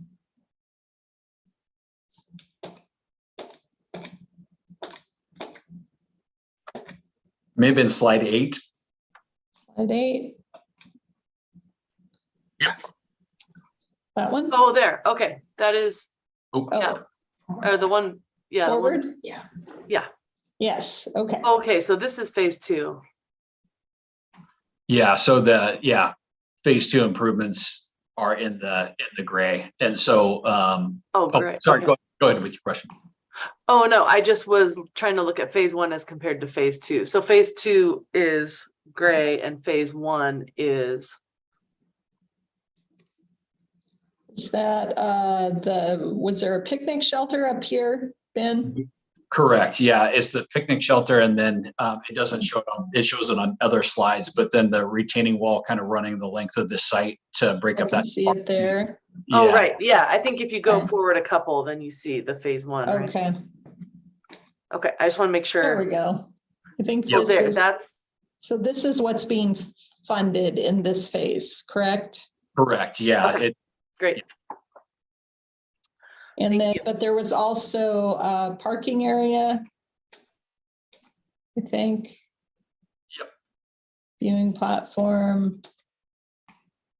Just want to be sure we're not missing anything. I thought there was another slide that addressed, oh, there we go, parking in the rain garden. Yep. Okay. Yeah. Okay, thank you. I was just comparing to the estimate in the application. Okay. Thanks, Jen. Kevin. Question? Hi. Yeah, hi. I don't think this affects my scoring. It's just I'm curious. You mentioned the designs reflecting what you got from our community input, and went over the phase 2 part pretty quick, which is understandable because it's not part of this. But I didn't really see, is there like not a playground in the plan? Is that, I would think in this kind of residential area there would be. So again, it doesn't really matter. I'm just curious since we have a moment. It looks like it's gray right there. Correct. Yeah. And it's a good question. Yeah, the playground is actually shown in that gray area right there, and those are things that if we could get the infrastructure portion done, the city could afford that on their own, and we wouldn't need to go after grants. And so what the big cost is the clearing and the grading and the retaining walls and those kind of things to enable the city to do these kind of smaller projects. Okay, yeah, thanks. I apologize for asking an unnecessary question. I think the gray part threw me because on how things look different on different monitors. It looks more gray pink or something like that to me. So thank you. No, you're welcome. Thanks, Kevin. Jason. Hey, thanks for the presentation. Yeah. I guess a question for you is just for the phase 2 area, is the entire property going to be graded as part of phase 1 and then only some of it developed as part of this? Or is like that part, I guess I'm just going to say to the south, is that going to be left undisturbed as part of this process and then graded later?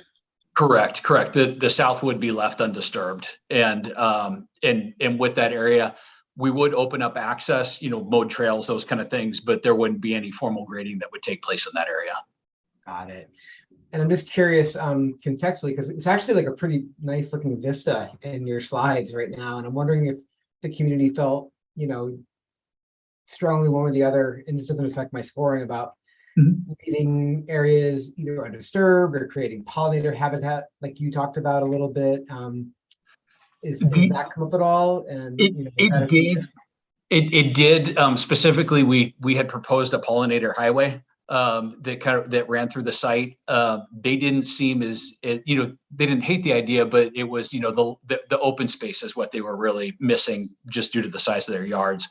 We just through our plantings and our planting plan that we're looking at would incorporate that pollinator habitat, which I just think is the right thing to do.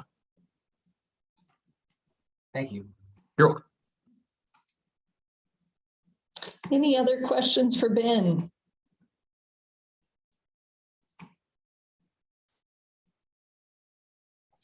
Okay, hearing none. Thank you for your time and presentation, Ben.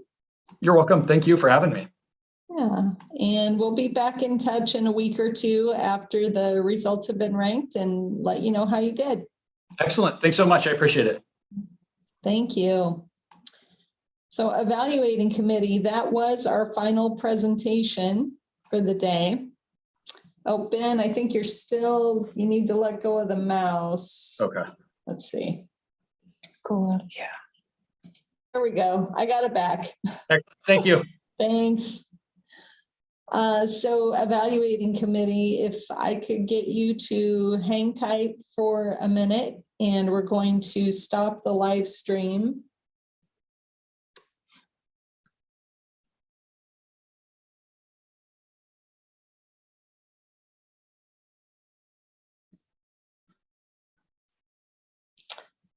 Okay, this is the end of day 1 of the Land and Water Conservation Fund meeting. We will be back again tomorrow, starting at 9 a.m. You can visit our website for more information. Thanks for joining us.